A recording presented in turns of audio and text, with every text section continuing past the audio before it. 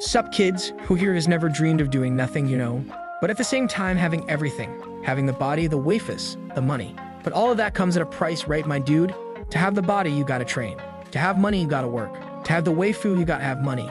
It's a vicious cycle. Unless you could be everywhere at once doing everything, or actually, you're not anywhere at all, you're just sitting there reaping the rewards. Including in the most important part of this society, the dungeons. But our boy's life wasn't always like this, my dudes. In fact, he never had time to do everything he needed. You gotta study to get a good job, but then you gotta work to pay the bills, and then you also gotta eat. How do you take care of your health? How do you enjoy life? Especially when he's a little gamer who loves a bit of lol, likes to travel, wants to hang out with friends, and also, right guys, wants some action. But it ain't easy, especially since our boy is currently this chubby dude here. Second year of college, this is John. He's in the middle of a presentation where A Rank Hunter Part 1 is greeting everyone in the 10th episode of the Awakened program. In this world, everyone who comes into contact with mana can be forcibly awakened. And that's what happens in this program. They kind of force your natural talent to come out. Just like in solo leveling, right dude? The stronger your talent, the better your life. Ah, there's a guy over there saying for him to enter the portal so he'll be taken to the world where his talent awakens. He shows up in this giant bunker. Man, there's already a waifu over there awakening some crazy fire ability. Some dudes are already rushing in, desperately asking her to join their guild. You can tell, right? Whoever has good talent gets offers right away. Then this dude shows up and asks our protagonist, "You alright, man?" He says, "Not really. Whatever, just tell me what the talent is." "Hold on, I'll check here." He opens the little window and is shocked at how trash this damn kid is. But he says, "Whatever. What matters is your talent." His talent, cloning level 1. Summoning ability. Consumes energy to summon an identical replica of the summoner. The number of summons increases with level. You'll always be connected to your clone. Max summons. 1 with a 24-hour cooldown. He's already wondering, could I use this in daily life? The dude comes back and asks him what the stats are, and he says, "Not very good, man." "Okay, whatever, tell us your skill." "It's cloning." The guy makes a face like, "Egg, kinda meh." Our protagonist goes, "Wait, isn't that good? What's up?" The guy says lots of people already awaken cloning ability, but it's always like a ghost, something that doesn't interact with the real world. Our boy thinks, "My technique doesn't seem ghost-like, right?" While the guy tries to console him like, "Well, at least you awakened something, right, you fat loser? Better than nothing." Then a guy in the back throws a punch in the air. Everyone turns to look. The dude says, "Go on, show your skills so everyone can see." But our boy, he's antisocial, man. Seeing that a bunch of people are going to be watching, asking for explanations, sheesh, he already wants to leave. He goes through a routine check and the guy says he has a 73% chance of having 1 or more abilities later. So he's going home now with his awakened bracelet, man. In his apartment, he's staring at his PCs.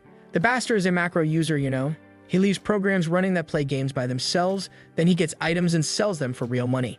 That's how he makes a living. It's not much, but it's dishonest work.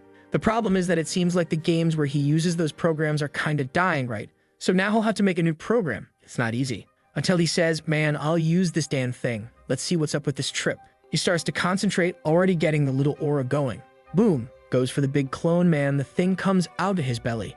This clone's gonna be a chubby one. Explosion, smoke, and it comes out. Whoa, man, just like that, huh? Came out with no clothes on. Our boy's left speechless and asks, "Are you a clone?" The clone talks, man, and says, "Yes." He says, "Can I touch your skin?" "Yes, master." He pokes the shoulder. "Damn, this thing's realistic. Feels real, Hold up, put some clothes on, you damn clone." He asks, "All I have to do is give an order." The clone says, "Yes, man." "Squat," and the clone squats. Then he thinks, "Stand up," and the clone stands. So yeah, it listens to thoughts. And now squat and stand 1,000 times, and the clones are struggling, already sweating. The clone's stamina seems to be the same as his. He gets a message from a friend asking if he awakened. He says he did. The friend goes, "Bet you awakened some trash skill, you fat bastard." He replies, "Yeah, that's what happened, asshole." But that's when he gets a notification. His stamina increased by 0.001 without him doing anything. But the story now tells us about the jumper George Lucas, man. What a wild title. An S rank, the first to clear the so-called Odin Tower dungeon. His secretary walks in and says, "Hey jumper, 80% of the population has awakened already, okay." And he goes, "How long until 100%? She says it'll take 5 years at most, and by then everyone will have awakened. He says, "So it won't take long." Huh, does that mean when everyone awakens something crazy's gonna happen? I don't know, but George Lucas, the jumper, knows. Then we see our boy, right, probably the clone running. I mean, come on, you think that lazy chubby dude is out there running. Old men at the bench. Man, and there's that crazy dude again. Yeah, man, I see him, comes here every day and runs till sunset. An old lady walks up, "My boy, want a water bottle? Here, take this before you drink. But the guy just frowns and walks off fast. Back home, he's weighing himself and the kid already lost 20 kilos in 1 month while eating double. Man, this is the life. His stats are still going up. Stamina plus 0.1, reflex plus 0.1, agility plus 0.1. Everything's rising. Our boy already figured out a few things about his clones. First, the clone's pain and exhaustion don't affect him at all. Second, if you push the clone too hard or it runs out of energy, it disappears, turns into smoke. Third, the clone changes appearance along with him, As he gets in shape, the clone does too. Also, even from really far away, he can give it commands just by thinking.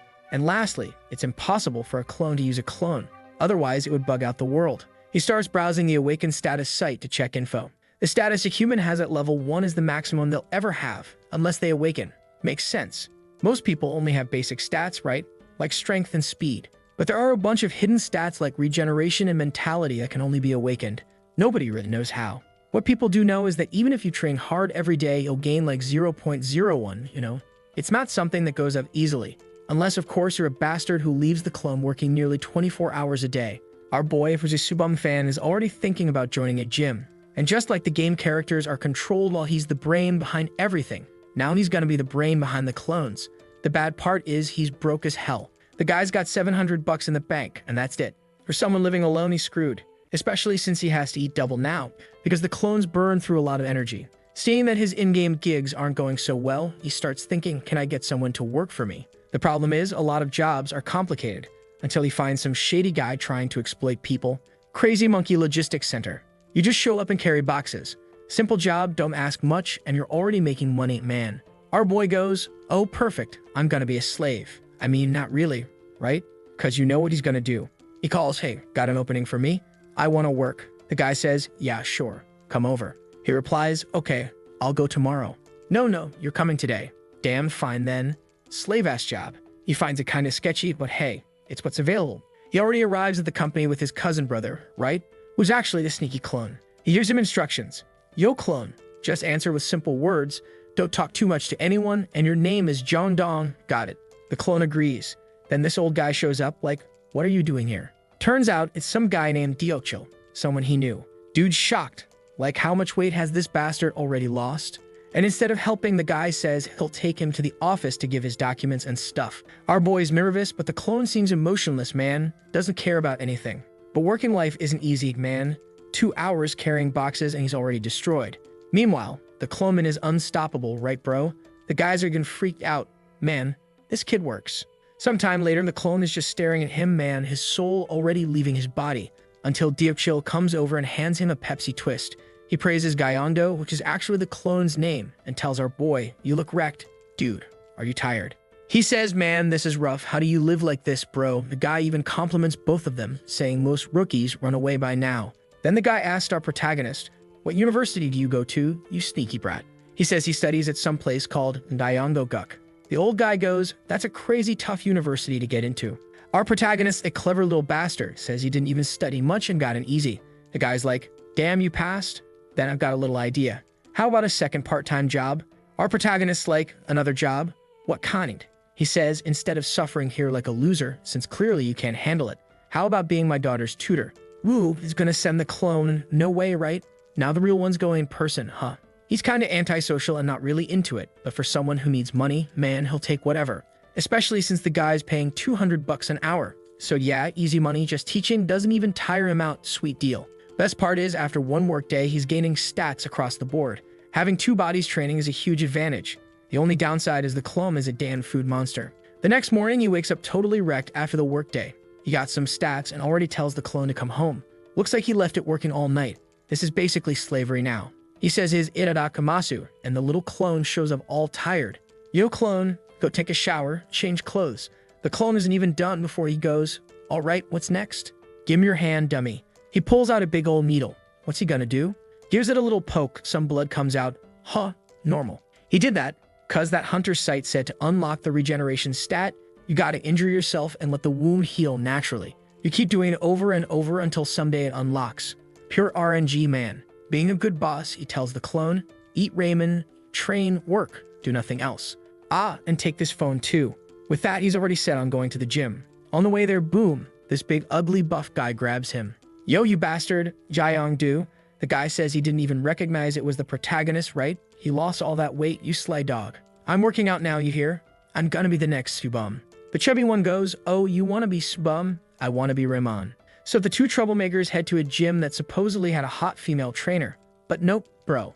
It's just a bunch of jacked dudes eating chicken. The trainer shows up and our protagonist asks him to teach him all the exercises. Cause, you know, for the clone to do it, he's gotta learn it first. So the first time's gotta be the real one. While he's there lifting his little 2-kilo weights, his friend's already lifting tons, showing off. Oh, look at me. This is my first time. Damn, you're strong for real, huh? Our boy looks over. Sheesh. No wonder this guy said he awakened 2 abilities. One of them's gotta be strength. The phone he left with the clone is one he used for gaming. His own phone rings, right? That old guy calls him to come give the lesson, man. When he gets there, he hears through the door that there's an argument going on. The girl doesn't want to study, she's going off on her dad, and suddenly, boom. The door gets flung open right into our boy's face, totally wrecked. He falls on the ground like a fool, all crook, but from a distance, he sees a little waifu. Already sitting there, all awkward, he asks, are you Miss Haeyeon? She says yes. Her mom says that earlier she didn't want to study at all, but apparently as soon as he walked in, she was totally cured, and suddenly wants to hit the books. She's blushing, doesn't want him to know she was yelling. But our boy, he's straight to the point. He's like, show me your grades. I want to see the disaster I'm gonna have to fix. Man, the girl only gets 6 and 5 SID, like, he's seen worse, but still, kinda dumb. The parents are there like, I don't know anything right. The dad's already out the door like no way he's dealing with this. She's kind of shy, head down. Our protagonist is like, well, whatever. I'm getting paid to teach. That's the deal, man. Alright then. I didn't get a good score on my aptitude test either. She perks up. Time to start the little lesson. He steps out afterwards, sighing. Woo, this is gonna be a long road. Oh, but it seems like she actually studied a bit, huh? Usually in an anime, the girls asking for a tutor don't want to learn at all. He goes back home assuming his other clone is still out working. The problem is communicating with the clone. Even though he can give commands mentally, he has no idea what's going on, you know? He needs to call the clone and talk, which means he'd need a phone for each one. But that's a hassle too. So he visits the hunter's website to check out some skill scrolls. But man, those things are expensive. There's one ability that lets you share senses with your creature. So like he'd be able to see through his summon and know exactly where it is. But it costs 100 million. So yeah, that's not happening. Or there's a telepathy skill that lets you talk to your clones from far away, not just give commands. But that one costs 400 million. It's rough, man. Living in a rental, he says it's easier to buy a house than buy one of these skills. And he starts thinking, damn, do hunters really make that much money that they can afford these things? Meanwhile, I've got 500 bucks in the bank. He crashes onto the bed wondering, should I become a hunter? The news is all about hunters buying mansions, millionaires are the richest people out there. He jumps up like, you know what? I'm not gonna leave my clones stuck doing manual labor. That'd be a waste. Let's try to become a hunter. And boom, he unlocks the vitality stat. They give that little lore dump. Portals appeared, monsters came out, and humanity was nearly wiped out. That's when hunters started to appear, and bit by bit, humanity started winning the war. Now the world's a safe place, but he's thinking it might not stay safe for long, judging by what that jumper guy was saying. After learning a bit about the hunter business, he heads to the association. He awakened the vitality stat and feels great, even when sleeping less, you know. He thinks it's weird. Inside the association, man, you've got dudes buying swords, guys carrying Glocks, Indiana Jones types, just a bunch of wild folks. Little warrior chick shows up saying the test's gonna be in basement level 1. You've got 20 minutes. Go, man. He walks into the room like, excuse me, and man, everyone's giving him the stare like, you think anyone's smiling in here. Then a huge hand comes through the door. Big Mac's enemy has arrived, a Class C hunter who'll be supervising the test. He explains that it's simple, a written test and then a practical aptitude test, and they don't go easy on cheaters. This whole hunter exam vibe really feels like Hunter x Hunter, man. I miss it. The next chapter starts with a guy who apparently works for an agency that hires hunters, and things aren't looking too good over there. He's heading over to the place where he did the hunter test. Over there, our protagonist just received his rank F. Man, I thought he was gonna be all upset, but he's actually happy he at least got his license, you know.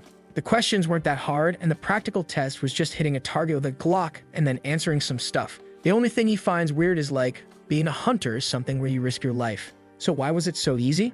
It's like the government wants everyone to become hunters. He's starting to smell something fishy. Outside, the agency folks are already hanging around like, hey, what rank are you, punk? Come work for us.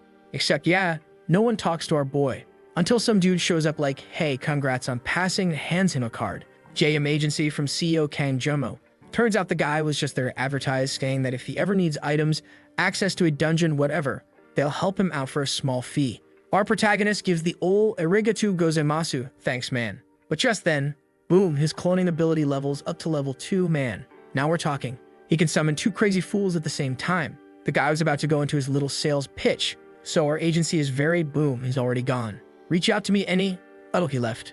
Dude's like, man, no one cares about me. Back in his apartment, our boy's like, ha ha ha. Cloning is the best. Already summoned 2 clones, laughing like a maniac. He's still holding the card, thinking now we're ready to become a hunter. Let's go. In the car, that poor guy who was handing out business cards, hoping at least one person will call them. Seems like there's some shady stuff going on in the guild this guy works for. He hands someone a list of items and the selling prices, but everything's way underpriced. An item that should be sold for 5 million is listed for 2,400. Our protagonist's like, hey, isn't that number wrong? But the other guy, clearly more experienced, goes, bro, you gotta be sharp. You've been here long enough, right? Yikes, man. What's he gonna do? Looks like that guy is his superior. While he's suffering in the car, the phone rings. Whoop, Junmo speaking, who's this? Of course, it's our guy wanting to ask a few things. He invites him for a quick chat. Our boy wants a safe place where even a newbie can hunt. The guy says, okay, sure, but what's your ability? He says cloning, right? The guy thinks again that it's one of those useless illusion clones that don't do anything. If that's the case, this kid's worthless. But out loud he says, wow, your skill is amazing, my boy. Here's your contract. He recommends the slime hunting ground, a place with non-aggressive, low-risk creatures. At worst, they release a few poisonous gases and liquids. The catch is you need protective gear, which can't be worn for too long. So it's not a place where you can hunt for extended periods. Our protagonist says, no problem. The guy also says another good spot is the Horned Rabbits. It's one of the few zones with a security barrier, so yeah, safe for beginners. There are some other easy spots too, but the guy only guarantees our boy's safety in those two. Our protagonist skims the contract and says it's perfect. He accepts. The guy's like, all right then. Okay, so tell me, which one do you want to go hunt in? Then suddenly this guy pops in from the side. Man, I don't even know who's who in this mess. I think he's the one in yellow who spoke up. We want to hunt in both, or maybe he's neither of them. Now I'm confused. I'm just like the guy there, staring, dumbfounded. He remembers once meeting a ninja samurai type guy with clones. But man, those clones were just auras. They didn't do anything. The creatures could stab through them, and nothing happened. They weren't clones for fighting directly, but they were good at distracting monsters. What's in front of him now is a completely different man. The clone checked the contract, communicated with him, even drank coffee. He'd never heard of a clone like that. He even asked the protagonist, hold on, you two are twins, right? Our boy starts laughing. You could say that, but this guy here is my clone. You might confuse him for someone else, but this guy's mine. There's another one of us at the gym. The guy goes, wait, your clones are at the gym getting stronger? He's like, yeah, when my clone gets stronger, I get stronger too. I can even increase my stats. The guy starts thinking, man, that's insane. That's not the skill of some mere rank F hunter. This kid has real potential. Our boy's not wasting time. He goes, I got a question. Is there any issue with me being in multiple places hunting at the same time? He's a bit embarrassed. Come on, man. The guy says he'll talk to the association to set up a special adjustment, but for that, he'll need to scan his bracelet and demonstrate his ability. They agree to meet at the Hunter Center in 2 days. The guy's already pumped, eager to work with our prota. He knows he can make money off him. 2 days pass, they meet up and head to the association to sort it out. The receptionist is like, so you're requesting dual access to hunting grounds. Our protagonist says yeah, but he only has one ID bracelet. After checking the records, the guy hands him a pile of books. This is a very specific case. You'll need to do some tests and show your skills to get this permission. He had sort of dismissed one of his clones earlier, and now he's summoning it again. In front of the woman doing the assessment, he summons the clone. Naked, of course. Yeah, maybe should have thought that through. But with that, he finally gets the special access to be in multiple dungeons at once. The dude's talking, complimenting him, saying he has an unprecedented ability, without realizing he's talking to the clone. Our protagonist even feels a little awkward. Yeah, I'm heading out. The guy asks, so you ready to hunt? He says yes, he's going hunting today. The guy then asks, why is your clone always wearing a mask? He says it's because a lot of people are taking interest in him. And just above them, watching, there's someone saying, ah, turns out it's Junmo, the boss of the guy who hired our protagonist. Uh-oh, we're about to dive into some shady business. The dude jumps down from up top, lands on the ground, greets the guy who is talking to our protagonist, who now looks all uncomfortable. Our boy recognizes him. He's the master of the Haisong Guild. The guy is Shin Haisong. He immediately asks, who's this kid? Junmo, the one who hired the prota, says, he's the new hunter. He looks at our boy's body and goes, Tech, you're rank F. Our boy just stays silent. The guy starts laughing at Junmo, saying that he used to supervise rank C and D hunters, and now look at him. stuck with an F-rank loser, starts laughing like he's watching a clown show. Junmo seems a little irritated, but our protagonist doesn't care, man. He just stands there. The guy stares him down. What? You got something to say? All graceful, our protagonist replies, nah man, an honor to meet the master of the country's top guild. The guy nods. Himph, you've got good eyes, kid. At least you got some sense. But our protagonist decides to mess with him a little. You're number one in the dungeon monopoly. The guy who restricts hunting grounds the most. Also the one who holds back the most on payouts. I can't believe someone like you is here with me. The guy's like, you've got guts, huh, you little punk. He stares him down hard. If you're that good, let's see your abilities then. Show me something. Already trying to drag him into something. Just then, some guy comes running in. Sir, help. Something's going down. The guy has to leave to handle it, but he turns to our protagonist and asks, what's your name, kid? Our boy just roasts him. Figure it out yourself, clown. And he walks off. Good luck, Junmo. The guy thanks the protagonist for kind of getting involved. Looks like there's some beef between the High Song Guild and the GM agency the guy works for. And online, there are tons of comments saying GM is trash, right? The guy asks, why did you want to join us, kid? Our protagonist says their payout rate is really good, an 8-2 cut. The guy laughs a little. Haha, sure. They all know there's shady stuff going on. Just look at his face like, oh, arigato. Meanwhile, at the gym, someone's bleeding from the hand from lifting weights so hard. Dude, look at those legs. The trainer's biting his nails. Man, this is already crazy. Even a girl says, isn't that dangerous? He says he tried to talk to him, but the guy doesn't respond, just keeps training. The clone gets a message from the protagonist, take a shower and wait in front of the gym at 4 p.m. When the training finally stops, everyone at the gym breathes a sigh of relief. Finally, the lunatic left. Then see our protagonist roasting in the slime field, whacking, smashing, sucking up stuff. That's the grind. Later, he comes out and the guy asks, how was it, kid? Egg, it was alright, just like really hard to breathe in there. The guy says that's just how it is, and that's why barely any hunters go to that place. You can already see the gloves are corroded. It's not exactly safe. He says that with good gear, the protagonist could last about 6 hours. But our boy, he's lazy. Man, I can't even handle this for 2 hours, let alone 6. But what about number 2? Of course, bro, mask up, boots on, gloves ready, let's go, my boy. He turns to the guy. How about the horned rabbit field now? Alright then, I'll send number 1. Wait, I did get number 1. Back at the gym, core number 1 is still waiting. It's like he's a mom collecting her kids across town. On the way to the dungeon, protagonist asks, you didn't buy any more weapons? What do you think? The guy says not to worry, and they sell stuff right there for use in that dungeon. Eventually, he'll be able to buy his own. When they get there, our protagonist's amazed. It's huge, way bigger than the slime field. The guy explains that this is where the famous monster invasion happened. Normally, portals are disconnected from reality. You can only hunt inside them. But in rare cases, monsters pour out and turn the real world into a battlefield. That happened here 5 years ago. But back then, most of the strong creatures were wiped out. What's left now are just weaklings, which is why it became the horned rabbit hunting ground. Protagonist walks into a store that looks like your typical American shop, aches, pistols, ammo, night vision. Here you go, kid. The total? Just 700,000. He's like, that's a bit much, isn't it? Judmo says it's fine. If he manages to hunt the horned rabbits, he'll cover it. So they enter the hunting field, which is literally like a shooting range. Everyone's sitting there, grabbing their little sniper rifles, aiming and firing. Of course, staying there too long is hard because of the loud gunfire. You'll end up going deaf. Protagonist says, don't worry, I only missed 3 shots on the test. The guy's like, dude, you missed 3 with a target right in front of you. Imagine now. But he's feeling confident. Sorry, horned rabbits. But I've got eagle eyes. He spots one, aims at the big bunny, takes a shot. Headshot. Will it land? Some time passes, he's already worn out. Didn't land a single bullet. The rabbits seem to have superhuman reflexes. The second he fires, they move and dodge the shot. It's insane. He's been left behind, heck, even the agent bailed. Exhausted, he tells Clone 1 to stay there. Every time you have a shot, send me a message with number 1. Also, if you run out of bullets, call me. I want to head home for now. Already under the blanket, he's getting a bunch of notifications. Your mana increased, and his stats are going up. But man, seeing how hard it was to hunt horned rabbits, he knows he's still got a long way to go. He falls asleep thinking, hope number 1 at least manages to catch one horned rabbit. But man, by 4 in the morning, how's his phone? 46 unread messages. The next morning, Junmo gets a message asking if that JM agency is the one that Sang Woo, our prota, belongs to. He replies, yeah, that's the one. The guy on the other end goes, you get to the slime field right now and stop that Dan Hunter. He's like, what are you talking about? The guy says, this maniac's been hunting for more than 24 hours. He's lost his mind. So Junmo says he's on his way, desperate. Meanwhile, our protagonist wakes up. Yawn. What a nice nap. Then he notices, what the heck are all these messages?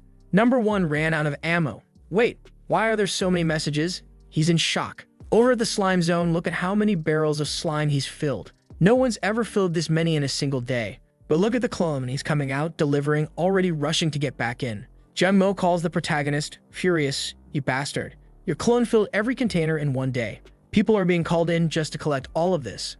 Make him stop hunting already. Our protagonist's like, hey, can those collectors come over to the horned rabbits too? I think there's a pile of corpses blocking the path. The NPCs standing nearby are all bugging out. Dude, this is insane, isn't it? Yo, let's just steal one. No one's gonna notice. Was it really that guy who hunted everything by himself? Look at the clone. Dude's looking like a total Chad. Obviously, recruiters from other guilds are already showing up. Hey, Mr. Hunter, come join the Biongsik Guild, alright? Here's my business card. But the clone doesn't speak or move at all. Just stands there. The guy's like, I gotta be patient. Talented people are always kinda weird. And nearby, a bunch of other recruiters are watching too. Yeah, he doesn't answer anyone. Too bad. Our protagonist shows up and hands over a bucket of ammo. Keep hunting, you little punk. If the agent doesn't come, just deliver the corpses to him. Great work, number 1. Clone number 1 lights up with joy from the praise, grabs his M4, reloads, and gets back to work. Everyone's watching like, let's see how this madman hunts. Meanwhile, our protagonist's thinking he underestimated the power of his clones. What's weird is the clones only get 50% of his stats, so they shouldn't be able to do half as much. Maybe their efficiency is because they're like robots. Then stop. Until someone shouts, Professor. Whoa, look who's there, asking what he's thinking about. Embarrassed, he says, I was just thinking about you and your studies. How you've been improving, warrior. She says, liar, just tell me what you're really thinking. He says, it's nothing big. I just went hunting and did better than expected. She gets up, shocked. You're a hunter. He apologizes for not telling her before. She sits back down and says, if you're a hunter, then you probably know something about that gossip everyone's talking about today. He asks, what gossip? She says it's about the god of eagle eyes of Yijungsen. He's like, wait, who? She pulls out her phone. This guy right here, he's hunted over 200 rabbits on camera, and he's about to set a record. Only weird part is he doesn't talk to anyone, so people think he's cool and mysterious. Our boy is completely stunned. What the heck is going on? She then reveals that her dream is to become a hunter too. Protagonist asks, you're awakened. She says yes, she even has a license, but she's scared to go out to the fields. Maybe if she gets a good grade, he'll take her out hunting sometime. Protagonist says, that's easy. I'll take you. No problem. She's all happy. He adds, there are safe hunting zones too. She goes, come here, pinky promise, mister.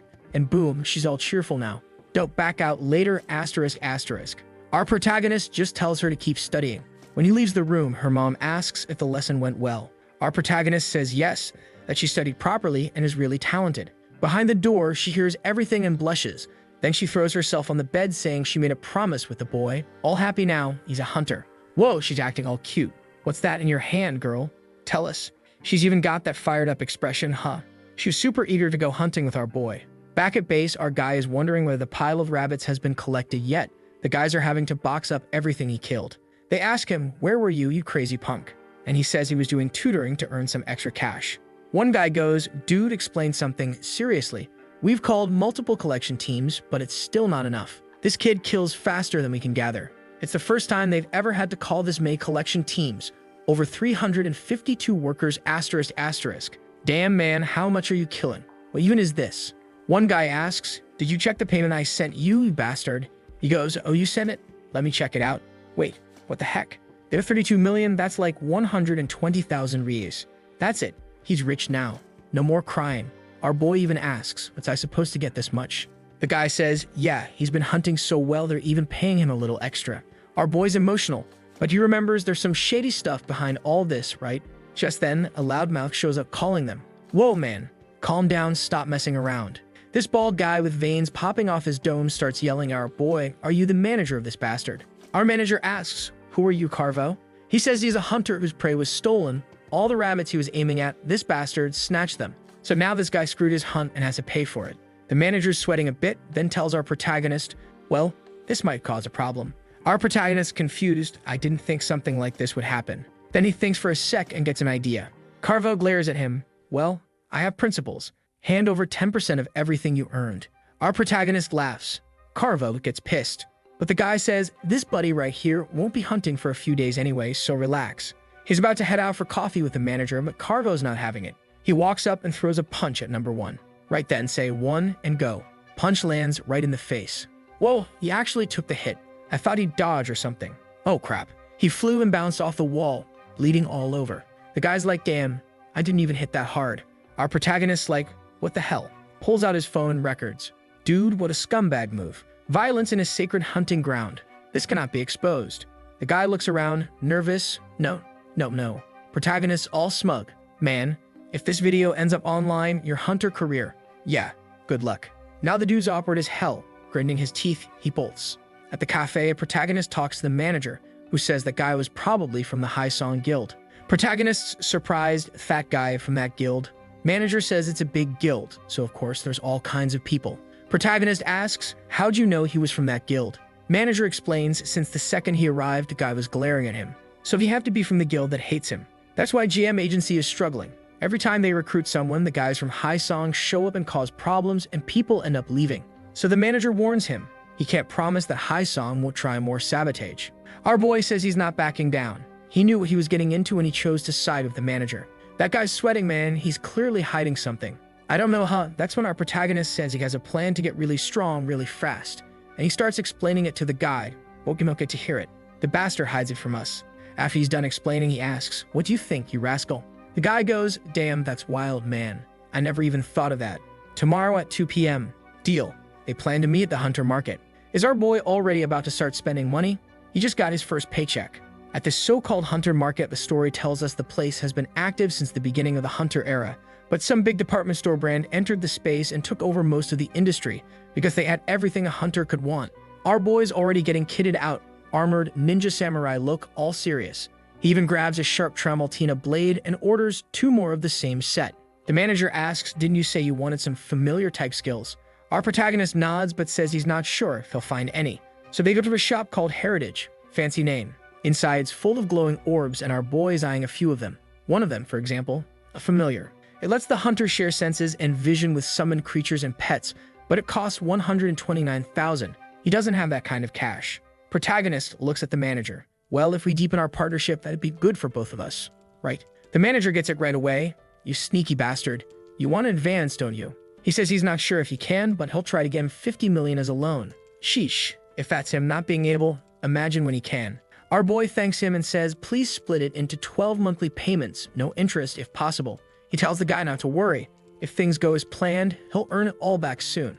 Back at home, he's learning how to activate the skill. But for someone with no mana, all you have to do is activate it while in contact with the orb. Man, the thing even came with a joystick. This world is modern and magical. He touches the orb, presses the little button.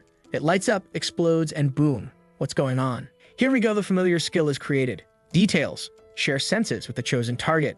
He's now all foggy and the orb disappears. But now it's time for the test. Number 1. Number 2. Get over here, you rascals. The boys show up looking like skinny bodyguards, but they're starting to look kind of cool, right? Our boy's about to test it. But first, flashback time. That chat with the manager. Protagonist asked him, what did you think of the hunt, huh? Manager said he was impressed. He's never seen anything like it. He says he didn't expect it either. After all, given his reaction time and dexterity as clones with half those stats, shouldn't be able to take down 300 rabbits while he couldn't even get one.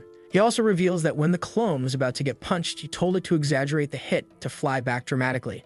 And maybe the clone could easily taken down that bald dude. Manager's like, hold on. You're telling me that even with low stats, the clone can control his body way better than a human. Protagonist gives a thumbs up. Exactly, you sneaky dog, and I'm gonna use that to my advantage. How? He explains, we'll need 2 locations, a training field to practice long and close-range combat. One clone's gonna train with a buff guy with the staff. The other one will train at the shooting range. Protagonist putting them both through the ringer. This dude's ready to run a company. Buff guy's like, wait, you already want to spar with me. And the gun guy, you want to use a pistol already. They're like, what's with this guy? But hey, it's him talking. Not only does he want to train, he wants to train the hard way. Clone 1's got the staves. Clone 2's packing heat. Let's go, man. It's training time. Veiny old guy charges forward while the pistol guy launches a target disc for aiming practice. One takes a shot to the hand and drops his weapon, while the target above gets shredded. Everyone's stunned, but the clones are chill. That's why protagonist said he needed the familiar skill. The guy's just like us, right? Why do you want a familiar skill anyway? What are you gonna do with shared vision with those troublemakers? Our protagonist says it's not just vision, it's for all the senses. Smell, touch, and any sensation that needs to be sensed. He says, now imagine I use my familiar ability while my clones are fighting or doing target practice. Boom, activate familiar. He'll be able to experience everything. The fighting distance, the way the clone analyzes and dodges, the angles, body balance, every single movement, the muscle flow, head positioning, even breathing, everything. And for the shooter, the aim, visual tracking, recoil control, everything needed to land a clean shot. As long as the clones train and he absorbs their training with a familiar ability, he'll level up faster, and that'll help them evolve faster too. He's already staring at his hand, man. Those sensations I just experienced. The air pressure as the staff swung past, or the smell of gunpowder and the force of the recoil, even the clone's fatigue comes back to him. But the most important thing, now that he's felt movements from a clone with the exact same body, he feels like he could easily mimic them himself. Pop-up window appears. Your strength has increased. Reaction speed increased. Our protagonist goes, all right then, today's for combat and shooting training. He connects to clone number 1 and activates the familiar skill. He's already in the clone's vision, who's face-to-face with the head instructor. Everyone around's like, wait, he just got here and he's already sparring with the top dog. No stalling, whap, 2 strikes come flying. Boom, another one. Clone already dodges sideways. Protagonist starts noticing the guy seems like he's reading the clone's movements. Then clone gives him that look and whips out a side attack that catches him off guard. Whoosh, wham. The guy's stunned. He realizes the strike he used on protagonist's clone earlier just got copied. The guy swings, misses, clone sidesteps, and counters with a stab right in the shoulder. Man, that would have hurt if it were a mash sheet. The guy falls over, all twisted, smoke coming out of him. He looks back, there's nowhere to run. Clone's about to finish it. But wait, it was all part of the dude's plan. With a flashy backflip ninja move, he surprises the clone and smacks his hand, knocking the weapon away. The Jone's like, well, yeah, I mean, he's the coach. Our protagonist realizes the flaw in his plan. That hit to the clone's hand really hurt. Coach goes, that was dangerous, huh? You still want to keep going, punk? Protagonist asks, you good? Number 1? Number 1 doesn't waste time. He copies the coach's exact move and does the same jump around the back attack. Coach is like, no way you're pulling that off too. Copied. Face to face again. Let's go one more round, coach. Coach is actually grinning. He's loving this stick fight. All right then, kid. Protagonist sees this whole thing is working out great, so he switches over to clone number 2 for gun practice. One target gets blasted, and this random dude's like, babe, did you see that? I'm so good. The girl praises him, you're cool, but really it's clone 2 who's sniping everyone's targets. Protagonist just ignores the lovebirds. I'll focus on shooting for now. Another target's launched into the air, bam. He stretches his arm out, Desert Eagle in hand, aim locked in. Clone does a movement read. Soon as the target hits the sweet spot, boom, perfect shot. He's very precise, and protagonist's soaking up every tiny bit of the clone's practice. He needs to steal everything his clones do to make the most of their stats. Only problem, back in his own body, he's exhausted. This constant swapping from number 1 to number 2 is leaving him dizzy. He sits on a bench to rest and starts to understand why. While he was inside the clone's body, he realized the clones have no fear of failure. They never hesitate. They just do the move with complete precision. So now he's curious to see what'll happen if he tries those movements himself. But then a little foot appears. Someone staring and says, Professor, look how she finds our boy in the city. He asks, what are you doing out here so late, young lady? She says she was studying at the library.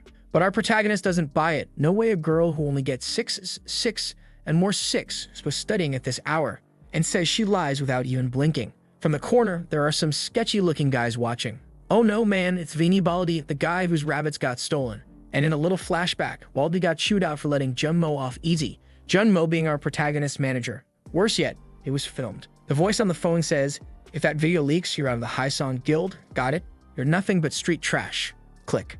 Now angry Baldi's completely out of control, man. That's when the buff dude runs into him. They're talking and he tells him the whole story. Then suddenly from the corner, he sees our boy with his waifu. He says, that bastard's the one who recorded the video. Are you sure? I'm sure. He's fuming. Hold on, you sure that's the kid you're talking about? The one talking right now? She says, Professor, what are you doing sitting on this bench? He says he was exercising. That's when someone calls out, hey, my brother says he owes you something. Man, a whole crew rolls up to confront them. Waifu's already in shock. Professor, who are these people? He's like, I've never seen someone that fat. But in the background, he sees Vini Baldi and quickly calls out number 1 and number 2. He tries to play it cool. Can I help you, gentlemen? The guy already yells, don't play dumb. Fat guy says, relax, let's talk to the kid. So I heard you have a video of our friend here messing up. Is that true, little guy? Our boy's quiet. Delete the video and we'll leave peacefully. Protagonist asks, you're saying you'll let me go if I delete it? Yeah, of course. We don't like this job. It's exhausting. Protagonist, kind of clueless, extends his hand. But do I have any guarantee that if I delete it, you'll let me go? The guy starts losing patience, gives a smug little smile. You're not an idiot, are you? You know I'm not letting you off that easy. That's the price for filming that mess. Our protagonist's face goes serious. He tells the waifu, wait for the right moment, then run. But man, he's brave. Gets into fighting stance. I'm gonna beat the crap out of you guys, let's go. Deep Web Tarzan charges in along with Vini Baldi, fists flying. What's he gonna do? Dodges the first hit. Tarzan comes in with the elbow and grazes him, man. But then bam, a big kick to the stomach. Our boy staggers from the impact and gets smacked right in the nose. Waifu's super worried. He's thrown back. Man's spitting out barbecue sauce now. Okay, that plan didn't work so well. That's when she starts doing her little magic tricks. She already summoned a sun in her hand. You guys move aside or else. Whoa, protagonist looks up. He's being defended by his student waifu, and at the same time, she's shaking all over. Man, what situation. Tarzan and Baldi are like, you're an awakened too. The buff guy goes, get out of here, losers. You scared of a high school girl? Hey Fatso, what are you gonna do, kid? They're all smirking, laughing like jerks. She warns, don't come any closer. One of them keeps walking, she bites her lip, throws something. Hits the guy's stomach. What's gonna happen?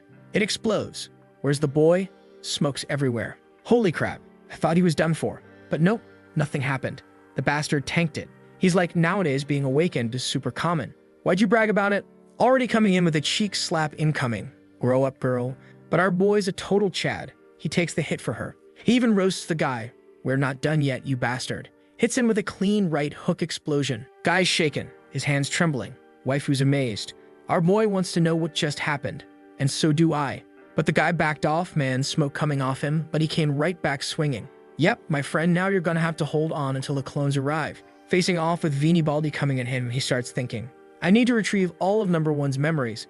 Not just the ones I observed, but everything he did. I need to watch his shoulder and react ahead of time. He dodges. Nice.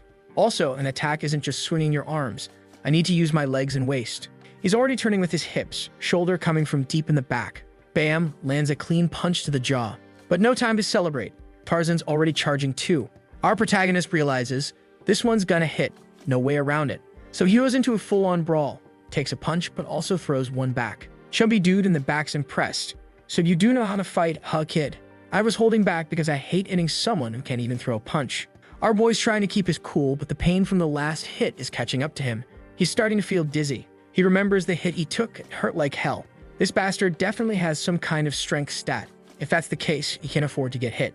Chubbo comes charging like a mammoth. Whoa. He swings a reverse underarm hook. What the heck? Lands another one on the jaw. Protagonist already staggering. Guy goes for a grab.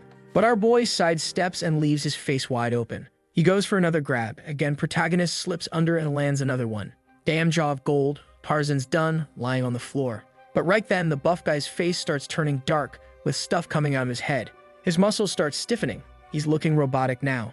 Our protagonist knows he has to dodge this, but the bald guy's grabbed his leg, man, and the other one the shoulder. How do you dodge that? Boom! Took his stomach flattening blow.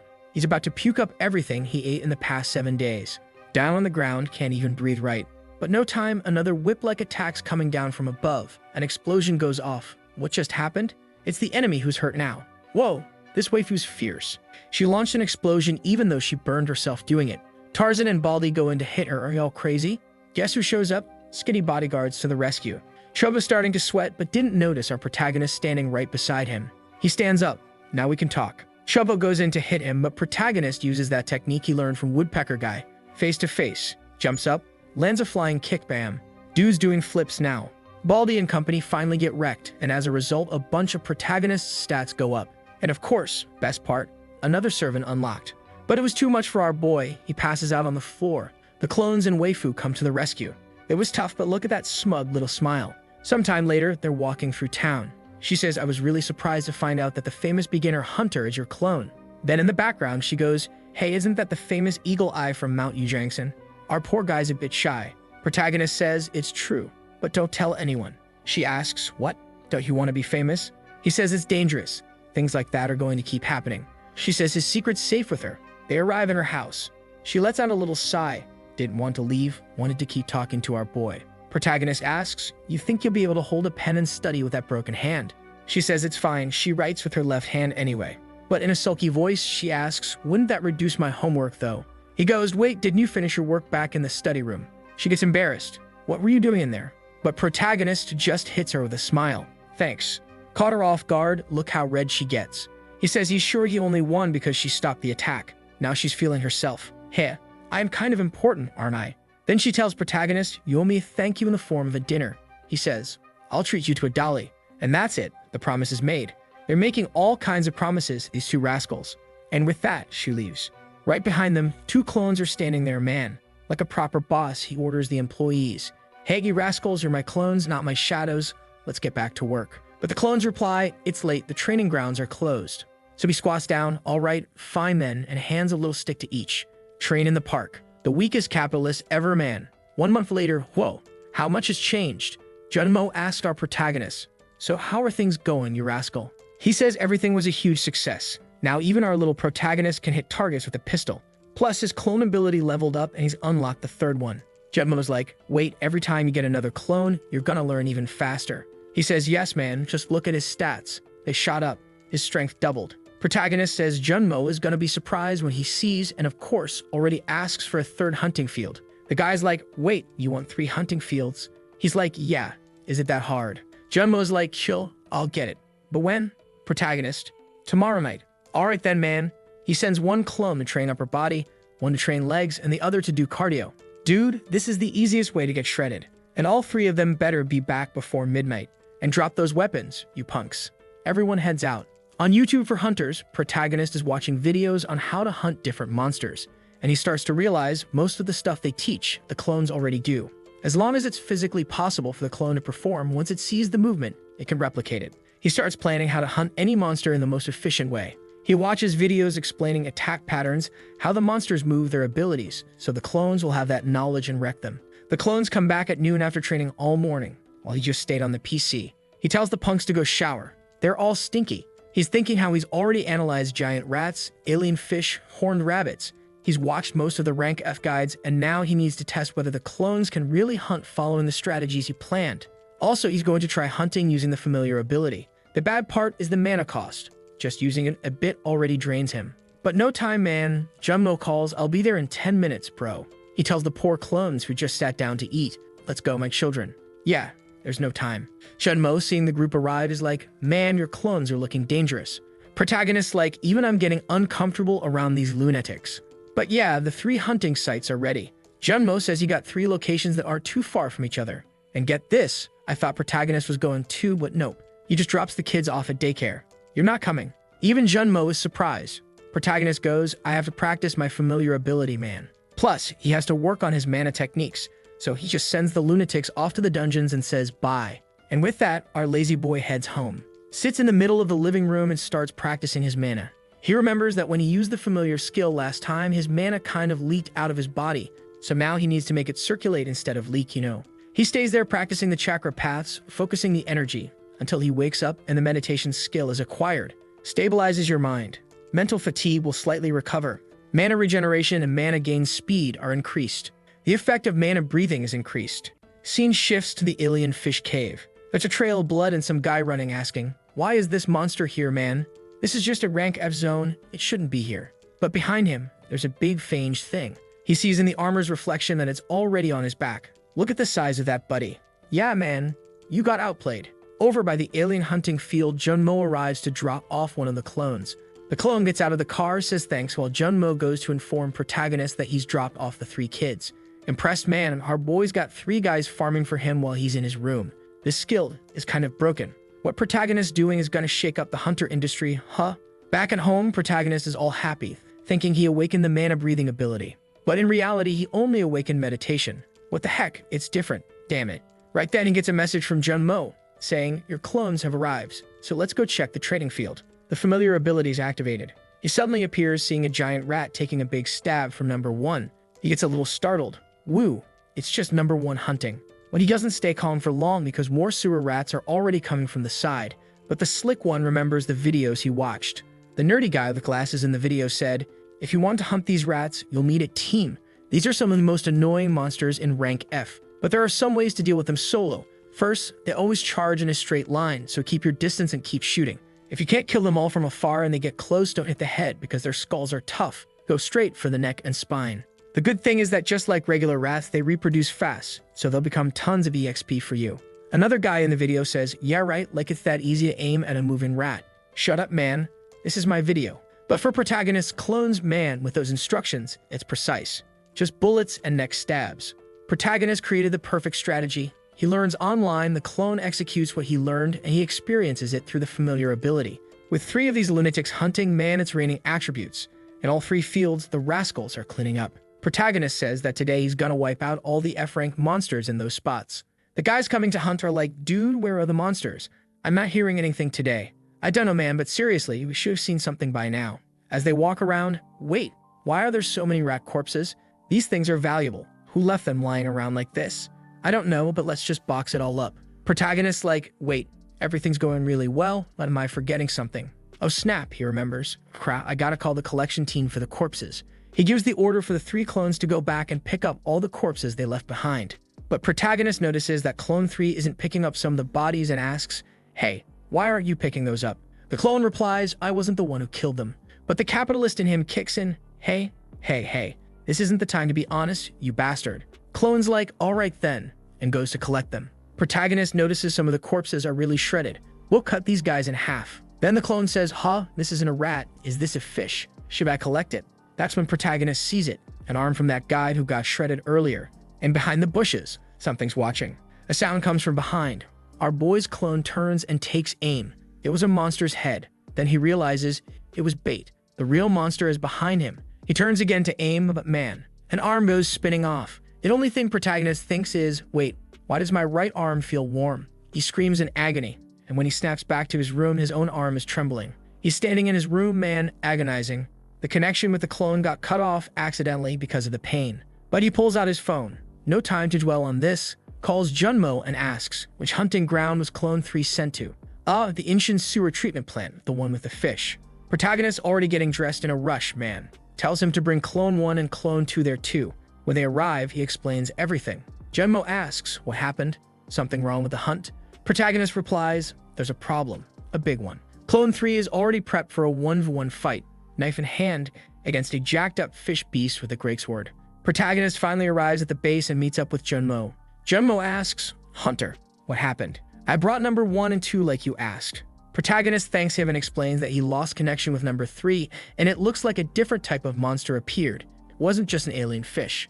Junmo asks what kind of creature it was. Protagonist explains, it was a fish, but it had arms and legs like a monster human. Junmo is already freaked out, saying, hold on, we need to alert all the authorities.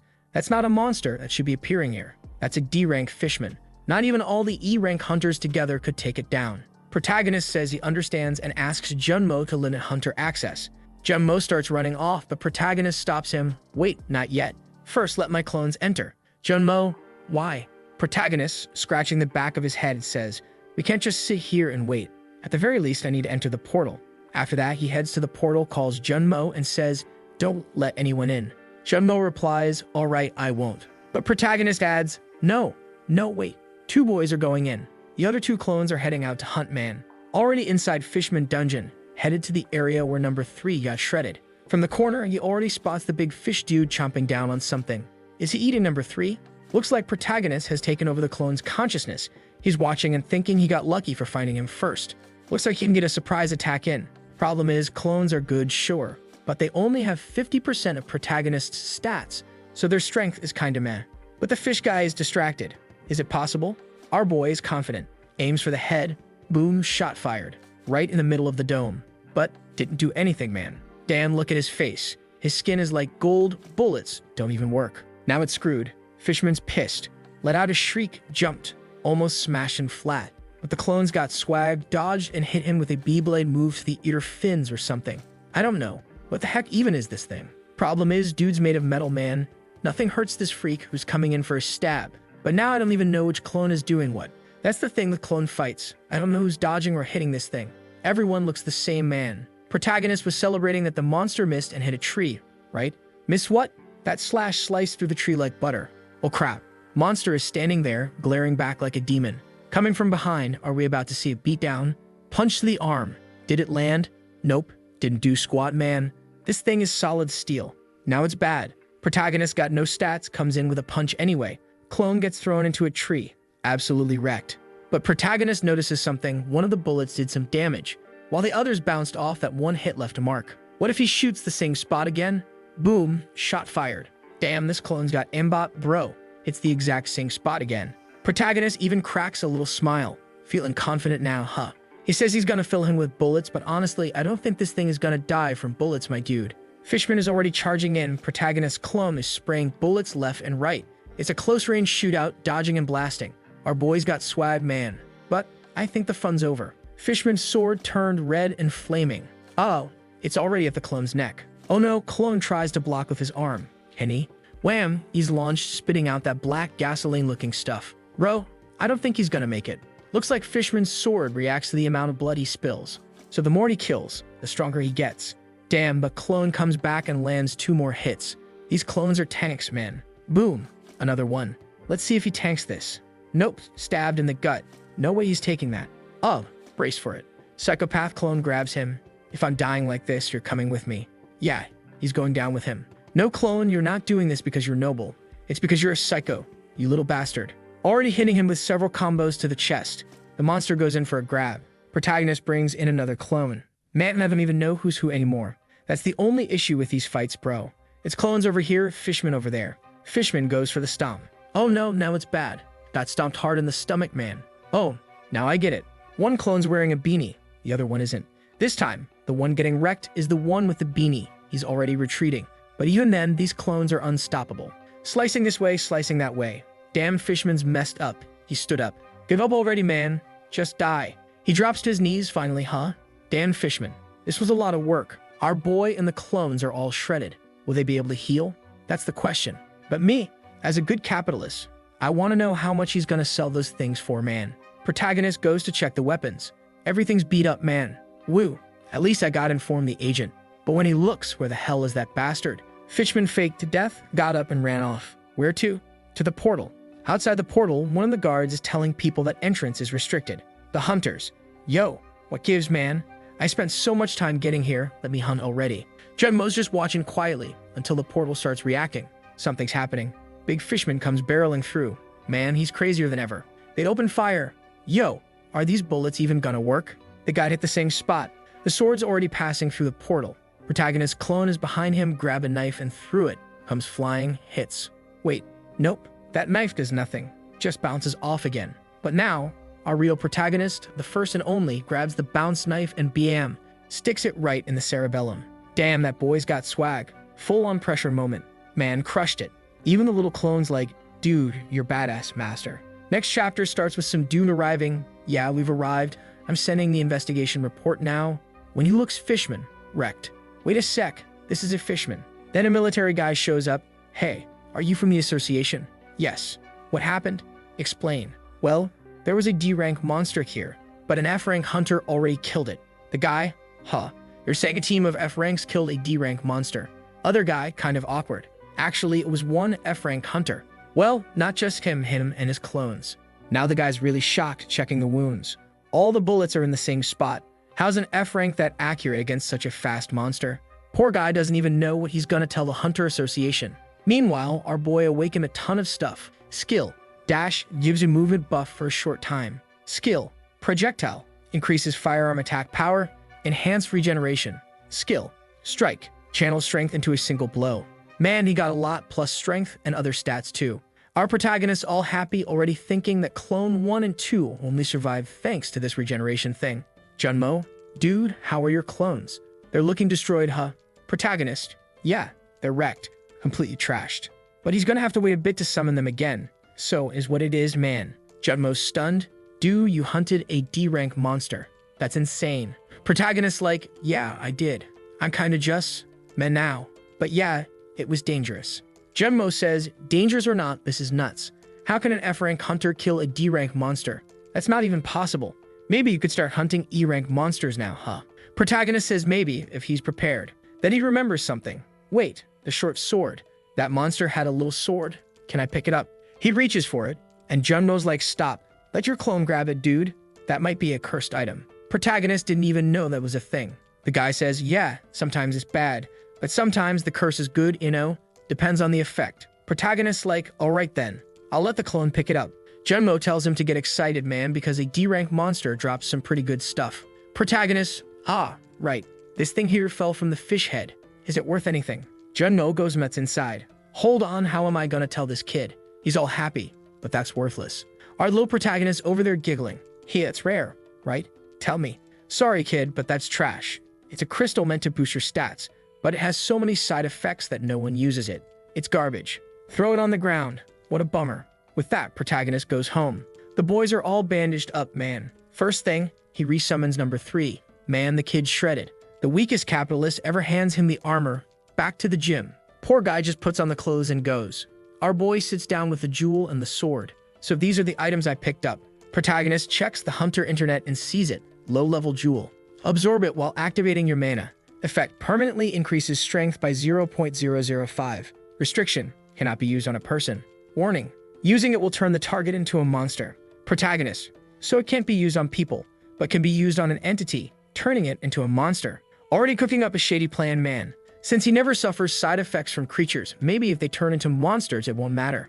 But then he imagines himself walking around with a dragon head, getting shot at. Yeah, better leave that aside for now.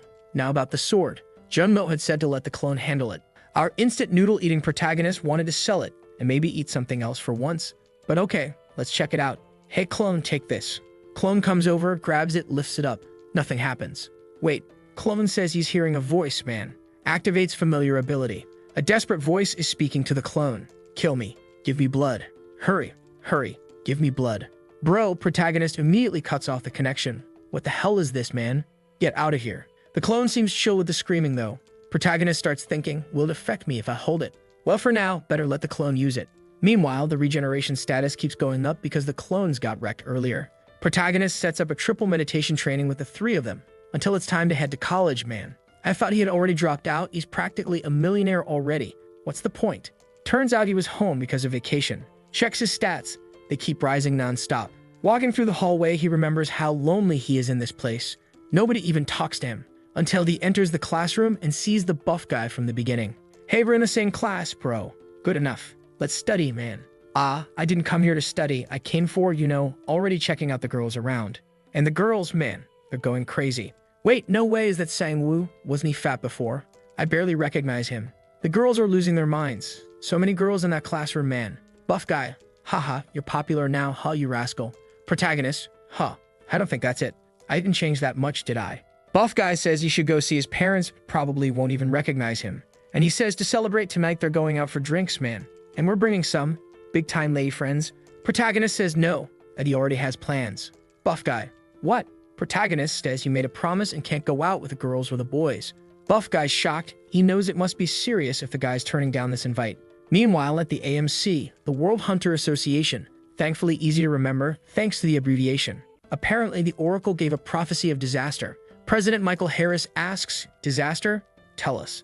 They say a portal will open and hundreds of monsters will invade. Harry asks, do you know the location and the date? They explain that even A-rank monsters will show up, and the supposed location is South Korea. Meanwhile, some guy in a suit is arriving at a meeting, only to get headbutted by some wild woman. Man, it's Miss Mio.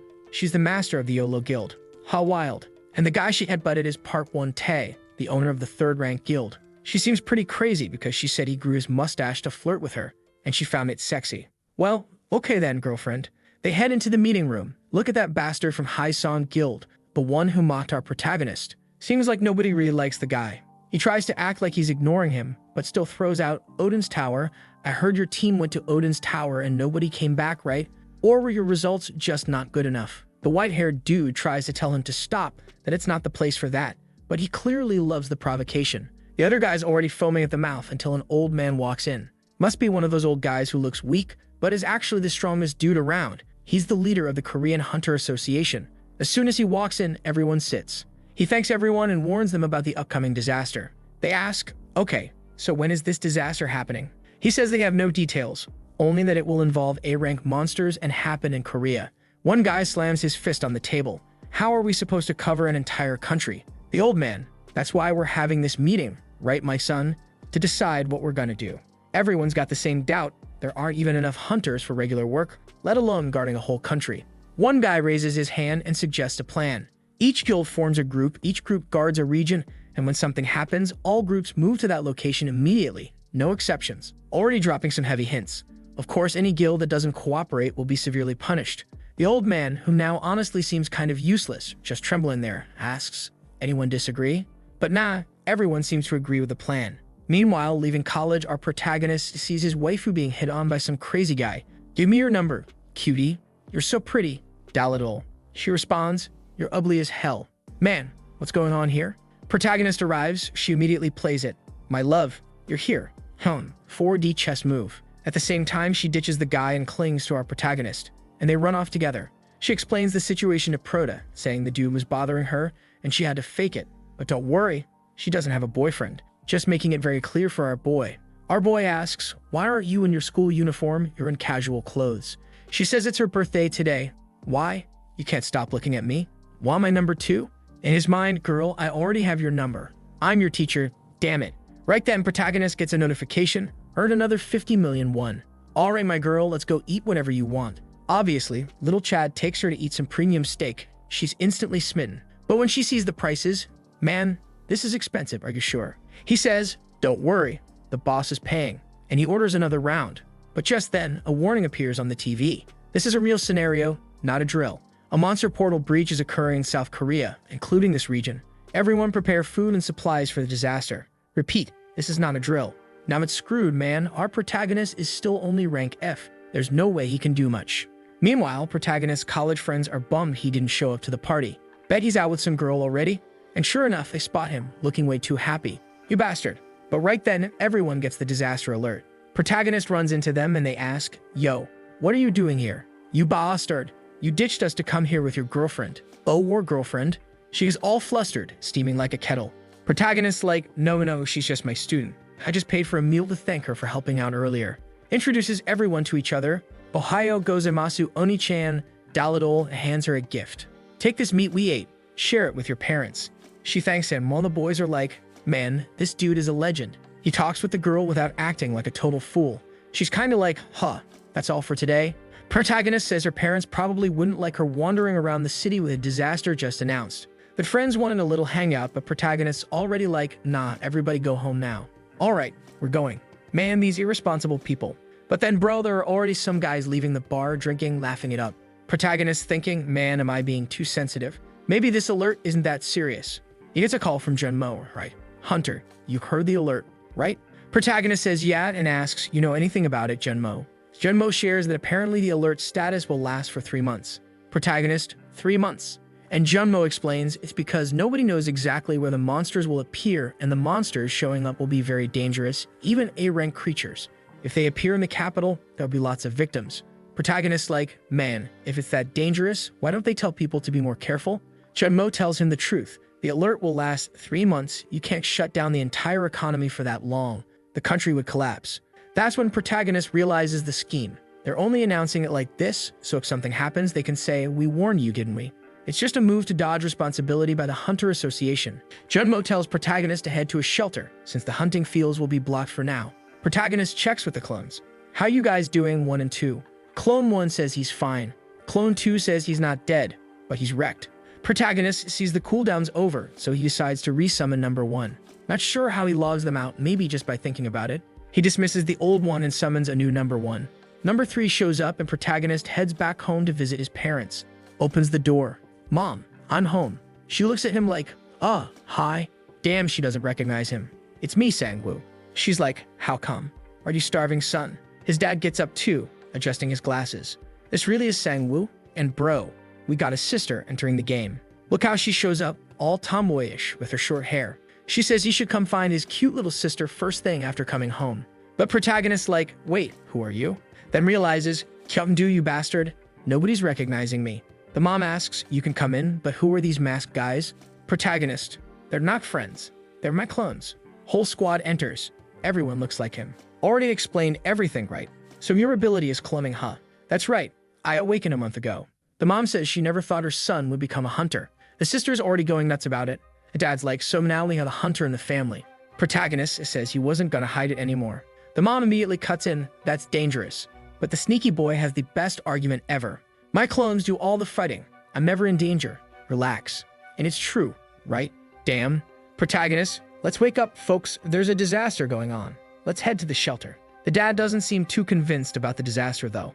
We were packing things, but why is this disaster happening anyway? And at any moment? That's weird. I have work tomorrow. The dad's skeptical. Our boy protagonist realizes they don't know how serious this situation is. That's why everyone's still acting calm. They think it's just a small thing, like a few monsters showing up. Since they still have to pack everything, protagonist decides to stay home with them today. He says he got a message that classes were canceled, but that's a lie. Damn, they didn't even cancel school for this. This society's totally broken, bro. The people aren't taking the danger seriously, man. After a giant cockroach comes crawling out of the toilet, I want to see who's not gonna run. They're getting dinner ready, right? With the meat protagonist brought, and someone asks, aren't your friends gonna eat too? The look on their faces, my god. Everyone thinking they're about to eat some steak. But protagonist? Nah, man, they're just eating rice. Not worth wasting the good stuff on them. Dang, bro, they were crushed. Big table serve, the poor clones stuck with buckets of rice. At Arakamasu, his sister asks, you've got 4 of you eating. Aren't you gonna get fat again? He says no. He burns a lot of energy now. Everyone's happy. Like, man, it's been so long since the family ate together like this. Ah, this situation. And just when I was gonna say that, boom, explosion. What the heck happened? Is it a monster? No way. Damn, man, caught me by surprise. What the hell? Protagonist already smashed on the ground. He opens his eyes, it's over. No more building. Bro, all the monsters came out and not little ones. Godzilla, dragons, man. For the kid who was hunting the buffed up fish, he's screwed. The story jumped from 0 to 100 real quick, man. It's literally Godzilla, charging up, giving off a hot breath, laser blast, burning everything. Our protagonist looks back, his whole family's passed out. Protagonist notices that number 1's items are all scattered. So it looks like they only survived because number 1 sacrificed himself, right? Protected everybody. Amid the rubble, number 2 and number 3 are there too, but number 3's missing an arm. Damn, bro, everything went south real fast. Now it's just him, a clone without an arm, and another clone totally wrecked. Plus the family that's just gonna weigh them down. Dad, who just 10 seconds ago was like, I'm bringing everything back to my house. Boss, forget it. Protagonist says the portal opened. On the city streets, forget it, man. Big green dude holding someone, ready to eat them greedy. People crushed under cars. Dragons grabbing people and flying off. It's a nightmare, man. Let's see how he handles it. Already packing the supply bag, let's go, man. Put some armor on his sister. Daladoli ha. Let's see if she awakens some crazy power. She asks, your clone's missing an arm, is he okay? He says, yeah, he's chill. Boom, another explosion. Whoa, wait, a monster just crashed down. Wait a minute. The portal opened in the sky, so the monsters are just falling straight down. Yeah, man, if you can't fly, you're screwed. Protagonist got lucky he was on a floor that didn't get wrecked. Kills the monster. Mana restored. Tries to open the door, but it's jammed. He's like, Dad, I got this. Grabs a huge stick, uses strike ability. Bam. Breaks it open with pure strength. Throws a kick in there too. Man, the boy's a beast. Downstairs, bodies everywhere. Cars destroyed. Monsters shot up. It's real dangerous, man. Protagonist asks his dad, how far is the nearest shelter? Dad says about 2 kilometers, but already off to the side. You got slimes, skeletons, stone men. Damn, it's a whole zoo. Will they be able to walk 2 kilometers like this? Sister says she knows about an underground tunnel. It might be their only way. They start running, but then from the distance. Help! Somebody, help. Oh boy, someone's trapped under something, and right above him is a monster. Ain't gonna make it, buddy. This is Attack on Titan style. A D-rank monster. Troll. The guy's crying out, help. Dad's like, Sang-woo, you gotta be rational, kid. You can't help anyone now. We gotta get moving. Protagonist wants to save the guy, but number 3 is missing an arm. Number 2 is the only one who can protect the family. And protagonist can't just throw himself away and die, right? They need him. But the guy's still there, crying out, help. Mother, help. Protagonist's heart is pounding. Mom's urging, Sang-woo, let's go, boy. He says, go down and lock the door. Number 3 will protect you. Number 2's coming with me. Sister's yelling, you're insane. You're risking the family. You're out of your mind. Protagonist says he's a hunter and he's not gonna back down, man. Dan grabs the stick and charges in. In a situation where it's raining monsters, there's only one thing a hunter can do. Bam, straight to the troll's eye. If we're hunters, he tells number 2 to take the guy to a safe place. Our job is to kill monsters. Man's gone full Chad mode. Come at me, you piece of trash. Damn, the monster's really coming for him, huh? It's a club fight. Only the troll's got the bigger club. And seems like some monster that was watching this fight repeats his words. Come to me, you trash. Whoa, bro, the monster's even got intelligence now. Damn, that's nasty. Number 2 is there pulling stones off the guy trying to save him. He asks if the guy can walk. He says he can walk at least. Normally he wouldn't survive something like this, but okay. Meanwhile, protagonist's there. The troll's massive. Grab that weapon. Number 2. Damn, are they gonna pull the sword now? Anyway, now's the time to use everything they got. Hits him with the devil's rock. No time to be picky. Eat this too, you damn brat. Number 2 eats it. Boom! Turned into a monster instantly. I thought it would take longer. Now he's all red and demonic, sword in hand. Crazy. Protagonist even asks, "You're still on my side, you bastard." Clone says yes, of course. The big monster seems confused. Wait, is it a monster or not? But protagonist, on the other hand, just gained a ton of strength stats. And best of all, no side effects for him. Time for the 1v1 against Trollzilla Man. Trollzilla drags his big old mace on the ground, ready to throw a boulder. Protagonist dodges, smashing a few. Damn, but now here comes the giant hand. The troll swings the sword, who's trying to cut him like butter. Bro, Clone got messed up bad. Monster comes swinging again. Protagonist so brave he charges head on. At least he's slower than the fishman was. Bam, he smacks the troll in the face, but the monster regenerates the hand and blocks. Then it's protagonist's turn to get smacked and tossed. Problem's gonna be that regeneration ability. He thinks fast and tells number 2 to take the troll's legs out. Number 2 slashes the muscle in the leg. Monster drops to one knee. Protagonist, with sniper precision, stabs each eye. Clone slashes the other leg to keep him down. The troll falls all twisted on the ground. Man, he's crying in fear. What? Monsters have feelings now. But protagonist ain't trying to hear it. Activates strike ability. Crushes the monster's skull. Man. Woo, our boy's exhausted. System pop-up. A ton of stats gained. But his hand's almost wrecked. That strike ability has its downsides, man. Protagonist stands up. Alright, time to find my sister. Wait, where's my phone? Give me back my phone, number 2. But then another explosion, bro. More monsters coming. Now it's a real mess. Spaceships flying around, armies arriving, a Godzilla's still wrecking the whole city, smashing every building. Some torpedoes hit its head. No, wait, that's magic. Rank 9 magic from the Red Flame Guild. The hunters arrive, motivated, ready to earn months' worth of salary. Man, they're confident, huh? Bam, big shot. Will they kill it? Explosions left and right. The guy in the ship says they've arrived at the scene. Hatch opening. Who? Is it just the elites, man? It's Park 1 Ta, leader of the top 3 guild. An evil dives at the enemy, but the tank already has heavy weapons ready. This fight's looking pretty even. For once humanity's actually using weapons properly. Some guy runs up yelling that Godzilla's getting away. Says there's already too many people on Godzilla. Let's go do something else. Golden armor pharaohs, piles of bodies. Some people happy, some crying. One dude lost his woman but's grinning like crazy. What's that smile about, bro? Oh, he was just a scumbag. Makes sense. They find some survivors. Those survivors surrounded by a gang. And it's our boy and his squad. One Taz impressed. Wait, a hunter? He's holding up pretty well. The only bad thing is, with just 2 people, they won't make it. Ah, that eye skill of his. He was seeing way off in the distance, bro. Already tells them to head north and get ready for the rescue. Though dang, activated Batman wings, people getting real modern now. First time the story's got tech working along with powers, you know. Sometimes in these stories, it's like humans went back to Neanderthal times, no tech at all. Our poor little protagonist is there, man, and the problem is, it's not easy. He's exhausted after taking down the big fatty. But there's a mom and daughter there. You think he's gonna run, bro? Everyone go underground. Leave me here. The crowd's like, no way. You're gonna die, man. He tells number 2 to cover the rear while he escorts the people. But goblins are coming. What's gonna happen? Oh, protagonist saves the man. It's not easy. Bullets flying everywhere. He can't even use his skills much now. That last big strike move drained all his energy. And now a giant black chicken squad shows up. He dodges a peck that starts blowing fire, smoke, or something. The attack's heading toward the people. He orders his clone to jump in and shield them with his body.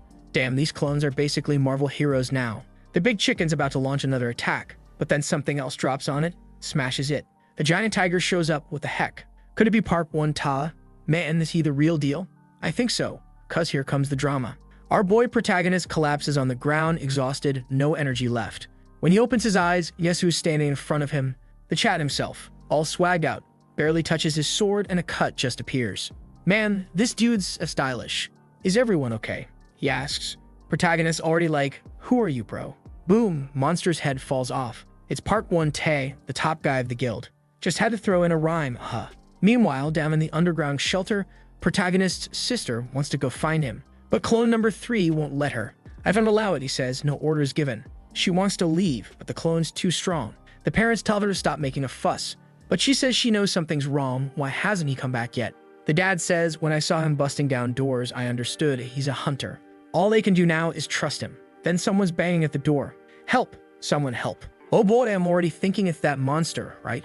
The one that was learning from protagonist earlier, for sure. The people inside don't want to open the door because there's some passcode only apartment residents should know. Who could it be? Oh, looks like the sister's about to do something dumb. Thinking it's someone protagonist saved coming to deliver a message, she opens the door. But it's someone all messed up who apparently was being manipulated by the enemy. He charges in. It's a screaming firefly, a Class B monster. Now it's a real mess. Everyone's running for their lives, and the sister's face to face with it. Protagonist Clone 3 rushes in to save her, but man, it's Clone 3. He's still missing an arm. He tries to stab the monster in the middle of its forehead, but something goes wrong. Boom, he gets impaled. Oh my god, the sister gets impaled too. Man, this is a disaster. Dan, now protagonist, probably gonna awaken some crazy SS class power after this loss. The parents are desperate, the sister collapses on the floor. Clone 3 grabs a weapon, activates the emergency fire sealing system, kicks the monster out with a big jump and locks the door to protect everyone else. Now the question is, will she survive? That was a deep stab, man. Back to Park 1 Ta, he apologizes for being late and holds out a hand to help protagonist up. Protagonist recognizes the name. He just didn't expect him to be that strong. Protagonist introduces himself and thanks him for saving him. But it's Park 1 Ta who thanks Prota for saving so many people.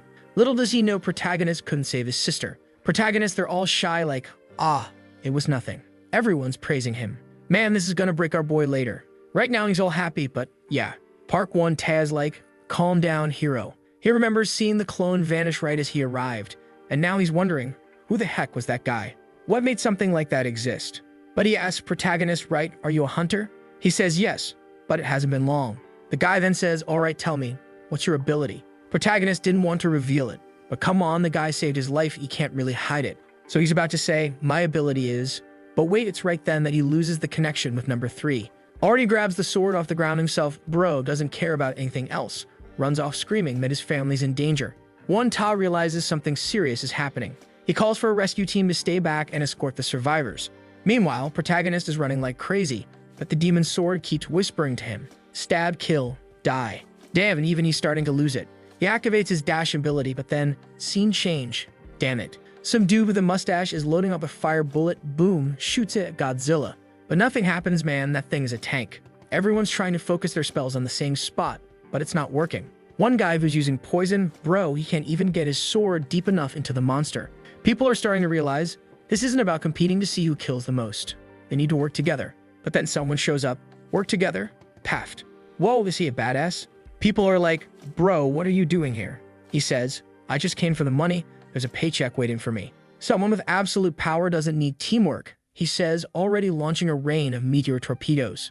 Meanwhile, down in the shelter, protagonist's dad is trying to stop his daughter's bleeding, begging for an ambulance, anything. The mom's desperate, but man, it's looking bad. Something sparks at the door. Dad looks. Something burned past it. Bam, some monster slipped through. The sister, lying on the ground, tells them to run. There's no saving her at this point, but the cursed Firefly monster speaks through her, like she's begging not to die like this. The parents clearly aren't gonna leave her behind, bro. But look who shows up. They lock eyes. Protagonist looks completely unrecognizable to his dad, like he's possessed. It's only when he sees his sister broken on the floor that he snaps for real. He had calmed down for just a second, but now he was full rage mode. He sprints forward, slashes the monster. Looks like he cuts off an arm, but gets hit too. Protagonist writhing in pain, but the monster actually seems to enjoy it. And just like what happened with the fish monster, the more blood the sword tastes, the crazier the user gets. Round 2 is about to start, but the monster's got like 200 legs, and it's right up in his face. Then suddenly, he gets saved by a colleague. One Tay arrives too. The monster's still there, but protagonist collapses right into One Tay's arms. Nice. One Tay launches a flying kick at the Firefly, blasting it far away. The girl who helped protagonist says he's seriously injured. Now that I'm seeing it, dude's missing an arm, is it just me, or what? Apparently he's going into berserk mode. She activates a mana transfer, throwing energy onto him, but he's still spiraling, Koringa style. One Tay asks how he's doing. She says he's not doing well at all. Kill that monster now, she says. Man, he really is in bad shape. Then he barely mutters something. Save my sister. She's over there. He tells them to forget about him. Damn man. One Tay promises him that neither he nor his sister are going to die. Yeah, bro, but you're gonna have to get through that monster first. Tells protagonist to rest. Soon, it'll all be over. Looks like protagonist finally passes out. At the Hunter Association, the situation is spinning out of control and everyone's wanting to evacuate. That's when that villain-looking dude, the top guy from the #1 guild, shows up for a meeting. And this was before the official disaster announcement. He was the main one against making the announcement public, saying the whole city would shut down, and since they don't know exactly when the disaster will hit, it would be terrible for the country. Above all, they'd blame the association for making everyone lose so much money. Then the old man says, "So what do you want us to do?" The guy replies that we just can't tell the public there are going to be classic creatures. That way they dump the blame on whoever refused to evacuate. The association's leader disagreed with this. After all, a lot of people would die. But the Sekko said that's the best part. Besides, anyone who hasn't awakened or isn't at least rank D is useless nowadays. Then he threatened him, man. He put his hand on the old guy's shoulder. "You think I'm asking for this? Damn it, man, does this guy run everything?" The scene cuts to the Prodag or the clones, and I never know who's who anymore. While the clones trained hard, he just snacked on chips, man. Junmo called him and said he shouldn't leave only the clones training. He's wasting his chance to be one of the best hunters. The Prodag says it's all good. He doesn't really want to be a hunter. He just wants to make money. That's when Junmo's expression changed. "So that's why you've ended up like this, right? Is that enough for you?" He's already seeing everyone in his family who died. Could it be? It can't be. Even his sister begging to be saved when he finally wakes up in the hospital. It was all a dream. He woke up completely drained, man. One Tae asks if he was having a nightmare and tells him not to move too much. The Prodag agrees, man, but all he feels is pain. One Ta says the doctor explained his condition is pretty bad. The wound was very deep, but he was lucky. The Prodag just says thanks, but one Ta tells him it was nothing, and that he wants to talk to him about something, though it's not time yet. His father and mother rush in, desperate, man. "Did we lose our daughter? That's what I want to know." The scene switches to a doctor saying the surgery was a success. They just need to keep monitoring him since he's still recovering. Prodag, surgery. Calm down. How many days since the portal? 4 days. All the big monsters have been killed. Only a few low-class ones remain. The Prodag says he doesn't remember anything before he passed out. Then he asks, "Man, where's my sister? What happened to her?" No one says anything. They just hang their heads. Our Protab presses, "Why isn't anyone talking? Is she in the hospital bed?" The doctor explains they treated the abdominal wound, but she was infected by a mana virus. Sometimes when someone is wounded by a monster that came through the portal, they get this virus that drains all their energy. Most of the time, it doesn't cause many problems. People have different mana traits, so most of these viruses die without absorbing or breaking down any mana. But very rarely, someone's mana matches the virus perfectly, and then they can't live normally anymore. The Protag asks, "How do you cure that man?" The doctor says, "Man, there's currently no cure, unless he gets help from an S-class healer like some guy named Bless, or he acquires certain healing items from the other side of the portal. But you know all that, man. It's going to be extremely expensive." "Yeah, kid, you're screwed, huh?" Now the Prodag is beating himself up. If only he hadn't helped the others. If he prioritized his own family. Honestly, Protag, you really should have helped your family, dumbass. You think you're the hero of a webtoon streamed on YouTube? You're just a kid. Man. Just thinking, man, if he'd been a bit stronger, remembering how strong one Ta was and how strong that beast was, if he had the ability to save everyone, maybe he just needed to work a little harder. Back in his room, man, a light appears. Finally, a moment of joy. She's shown up all beautiful to visit the professor. The Protag asks if everyone in her family is okay. She says yes, they got to the shelter quickly. She found out the Protag was in the room getting that muscly friend's contact info. He passed along his parents' contact, and that was it. She's a bit embarrassed there, right? She asks him to get better soon because she still has a lot to learn from him. But protagonist already says, "Bro, I need to talk to you about something. I'm dropping out of college. Yeah, my boy's about to start dungeon grinding. It's time to begin solo leveling in this mess. We're gonna get strong." 2 weeks later, our boy already disappeared from the hospital. His recovery was super fast. Look at him, bro. Shredded in muscles and shredded from being shredded too, right? He told her what happened to his sister and said you wouldn't be able to keep tutoring her. He apologizes, right? She just stands there a little awkward, says it's okay, arigato, and leaves. She even says she knows maybe he won't reach out to her, but he's going to regret it because she's going to get into the college he told her about and get herself a boyfriend. She says it's good that when that happens, he better not come running back. Damn, he's totally red-pilled. No wafers here, man. Regret? He doesn't even have time for that. Damn, he's heading to the dungeon. Already in the taxi, looking up some info about one Tae, crazy to get into a good guild. The boy's already standing at the front door of Canis HQ. The receptionist walks up. "How can I help you, sir?" He says he wants to meet the captain. She asks, "You got an appointment?" He's the real deal. He says the captain invited him, but the crazy lady still says, "Look, without an appointment," someone cuts her off. Big bearded dude. "Are you Sang-woo?" Damn, dude's like 13 meters tall. "Yeah, I'm Sang-woo." Beard guy turns around. He's a guest. "All right then, go ahead. The captain's waiting for you." Captain's there staring at a painting on the wall, obviously mourning someone too. Someone knocks as the boys arrived, and the captain tells him to come in. The guy says he's happy to see protagonist made it back safely. Just curious how he recovered so fast, right? Protagonist says it was thanks to being saved by one Ta that he didn't get worse injuries. The guy says, I just did what anyone should have, kid. But protagonist doesn't accept it, says it was way more than the obvious. He didn't just save him, he saved his whole family and rushed everyone to medical care super fast. Saying thank you isn't enough. Protagonist curious though, why did the guy go so far for him? He heard at the hospital they even got a private room. Not to mention his parents received support for staying at the hospital, and Jiwoo got a special man invasion ITU. Protagonist wants to know, what do you want from me? The captain clenches his fist. He says he also has a sister, and she disappeared along with her team members. Maybe one Ta saw himself in Protagonist who almost lost his sister. Protagonist says he's grateful but feels in debt. So why did the guy want to meet him as soon as he got better? One Ta says he wants to know the ability Protagonist couldn't tell them last time. Your clones are real bodies, aren't they? Including that one that threw itself in front of the attack to save a civilian. Protagonist says he wasn't planning to hide it, but yeah, that's his ability. The guy then says he'll be direct, he needs Protagonist. Please help us rescue the first team of Canis Guild. Just like Protagonist saved other survivors without expecting anything. He's not asking his payback for what happened before. He believes Protagonist is the only one who has a chance to save his sister and the others.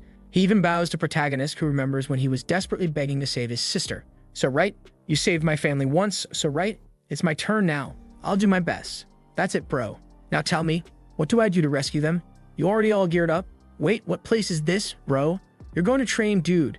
The guy says he knows the faster a rescue happens, the better the chances. But they're not rushing, because his sister has an ability that guarantees survival supplies for 8 months. Second thing, the dungeon level is really high. Even a team with B-rank combat ability couldn't escape from it.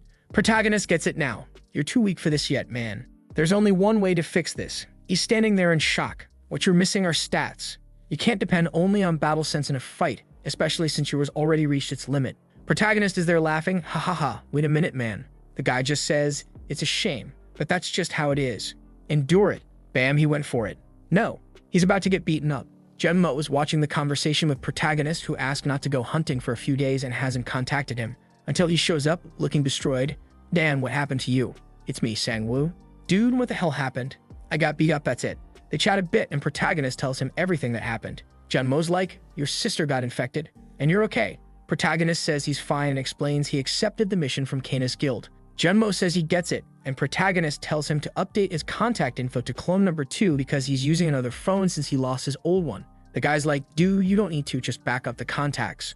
Protagonist says he's not gonna back it up. Junmo goes, why not? How are you gonna find your friends, the people you knew? Obviously, the waifu is harder to lose already missing her, but Protagonist says it's for the best. Then Junmo asks, wait, then why are you so wrecked? Protagonist says, well, I have to train with one Ta. Junmo even wants to call the guild to complain like, who beats up a kid like this? Protagonist like, nah, chill. He understands that one Ta is desperate, wanting to save his sister. Today he got beat up, but he's planning to use the clones for attacks too. Junmo just sighs, kid, next day, here we go again. Brought a friend today, brought your clone. How'd you punk? Yeah, man, they both went at it and both came back wrecked. Next day, now there's 3. Came back 3 wrecked. The day after that, now it can't be right. The clones. Okay, man, we got 4 now. Will it? Nope, nope. Everyone came back wrecked. Ah, crap. Junmo goes to talk with the gang. Everyone's beat to hell. Protagonist says the guy's just way too strong. Even copying the guy's movements, there's not much he can do. The stat gap is way too big. He needs to think of something until he gets an idea and asks the guy, can I? Or something like that. Yeah, sure, man. Are you sure? Protagonist says yes. We won't find out what it is. He says, okay then, let's try it. Next day, Protagonist comes in. Hey, sir. All of you tired of getting beaten up yet, kid? When he looks, Protagonist fed everyone with the devil's stuff. Who got him that mess? Obviously Junmo, right? Bought more than enough. The demon squad is standing face to face. Taewon wants to know what he did to the clones, but he just wants to throw hands, man. Enough talk, come at me. Took a hit to the back first, but retaliated. Thought it was gonna be easy. He says Protagonist mentioned clones have half his stats, but with this stuff, they're almost on equal footing. However, Bam, he says, your clones are stronger now, but their greatest advantage, precision, dropped a lot. Looks like you gave them too many jewels. Protagonist slashes through, at least I didn't become a monster. Bam, even pulling the Glock. Bam. Damn, he tanked that too. Oh, fire. The guy even says, a mana bullet won't hurt me. Damn, he needed this beating. Pulls off a super stylish move. Beats them all up. Just hitting hard isn't enough. You need to concentrate your mana between you and your sword like you're one. The little Shopi knife even shattered. Poor Protagonist laying there on the ground. No chance, man. But he has no intention of stopping at rank C. The The dude's at rank C, and I didn't even know. What I know is that he charged forward, man, thinking that his decision to get stronger wasn't because that guy asked. It was the feeling he had when his eyes opened in the hospital, a feeling of helplessness for having to trust his family's life to someone else. That changed him. Now he hates himself for having been weak and has no intention of stopping. Man, we fast forward 6 months. The boy's gonna be scary. Already at the Seal Dong Station hunting grounds, a kid took one in the jaw and collapsed. Some thugs were heading into the hunting grounds, but someone else was arriving too. The Guardian. Oh, can't you see the situation, man? I paid for my entrance. The guard, you stupid idiot. This hunting ground belongs to the Silver Moon Guild. Not sure if it's protagonist or a clone. All I know is next second, the punk's already on the ground. Damn, they're all writhing. Thinking you're gonna block the capitalist from making money? You're crazy. The punks started surrounding protagonist. They got mad, but come on, man, background characters are hopeless. Talking trash. We're all D-rank hunters. Think you can handle us alone? Protagonist like, alone? Who said I'm alone? He calls his squad. What's that about alone? Bam, they got wrecked. Meanwhile, Junmo meets with Won Ta. What's going on? Won Ta came to visit him late at night.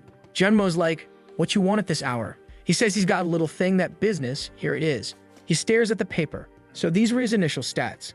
He evolved all this in 6 months. Won Ta's like, yeah, I think he's a different species. Does he already have enough to execute the plan? Won Ta says he had thought of a backup plan in case protagonist didn't grow enough, but man, this growth is monstrous. From 1.4 strength to 19. Regeneration from 0.4 to 18. Damn boy, it's time to start the rescue mission. Won Ta is still thinking, not to mention that the clones are stronger than their stats suggest. How strong is this punk now? Who's there beating up extras at the dungeon gate? Until the guard says, enough kid, stop that. Protagonist like, stop what? You know they started it, right? The guy grinding his teeth. Protagonist even tells the clones to break the punk's phones so they can't call for backup. The ones who wanted to go into the dungeon are like, yeah, let's go to another one. Already inside Seal Dong Station's hunting ground. Who's there? Who are you? A collector. Holding a gem. What's going on? Oh damn, it's bald, angry guy from the start. And apparently he's someone's slave now, just gathering items. He heard footsteps and went to apologize. Yeah, I'm almost done. A protagonist takes a look. Oh, look who it is. Long time, old man. The guy's like, wait, you're the Chifuno rabbit guy? What are you doing here, man? Protagonist already face to face saying, let me ask you, you're way too weak to be in a D-rank dungeon. So what are you doing here? Judging by your equipment, you're not here to hunt. He sees another guy gathering stuff too. I get it. You guys are trapped here by the Silver Moon Guild, weren't you? Well, I don't pity you at all, but explain what happened. Don't even worry about those guys at the gate. Already showing a picture of everyone wrecked. The guy's like, what's that, man? They were all D-rank. Protagonist's like, shut up and explain. Okay, damn. The guy explains that in some dungeons, monsters fight each other. And what the guild guys do is trap the weaker people inside just to collect stuff, because it's not worth it for them to farm. And to get out, you have to meet a gem quota, which takes forever, basically trapping you inside.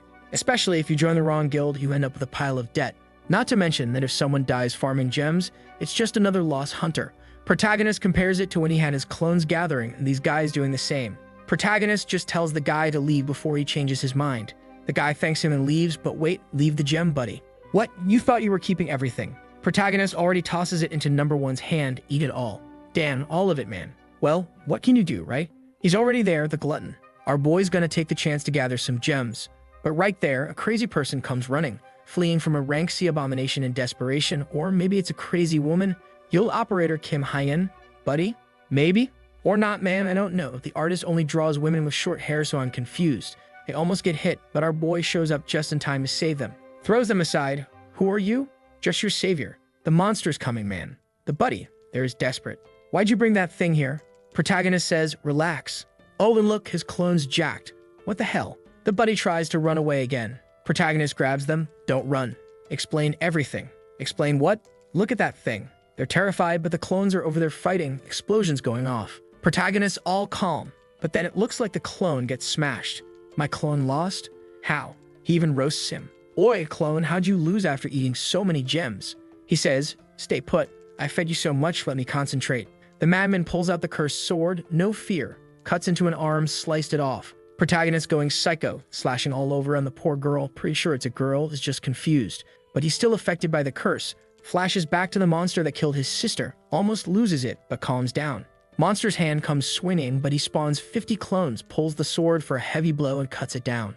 Protagonist still mutters, I hate using this sword. The girl is like, did you beat that thing alone? Protagonist like, told you I would, then checks on number one. You okay, man? Number one isn't looking good. His wound isn't healing. The girl explains that the abomination's bone sword has a curse. They'll need a healer. Protagonist all, damn. But she asks, wait, is that guy even human? Protagonist says yes. She thought it was just a troll in a cap. She hesitates and hands him something. Give this to him, it'll help. Protagonist looks at it. There's a skull floating in here. You sure about this? But he has no choice. Dumps it into the clone's mouth. Some smoke and venom come out. Oh, protagonist says, looks like it worked. Clone looks healed. He thanks her. But she says he'll only be fine for a while. His life force will drain. Her ability is poison conjuration. The higher the level, the more potions and poisons she can create. That thing she gave was more potion than poison, technically, but still dangerous. She warns that his life force will drop dramatically. Protagonist's like, oi, you heard that? You're gonna die, so go hunt quickly. She looks at protagonist from above. Well, I told you my ability, now tell me yours. What are you? Why do you command these monsters? She's never heard of someone this strong at rank B. Protagonist says, of course not, I'm rank E. She's like, rank E? No way. How could someone at rank E hunt here? But protagonist not here for chit-chat. Relax. I'm the one asking questions here. Oh damn, that's cold. Meanwhile, back at the YOLO Guild's warehouse, some guys are hauling boxes. They call over a cute girl who might make protagonist smile. She's all blushing. What's going on? Another girl asks, you weren't like this. Why are you gathering stuff? The cutie says it's because one tag asked for a favor. Why does he want so many of these stones? Man, is protagonist gonna eat all of it? What a glutton. Back on the train after protagonist slash the girls all, man, he reacted like that just because I asked his ability. She's wondering if maybe he's bad news. Maybe she should show some trust. You can talk to me if you want, she says, trying to stay cool. Protagonist turns around, seriously? The idiot was just a fool. Protagonist stands up, saying that when she was running away, she mentioned the High Song Guild. So right, what's the deal? She says, you're a hunter. How do you not know that? Protagonist says he's a hunter for just a short time. He doesn't know the guild's shady dealings, tell me. She explains that Silver Moon is a puppet guild for the High Song Guild, and they do all kinds of dirty work. High Song Guild, which belongs to the top one guy, that mustached psycho. Protagonist, so you were also caught by the High Song Guild? Or you? I don't know. Suddenly remembering someone who got wrecked, right? And she says protagonist doesn't need to know that. Now I'm confused, a guy is appearing, but it's drawn like a girl, I don't know anymore. Protagonist stands there. She's freaking out, kinda shy. What's going on? Protagonist just leaves. I already got my info, arigato, adios, I'm off to hunt. What? You're leaving already? Well, if you don't want to stay, head to the gate. Alright then. And he left. But man, I thought she or he was going to follow, but she clung back onto our boy. He says he thinks her ability is impressive. She says she doesn't like it though, since it has a lot of side effects and is basically just for killing. Protagonist hands her Junmo's card, saying, if you're scared of High Song Guild and don't have a better place to work, contact here, okay? The agent there also hates High Song. Damn, now goodbye to you, my dude. Off to wreck some monsters. Thinking maybe he should have tried harder to convince her since that poison ability would be useful for his clones. Protagonist referred to her as he, but honestly, it doesn't really matter. Number one, who was in the middle of the fight, collapses and disappears. That's the side effect of the poison, right? It's not all that great. Since he was outside of cooldown, he resummons the dude who shows up naked. Put some clothes on, you punk. Alright, all set. Now back to hunting. But someone's watching, man. These beefy guys, what are you staring at our boy for? Looking shady, aren't you? These two crazy dudes seem like other guys who are gathering gems and are pissed that protagonist kicked everyone out. They decide to keep hunting for valuables until they find a puddle of refined liquid crystal, dude. One small puddle of that stuff is worth 100 times the other gems. It increases stats by 0.5, but obviously, it turns you into a much crazier monster and not the good kind. Blondie says it's better not to eat that stuff, even if it boosts stats. Not worth turning into a monster. But the guy talks about DEP, a place that processes these items so humans can use them. Of course it's illegal, but who cares, right? Since DEP is buying all the gems, whoever sells them is making bank. That puddle is a pool of gold. Tomorrow they're coming back to take it all. They shut the door and leave. That door immediately opens, dude. Look who's there. She was being followed by the clone but managed to lose him. Or did she? She's already looting everything. Shoving it all inside her clothes because she said she's weird now. If it were a guy doing that, it'd be even weirder, right? Meanwhile, there's a crowd running, chaos, she blends in and runs along. The nearby clone didn't notice a thing if she escapes happy as can be, and protagonist keeps stacking up his cash, man, until he gets a message. Tomorrow, come to Canis Guild, it's time to explain the mission. The next day, the guys who found the liquid crystal in the dungeon went back, and it's all gone. Damn dude, the guy even strangled a guard. Damn, guards are useless. Already yelling, Who the hell did you let in here? The guard getting wrecked says that the only people who entered were the guys who beat him up, meaning protagonist's crew, and the people who were evacuated afterward. He lets go of the guard, remembering those crazy dudes. How the hell am I supposed to fight those monsters? Meanwhile, the girl is fleeing through the night, thankful that she met Prota. Otherwise, she would have been finished. At least she got some gems out of it. She crouches to check her loot, and the little business card falls from her pocket. She looks at it and remembers protagonist saying, "Your ability is great. If you ever need a place, call this number." But then, damn, she trashes protagonist, calling him an idiot. She even says she won't go just because he praised her. Damn, why the hate? Anyone remember? Odin's Tower, the jumper George Lucas. Mom, you're good at jumping, George, right? During the meeting, Ta-Won says it's in Odin's Tower where Team 1 is trapped, including his sister. Jun-Mo is confused, and protagonist asks what Odin's Tower even is. This guy's the most uninformed hunter ever. Ta-Won explains it's a different dungeon, it has an entrance, but no exit. The only thing connecting this dungeon to the outside world is mana, and the only way to contact them is by using telepathy. Besides, the only way to leave that place is either by finishing the dungeon or using a teleportation skill. Oh, that's why protagonist and his cloning are so OP. He can send his boys in to collect info and transfer it back. Is that the plan? Can he pull it off? Protagonist asks, but wait, couldn't Team 1 escape with their strength? Ta-Won lowers his head, saying they had given the team a way to escape. Protagonist, then why didn't they? Luffy closes his face. I'll explain everything that went wrong with Odin's Tower. Damn. 5 years before the big disaster of 2005, his sister unlocked a skill, right before the disaster ended. Damn, at 16, he was already chopping rats. His 9-year-old sister came to give him some food. Those were humanity's dark days, and his sister's subspace storage skill, basically Minecraft inventory, saved them. They survived near-death experiences together. She could store things and even people inside. One time she caught a fish. What was that fish face? A few years later, she slapped her brother upside the head. She became Team 1's leader, and damn, she was fierce. One Ta said it was only safe to enter Odin's Tower with someone who could teleport. But his sister said they had scrolls ready and had already tried to recruit teleporters, but nobody wanted to come. She convinced him, if not now, then never, or else their guild would fall behind. One Ta didn't want to agree, but she insisted, showed him the million supply stock, said they were ready, and they set out. He couldn't believe they actually went. His friend said it was fine. Trust your team, you're the guild master, right? He hesitated. That same day, he made that announcement. The one from when protagonist was still a fat kid who had just awakened. He says it was a coincidence. Jun-Mo asks if they tried contacting the team. Jun-Mo explains they took 10 telepathy scrolls to pass information. The first few weeks were fine. Third, fourth week, still fine. But after a month, something went wrong. In the communication tent at the entrance to the tower, a guy was cutting the scroll to receive a message. But he got something unexpected. He just started crying, desperate. The guy looks like he's losing it. Their teleportation portal starts opening next to them. But dude, the only thing that came out of there was like this video, folks. You remember that the last chapter ended with Ta-Won telling the story of the tower. He talked about the day they broke a scroll to contact Team 1 that was inside. However, when the first person came out, they weren't asking for likes on a video. They came out shredded, with their guts bleeding and their mouth covered in Heinz ketchup. He looked around wondering what was going on, saying that at that moment, the confidence everyone had collapsed right in front of their eyes. His buddy with glasses falls into his arms. He calls for a medical team, but something strange happens. The portal looks like it's about to collapse.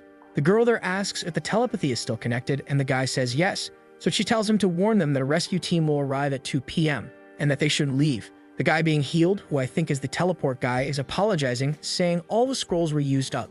A new monster appeared inside, something unknown. The healers, even SF rank, are doing their best, but man, what happened that they can't heal the kid? Ta-Won is there, stunned, unable to say anything. The guy with the telepathy connection says he'll repeat their words. And then he speaks. Starry, I think we failed the mission. I thought we could pull it off. I can hold on, so don't rush. We'll try to come back alive, no matter what happens. Damn, those were their last words. After that, they tried to hire many hunters, but nobody wanted to enter a tower where only the jumper George Lucas survived. The ones they tried to recruit were like, I'm not going into Odin's Tower, bro. That's crazy. Another guy in the background says, if you can get out with a teleport scroll, then where's your team? Huh. Damn, this chick here is fierce. She and her pet can't go beyond 5 kilometers, but that's enough. They just want to get a centimeter away. Then he met our protagonist, and now he gets it. So you think I can at least get as far as where the team is trapped? Ta-Won says yes, and that now he's ready to execute the rescue. The guild will escort him to the entrance. No time to waste, but first, they're stopping by Paradise. It seems like a bar. Someone there got punched in the mouth who's hitting who? It's those jerks who were imprisoning the weak guys underground to collect stones. Damn, Yang, the boss of Silver Moon, is not happy about this, just beating everyone up. The guys even say a weird hunter showed up who wasn't even on the Class D list. What's up with that? Boss, wait, listen. So you got your ass beat by a Class E? More beating ensues. Damn bro, they get beaten just for existing. The guy's ordering it up, saying the High Song Guild isn't gonna wait for them forever. Yep, the usual shitty schemes. And since that's the case, he says, I won't repeat myself. Find that guy and bring him to me. Damn, they're coming for our protagonist now. But this boss is shady. He's thinking those guys will fail anyway. So maybe he's considering sending someone else? Maybe that stylish dude? Damn, he's got major swag, 3 rings. The dude looks super chill. It's over now and he's gonna mess up protagonist by pretending to be friendly. His name is Kang Xian, the vice leader of the Silver Moon Guild. Seems like a nice guy, I'll call him Kangwin. The next day, protagonist talking with Junmo, saying he feels like Ta One didn't tell him everything. Junmo asks, like forgot what? Protagonist says, why they want to clear Odin's tower. Protagonist says he doesn't know much about the tower, but he does know it was already cleared in 2012, according to jumper George Lucas. Everyone only talks about him, bro. When he finished the tower, everyone asked, so what was inside? What were the rewards? How was it? George Lucas said, Odin's tower is empty. The only thing left is a monster. No treasure, no items. I advise no hunter to risk their life for something useless. Damn bastard, apparently you left the final boss behind and are whining about treasure. That's not how RPGs work, man. Gemmo goes, want me to check why? Protagonist says, nah, no need, it's fine. But the door's already opening and look who's there. What the hell? Where'd this luminate come from? Apparently he was sleeping outside the JM agency like a hobo. Gemmo asks, who's this crazy guy? Protagonist says, I called this crazy one to come here to JM. She was all sleepy, but Junmo approached looking like a pervert. Seriously, the girl even recoiled. I got scared too. First thing this crazy girl says is, let's eat. I think her stomach growled, but I can't read Korean, man. They're already at it. Ida Akamasu Dale Dole, she's devouring everything. Protagonist already handed her a number and asks, so why'd you come here to JM? Want to work, huh? She says yes. Junmo asks, what's your ability, dummy? She says it's item appraisal and potion making. But protagonist exposes her, whoever drinks her potion dies. Damn, he roasted her hard. Yeah, girl, your potion just kills people, not much use. But damn, protagonist got a haircut, bro, not even my barber works that fast. The kid got all swagged up and tells Junmo her potions would actually be very useful, for his clones of course. Junmo already gets it, you want to use it on your clones, you bastard. Exactly. Junmo seems to accept it then, getting her some gear to make basic potions. Protagonist stands up, y'all keep chatting, I got better things to do. She asks, where you going? Dungeon hunting. You're going hunting again. Nope, this time it's not about hunting. She's all confused. Then what are you doing, idiot? But she tosses him something, some mana and strength potions. Arigato for the food, dude. Protagonist thanks her. Junmo asks, what's the side effect of these potions? She says, the strength potion melts your muscles and the mana one makes you explode. Beautiful. Great potions. Outside, protagonist gathers the squad. Let's go, kids. He even promises them good food when they get back. They get all excited. Next chapter starts with a thick-thighed lady. Damn, Chumley's descendant right there. She says she's almost done moving the jewels to the guild. She's about to call in when she spots a mess. Shocked. Who would dare rob Yolo Guild? She activates a detection ability like a free fire minimap, finds the goons, says she knows exactly where they are, and dashes for the portal. But grabbed before she could get there. Damn, she says she detected someone inside the storage. Who is it? She's getting beaten so bad she can't even feel it. Oh snap, it's Kanjin. The dude is so nice, he even apologizes, sorry, but we need those jewels. Throws her down. Did y'all get everything? Yes, sir. All right, let's clean up properly. Damn, they're stealing the jewels protagonist needed for his mission. You bastards. They even set fire to the girl's house. Meanwhile, somewhere in Iceland, we see a spaceship. What's going on? It's the squad arriving, protagonist and company in front of the portal to Valhalla, the one linked to Odin's tower. At the portal, the guards tell him, one Tau is waiting for you. Protagonist is fired up, let's go. He appears in what looks like a stone path, stars around. What the hell is this, bro? He's confused. This the entrance to the tower? This doesn't even look like a tower. And damn, it's freezing. But right there is that supply depot from the guild, where the two of them chat, right? Damn, it was well planned. All the jewels they collected disappeared. They heard what happened. When protagonist walks in at that moment, they all get excited. Oh my god, he's here. Come here, buddy. Yeah, they're eager to have him go out and die with the clones, right? Those bastards. They don't want to do anything themselves. They even put some little jackets on the boys so they don't freeze and off they go. The place where Team 1 disappeared is 40 kilometers away from the entrance. Damn, the place must be huge, man. But protagonist says it's not as far as he expected, considering it took them a month to travel. One Ta says they didn't have problems with food, it was just because of the monsters and the battles. He also prepared 3 scrolls for the clones to keep them safe, Protagonist gives them to 4, 5, and 6, who he says are important to the plan. Protagonist asks, "How do you use this thing, bro?" "Just rip it. It's linked to a fixed place." The girl says they asked Himon to check a place at 2 p.m. So all he has to do is go there and there should be battle traces. "You want to know anything else, you rascal?" Protagonist asks, "What will you eat for dinner if I come back with your sister?" Damn confident. One Taz says he wants a homemade meal. The clones grab the swords, grab the potions, and let's go squad of 5. Touches the wall, and let's roll. Our boy sits in a chair, activates the familiar ability, and goodbye, folks.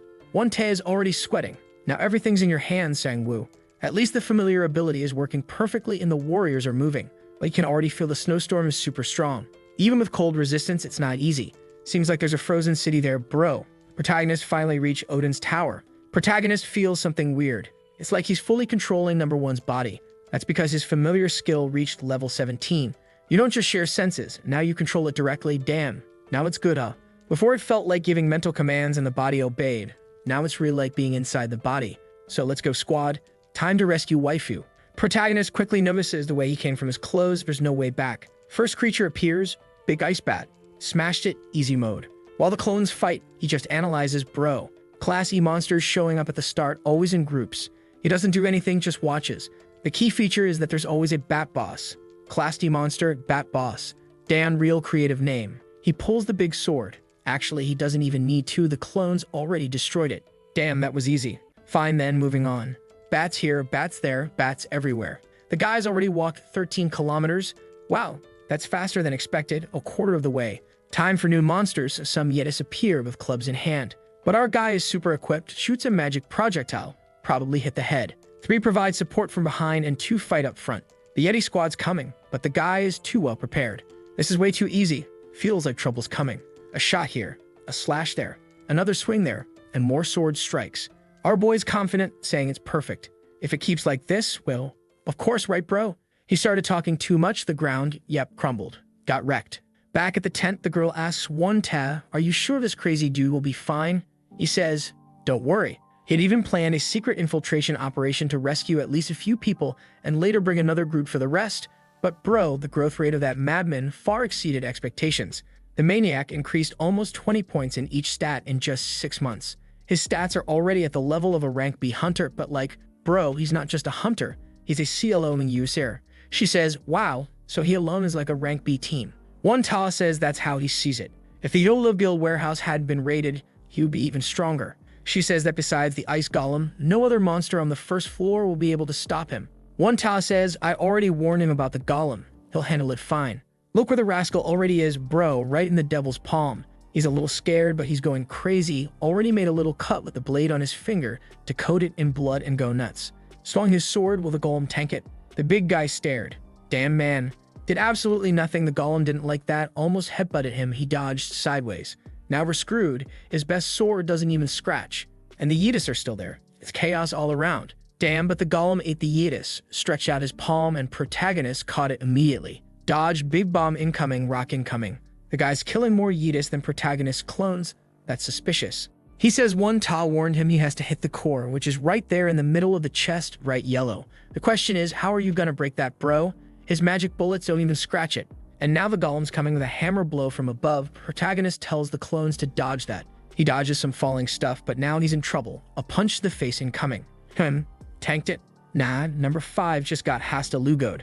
That's when protagonist thinks, we gotta deal with number 5 quickly. He had a teleport scroll. Oliver the rascal thought of something. He charges forward. The golem looked like he was pulling number 5 by the leg, bro. He activated his leg power. He's almost getting eaten. It's attack on Titan style on the bite. Protagonist threw himself. Looks like he wants to grab the scroll. Oh my god, you're gonna get eaten.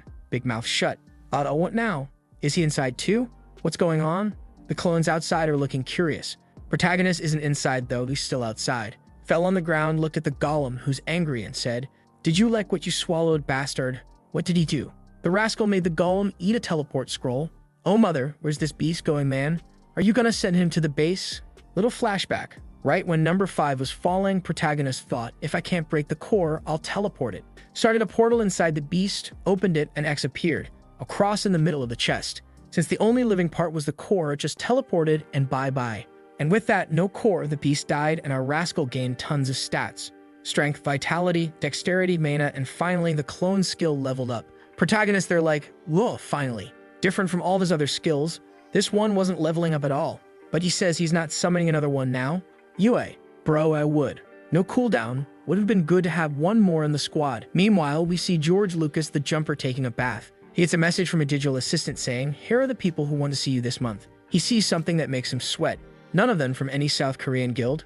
None, sir. He says, that's absurd. Looks like things changed. Reject all requests and proceed with the Academy inauguration ceremony. This George Lucas knows something. The rascal's full of secrets. Wants to open an academy, talking about 100% of the population. The scene switches to Baldy again, man. This guy's been beaten up too many times. The chubby guy that protagonist beat up the start is talking to him. Finally found you after that incident, right? Incident meaning getting beaten up by protagonist. The guy asks, how'd you escape the Silver Moon bastards? He says he got help. Not gonna say it was the guy who beat him up. He says, our buddy Chang Won's a little tired, help him out. And then boom, boom, boom, knocking at the door. He opens it. And who is it? Just saw a fist. Bam, threw the chubby dude flying. And look who it is, it's Kanjin. He just walks in and asks, who's the guy that beat up Silver Moon in the hunting field? Let me warn you, you're the third one, they asked. The other two said they didn't know anything. Let's see if you also don't know. Hey, you guys better fail, kiddos. Chubby doesn't know what he's getting into. Bro, he activated his power and went to punch Kanjin Ho, who blocked it effortlessly. Yeah, man, he just gave a little stare, that handshake grip, and Chubby's already on the floor. Pulls him straight up. Damn, that was a punch and blood rain everywhere. Exploded the dude's head. No way. The bald guy said to stop, that he would tell everything. But Kanjin Ho isn't nice at all. He makes a dumb face like, huh? What do you mean? Bam, took another hit to the mouth. You're gonna talk whether you want to or not. Why are you acting like you're being generous? Damn, I thought he was more chill. Dude just looks nice. And he still says, why are you protecting that fat guy? He's gonna die anyway. Don't you feel bad? Took another hit and fell to the ground. Kanjin Ho coming in with the king of stomps. The guy screams, stop, I know who it is. Oh, he's gonna rat out our boy. I know who attacked Silver Moon, he cries on the ground, just begging for mercy. Kanjin Ho turns around the psycho face, saying everything can be solved with fists. Bro, I think that nickname doesn't suit him at all. He's not in. Back to the icy mess, the clones are full throttle, until protagonist decides to slow down because everyone needs to stay alert in this area. It's been a while since they've seen a monster, but they're seeing a lot of corpses.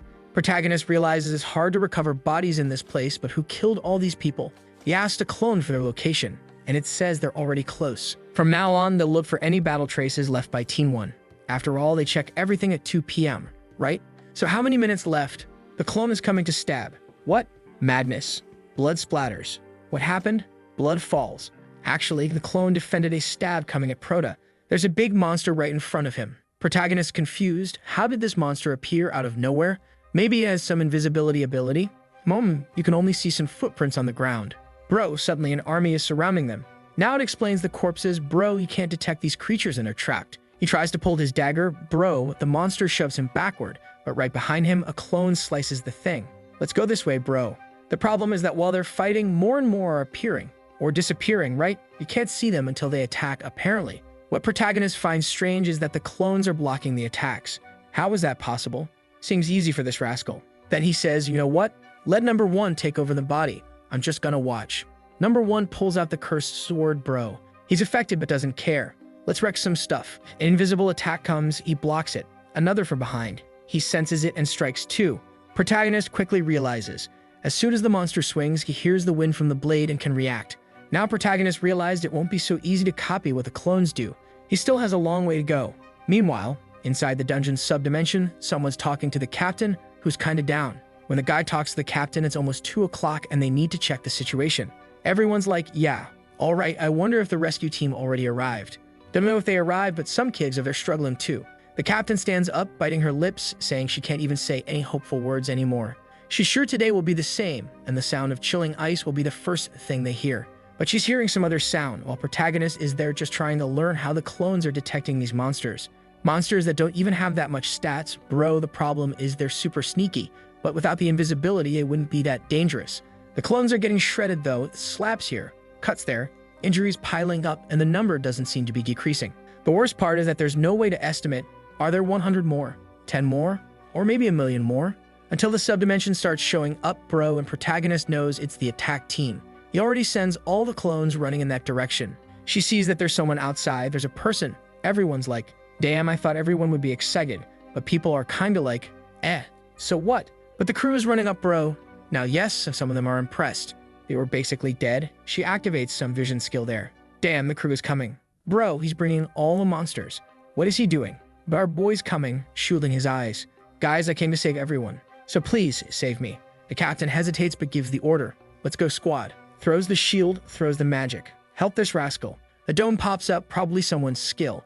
The guy starts chanting some incomprehensible stuff. Magic arrow skill activated. A bunch of powers hit the monsters. Our boy's still running. Finally, the first clone makes it in. Our clone was saved just in time, and the crew falls to the ground. Then she closes the entrance and the shield. Woo, she thanks the boy standing there. I'm from Rescue Team 1, hey sup. Guys don't seem too excited about him. Then after a while, the old man asks, you're from Guild Canis. He's like, yeah, kinda. Let's say I came here at the request of Guild Master Part 1 Ta. The old dude seems happy, saying they really didn't abandon them. The captain immediately asks if a guy named Seong Ta is okay, the glasses kid who escaped. Protagonist says he knows he's alive, but he's not awake. And protagonist notices she cares about the team, right bro? First thing she asked, but he cuts it. My warrior, we gotta get out of here. After all, Crazy One Ta must be biting his fingers outside waiting for you all. We're gonna leave because I brought teleport scrolls. She says, actually. Protagonist like, what now, girl? Already noticing that if there were 10, there should be 9 left. So where's the rest? She all shy, wants to ask a favor. These siblings always asking, help us out one more time, rascal. Protagonist asks, what do you want, girl? She explains that one of their comrades died during the mission. While they were walking, bro, an ambush happened. And their healer was the first to get her head blown off, bro. The old man too, damn if I had defended. Protagonist sees how much she cares about her team and understands. She wants to retrieve the girl's body. She says when the ambush happened, they opened the portal. But it was chaos, everyone ran, and without realizing it, one of those invisible monsters slipped into the portal and killed the teleport boy. So to survive, he just teleported instantly. Protagonist gets it, she wants to save her dead friend's body, so she won't be abandoned and asks, where is it? She opens a spatial dimension, shows it, like, here it is.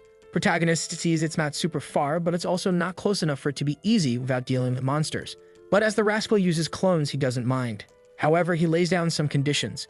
He'll try to rescue. What if he sees any chance of failure, he's pulling everyone out immediately. The crew kind of agrees. And secondly, only he will handle this. The guys are like, no way, you're alone. How can we let you recover our friend's body by yourself? That doesn't make sense. He says, relax, we're not people, bro. We're just clones. She's like, clones? Scene switches outside just because it was getting too peaceful. Damn, no way that bastard Kang Jin-ho went and hit Jun Mo, knowing protagonist was at his agency. Damn, bro, you're gonna die now. Protagonist's gonna come for you. Don't you dare break that little arm, man. Oh, that mother. He broke Jun Mo's arm. Protagonist, get out of there and kill that bastard. Jun Mo didn't want to say protagonist's name. That's why he was being tortured. But apparently the guy found a paper there, right, with information about our boy. Hunter from GM Agency, named Jong Sang-woo. Damn, the worst part is now that they got the name, they'll know his family. They'll know everyone. And worse, right, the cloning ability. They already know they have to find the real body. Damn, everything's blown up now. Man and screwed. Already sends guys to that address. Look who was there just spying on everything, bro. Crafty, she's gonna grab the information. Arigato, girl, save our boy. But she knows it's Silver Moon, right? Will she want help? Or will she be too scared to act? What's it gonna be? Jun Mo, beaten up, asks why they want our boy. Kang Jin-ho just says he defeated our crystal gathering boys. Ever heard about it? Jun Mo's like pretending he doesn't know anything about crystals. But Kang Jin ain't dumb. You're stubborn. Huh. You're not gonna tell us. But I know he took our crystals and ran away. We are the victims here. Now it's a whole complex mess because the one who actually stole what they really want was her, right?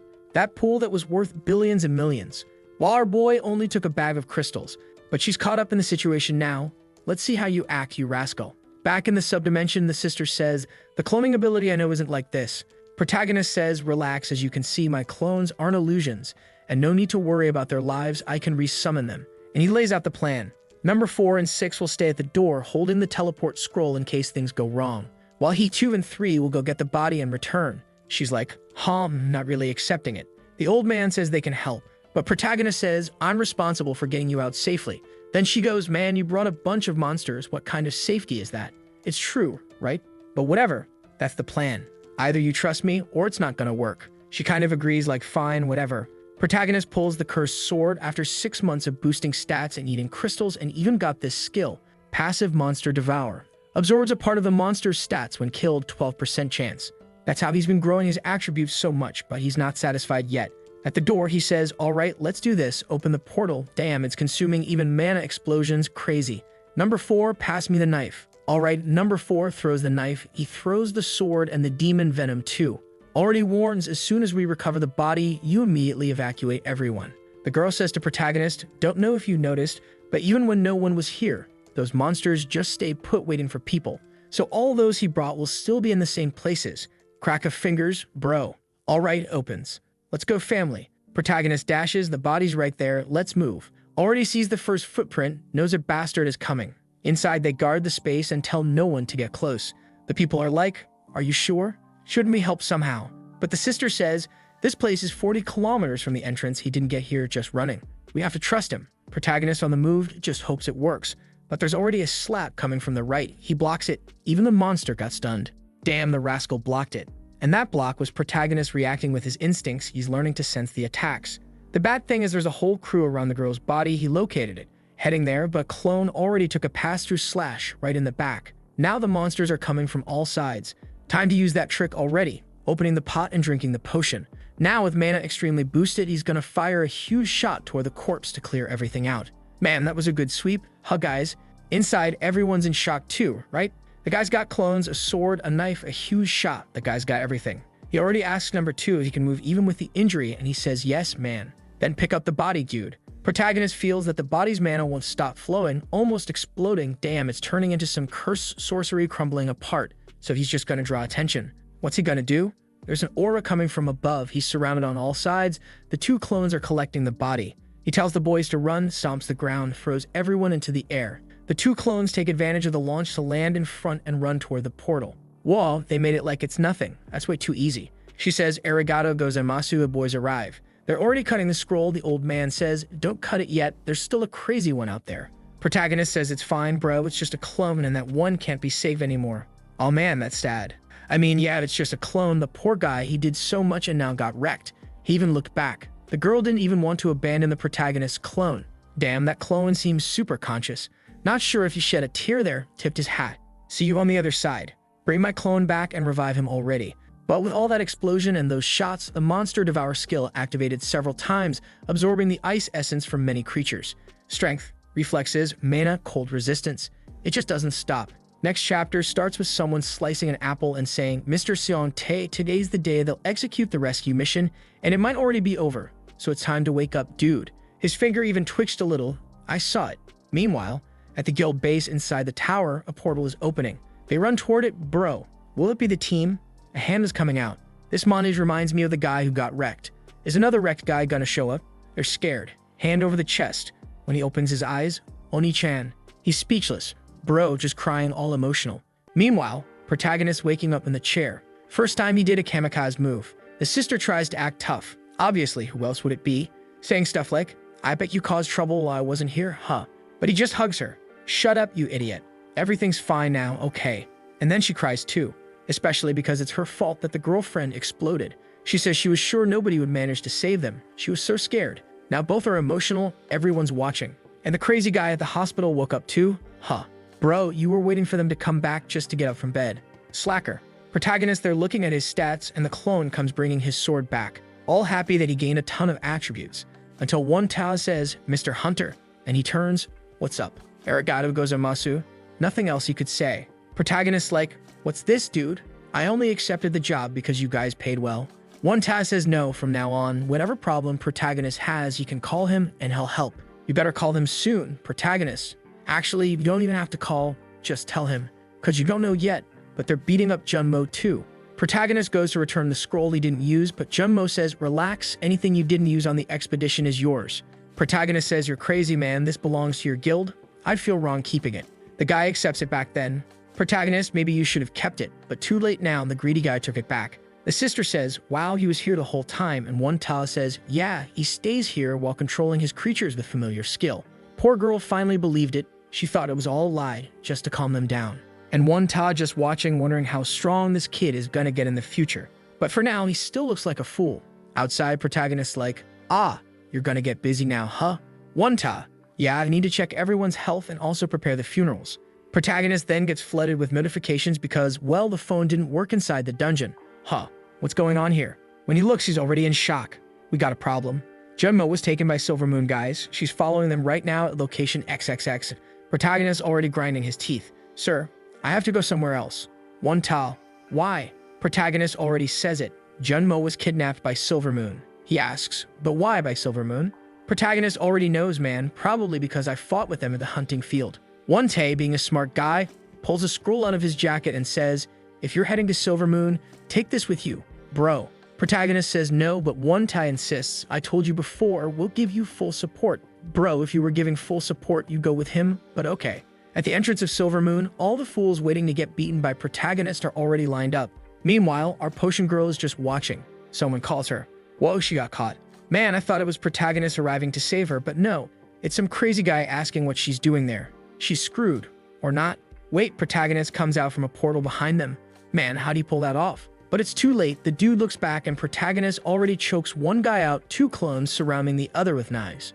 The girl hasn't even reacted yet. Protagonist already wrecking them. Where's Junmo? The dude's almost crashing windows. She even says, stop, you're gonna kill him? We can get info from him. He lets go like, I was about to kill you, fool.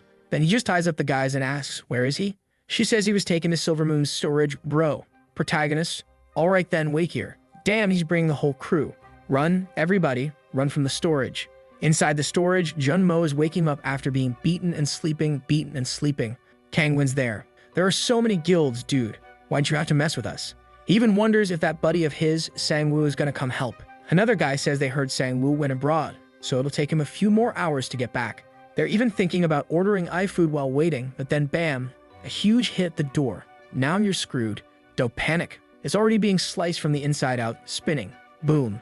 Hey, are you guys from Silver Moon? If it were me, I'd say no and just run away. But henchmen love getting beat up, right? Kangwin's like, oh, I thought you'd take a few more hours. Didn't expect you so soon.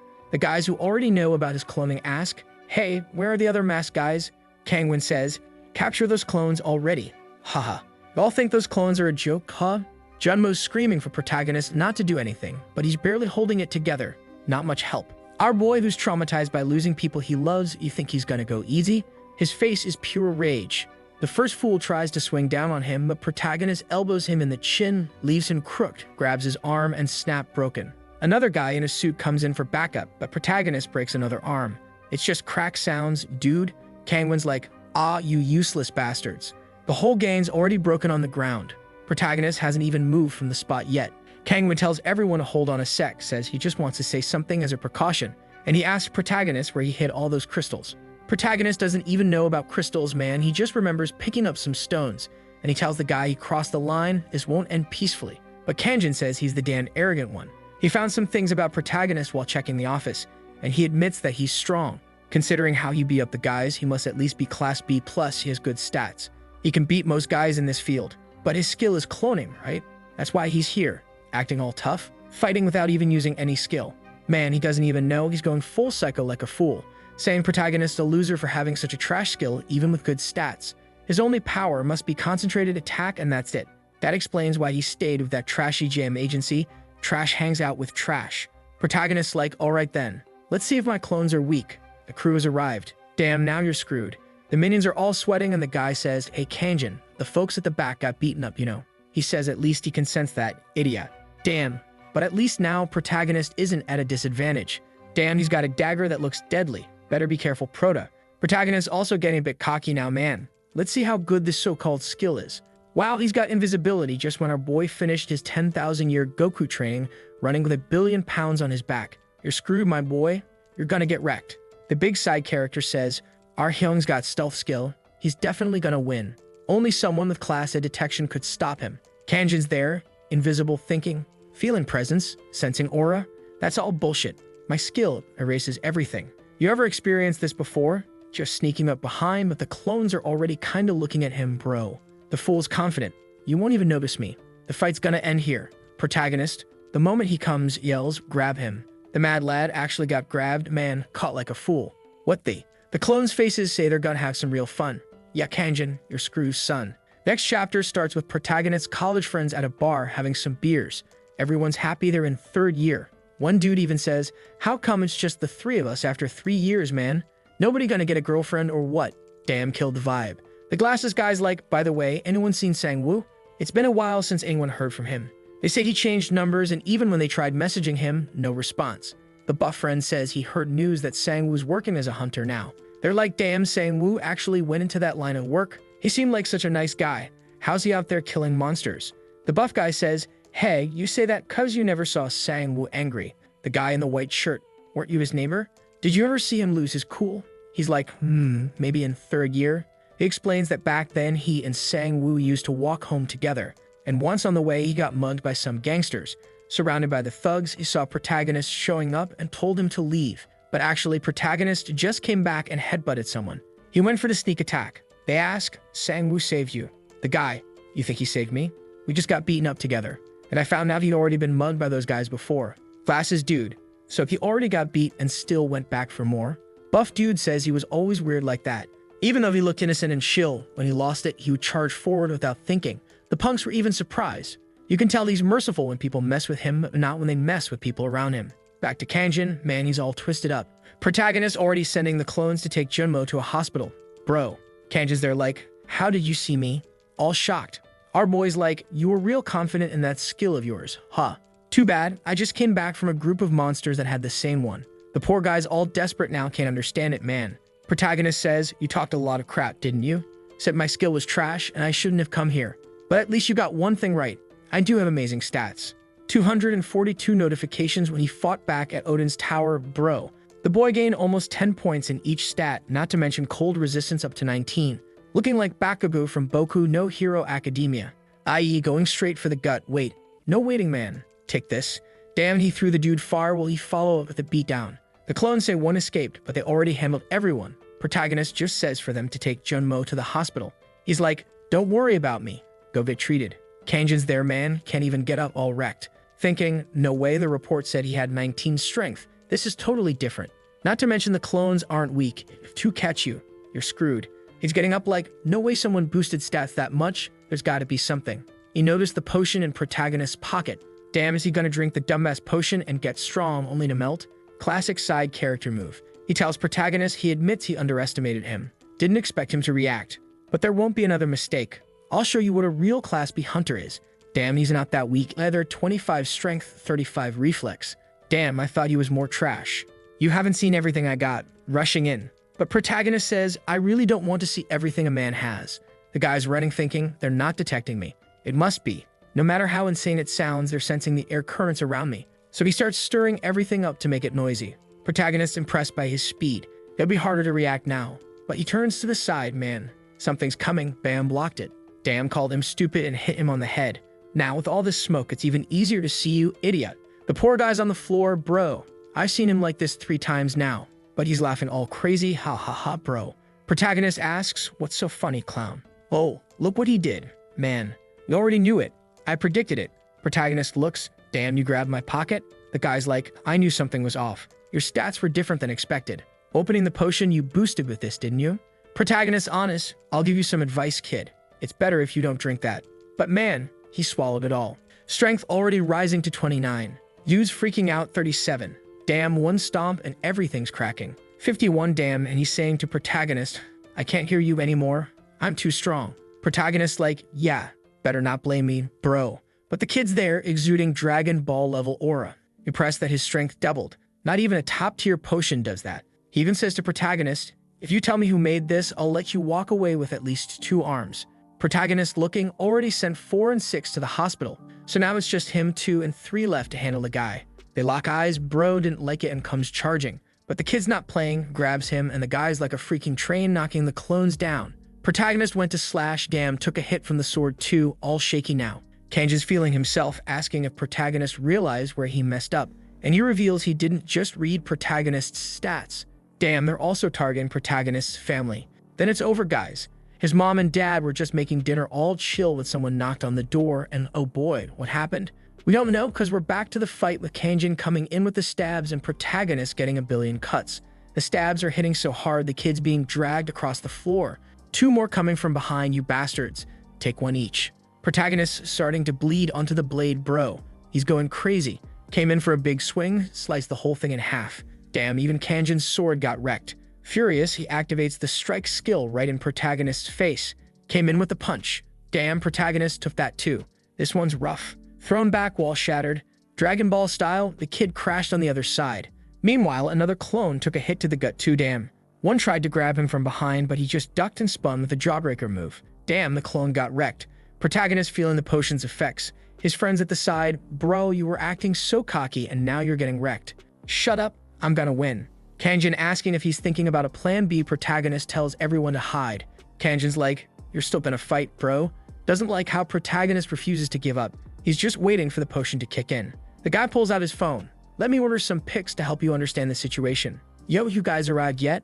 Cut their fingers off and send me some pic. Phone drops on the floor, bro. Looks like he lost control of his arm. Well, he falls on the ground, bro. Looks like a melted slime. Protagonist like, finally. Flashback to the potion, but we already knew his muscles are melting. He's all confused, protagonist. I told you not to drink that. His phone right there, he scrambles for it. Tries to call in reinforcements to bring protagonist's parents as hostages to stay alive. Tells protagonist if he lays a finger on him, his parents die. But look at the dude's arm. Just bones and skin left. Says if he doesn't get an antidote, his parents are dead. But someone on the phone says, sorry buddy, you grabbed the wrong family. This is the Canis Guild. Damn, the bearded guy wiped everyone who showed up at the parents' house. Kanjin, you should have died rather than go through all this. Who knock on protagonist's parents' door, bro? The giant. Just saying, hey, everything's fine, while holding a dude in one arm. Chatted with protagonist's dad, who asked if his son was okay. Yeah, he's good. Damn, dude treated a thud like a balloon, just popped him. The guys outside still want to fight. Bro, in this situation, man, life's worth more than that. That's when he got the call and passed the message. Kanjin bro staring at his phone. Bastard, screaming, melting away. Protagonist doesn't even need to do anything. Kanjin's already zombified. Protagonist grabs him, bro. Better save your energy just to breathe, huh? Damn, protagonist went psycho. Didn't think he'd go that far, but he's not stopping. Grabbed Kanjin's arm like it was a stick. Don't touch anyone close to me. Hoo boy, it's over. Waifu girl, staring in shock. Yeah, you messed with the wrong guy. A while later, protagonist shows up at the hospital to talk to Junmo, sneaking in through the window cause visiting hours were over. Junmo sees protagonist with blood on his face like, yo, what happened? Protagonist says he's fine cause his regeneration's OP, but tells Junmo, bro, better watch out, Silver Moon's not done yet. Then he asks, Junmo, do you think I should redo my hunter ranking? Junmo's like, well, yeah, cause after he saved people back at the portal, he got a rank increase, but he hasn't done any official reclassification tests since then. Protagonist says that before he wasn't interested in having power, he just wanted to get stronger to protect the ones he cared about and have enough money to pay for his sister's hospital bills. Junmo asks what changed then. If I had rank A, for example, would Silver Moon even have dared to do this? They wouldn't even touch the JM agency office. That's why he wants it now. Junmo says it would be great for the agency too, because having a high-ranking hunter is always good publicity. Protagonist says then it's decided. But Junmo says he'll attract a lot of attention.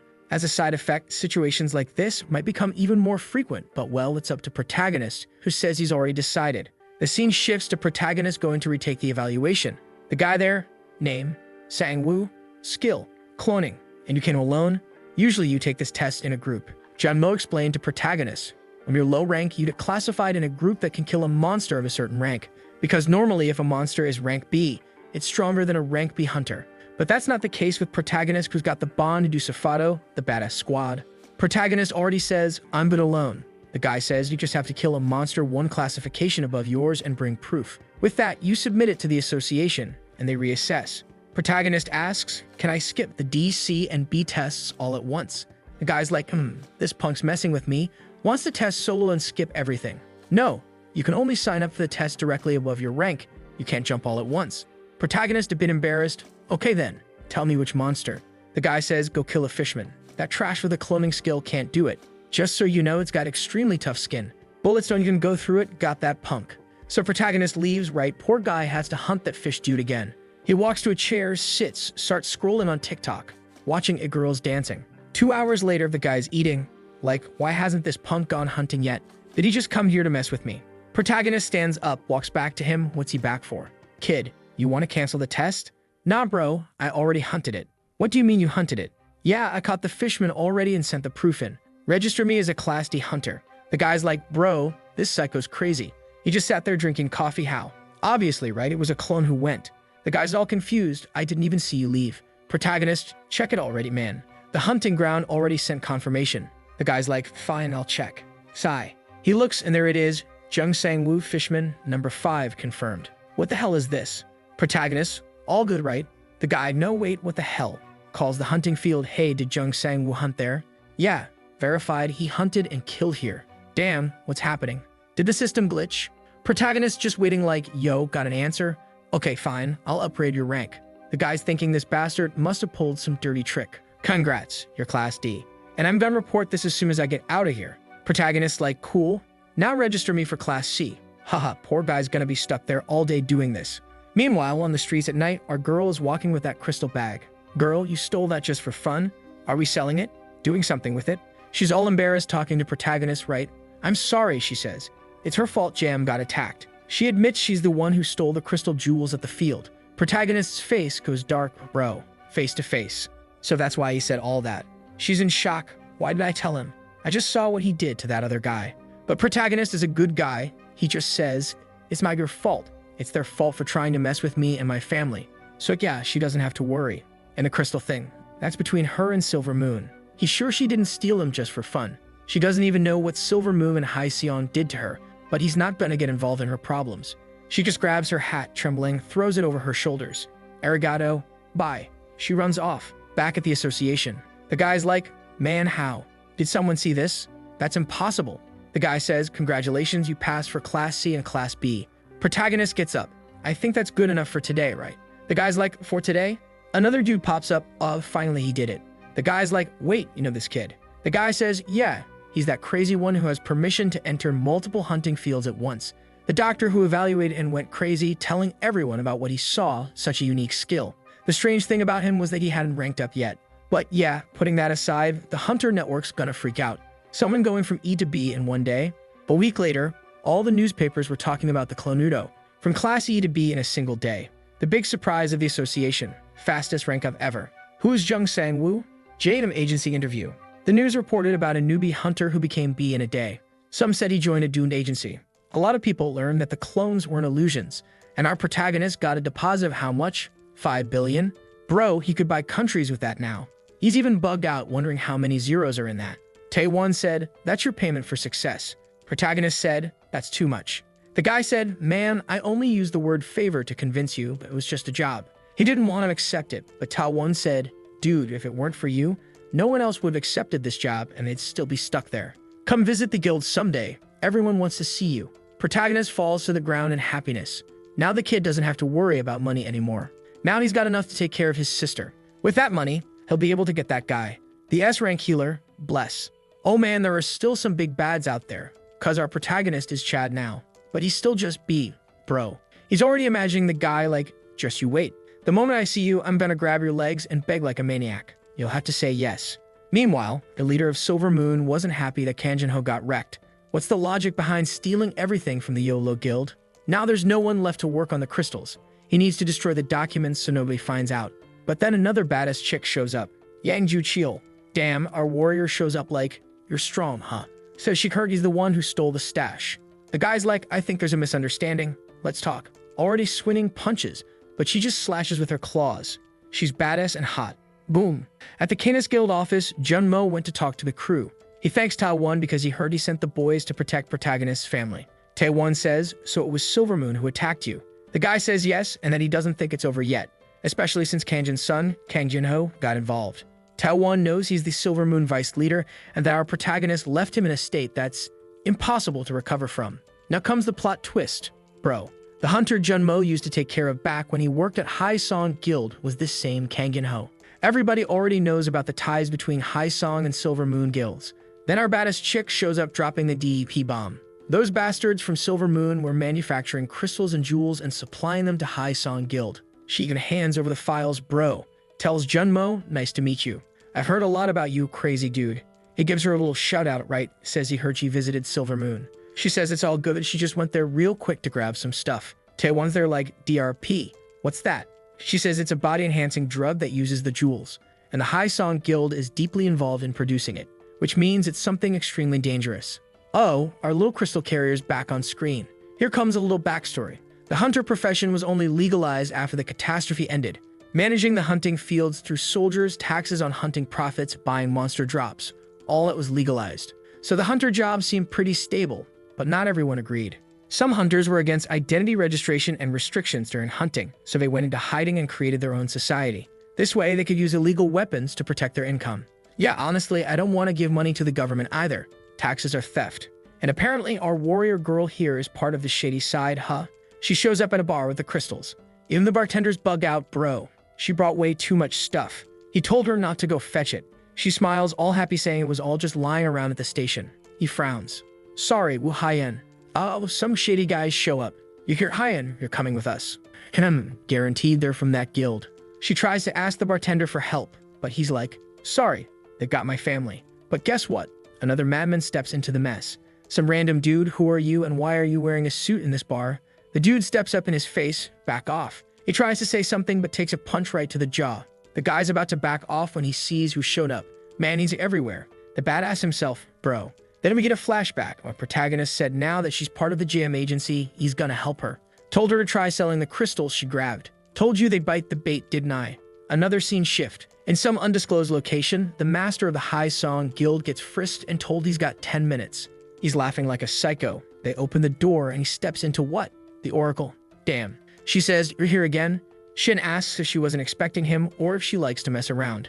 She says she knows what he wants and that her answer's the same. Give up. He better be satisfied with his current life. The dude's raging, saying that once she told him every powerful person would bow to him. But she says his fate has drastically changed, specifically because of someone. He demands to know who messed with his destiny, but she just says she doesn't know.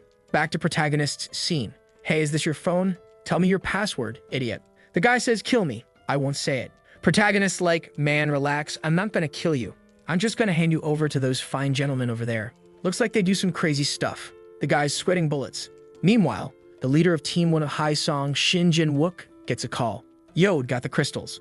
Cool. Take them to Factory 3. Why's your voice sound weird? Nothing, man. We're heading there now. All right. Oh, yeah. Keep an eye on the DEP production, all right? Yeah. Meanwhile, protagonist was just listening to the whole thing, bro. He says, perfect. Now tell me where the factory is. The guy's like, I'll die if I tell you. Protagonist's like, well, boys, he says he wants to go with you. The dudes whip out knives. Damn it. So now they got the factory location and protagonist tells her to send it to Junmo. She thanks him, all blushing, but protagonist's still super sigma. Hey, protagonist, want to play a game? She says she saw the news about the Clonudo. That's why your homies at home all look the same, right? Protagonist, yeah, girl. Seems like you weren't paying much attention, huh? Do you even know my name? Of course I do. You're the potion maker. She's fake choking him like, sorry? She says her name is Kim Woo Haiyan. Pouting, she asks, where are your clones? Why are you alone? Protagonist says they're busy. Man finally treated the boys right, left them grilling beef at a BBQ while he handled the errands. Getting the audio from that conversation, Junmo instantly recognizes the guy's voice. It's Shin Jin-wook, the dude behind all the shady business. So now, right, both of them are sure those guys are totally involved. Our homegirl says there are 5 crystal suppliers for High Song. They already took down Silver Moon, but there's still Red Tail and some other guilds too, all at least rank B. Junmo's like, why don't we just take down High Song? Selling crystals is illegal. Our Hardglass girl says she'd love to, but you know, it's High Song, man. It's tough to topple the guild with the strongest hunter in Korea at the top. One Ta tells Junmo to be careful, like, bro, don't be walking alone out in the streets of Korea. Junmo's like, yeah, you're right. I'll tell Sunwoo to be careful too. Taewon's like, I don't know if Sunwoo needs that much caution though, doesn't seem like anyone could successfully kidnap that dude. Junmo sends a message confirming to protagonist that it's a raw material for a drug called DEP and tells the girl to stay put at the office until everything's sorted. She's like, what office? You already fixed the one Silver Moon trashed? Protagonist's like, you haven't seen the new office yet, huh? You're gonna be surprised. And look who just showed up too, Junmo. New cough, meeting rooms, everything looking fancy. The boys went all in, while the whole floor of the building real gluttonous with it. On top of that, there's a special room just for our potion girl, alleged lab. Now let's see if she actually brews something that doesn't kill people when they use it. And Junmo even says, there are rooms in the back too. You can crash there if you want, you know. She's a bit shy about it, thinking nobody would actually treat her like some street hobo. But bro, it's right when Junmo gets a call. Man's face drops instantly. Already warning our protagonist, bro, you gotta smash that like on this video. You guys remember how the last chapter ended with them showing Mendiga the new office? When Junmo got that call and his face totally dropped, right? The call wasn't telling him to smash the like button, nah, it was telling him something happened at the hospital, and protagonist had to get there immediately. Meanwhile, in Silver Moon's storage room, there's a nice puddle of ketchup on the floor and that super suspicious dude just standing there, telling someone to come out. From the ground, something like a Resident Evil slime rises up, and those masked guys start coming out. The guy asks, "Where's Yang Ju-chil?" Yang Ju-chil, if you forgot, is that dude who got wrecked by the pretty girl earlier. And the guy says, yeah, he's locked up in the basement of the YOLO Guild. They even took everything, and he asks, the crystals too. The masked dude says, yeah, based on what we talked about, it looks like they knew where the factory was too. Thanks to our boy protagonist, right? Who went there and dug everything up. The masked guy tosses some little vials into his hand and says, you know who you need to use these on. The guy just nods. The masked boss dude, acting all evil, says that if they want the ED so badly, he'll give it to them, even if it's not perfected yet. Just more crazy dudes handing out potions that only end up killing people. Meanwhile, in the YOLO Guild basement, Yang is still tied up. But man, that Resident Evil slime shows up out of nowhere. Yang's completely freaking out, but you already know what he's gonna do, right? He's pulling out the ED with a syringe. Bro, you're about to get jabbed with benzetacil, whether you want or not. Ain't no way out, my dude. He jams it into his neck. Goodbye, bro. Outside, Won-ta and the girl are walking, talking about how they're gonna get some info out of Yang. She's teasing him, saying, you're only coming with me so I don't get kidnapped, huh? Girl loves teasing the boys, but then she says she smells something burning. Yeah, with all that smoke, it ain't hard to notice. Both of them start running, and right there, in the middle of all that fire, there's a monster that's transformed. No doubt the benzetacil didn't sit right with the guy. They find some civilian wrecked on the ground. What happened, dude? The guy just mutters, a monster showed up in the basement. Not even the Class B squad could stop it. So yeah, that means we're dealing with at least a rank of monster. The weird thing is there was no portal, so where the hell did this demon come from? But she sees that scar right in the middle of his face, so yeah, she knows. It's Yang Chil. Meanwhile, Kanjin's still all dried up in the hospital, but the masked guy shows up too. Man, dude, stop with the benzetacil already. Leave the boys alone, here he comes again. Boom, another shot. But another friend shows up with her digital panel saying he's not gonna do whatever he wants in this hospital. The guy just disappears. Wait, no, he reappears right beside her saying that I'll use it on you. Man, this is some crazy plot twist after twist.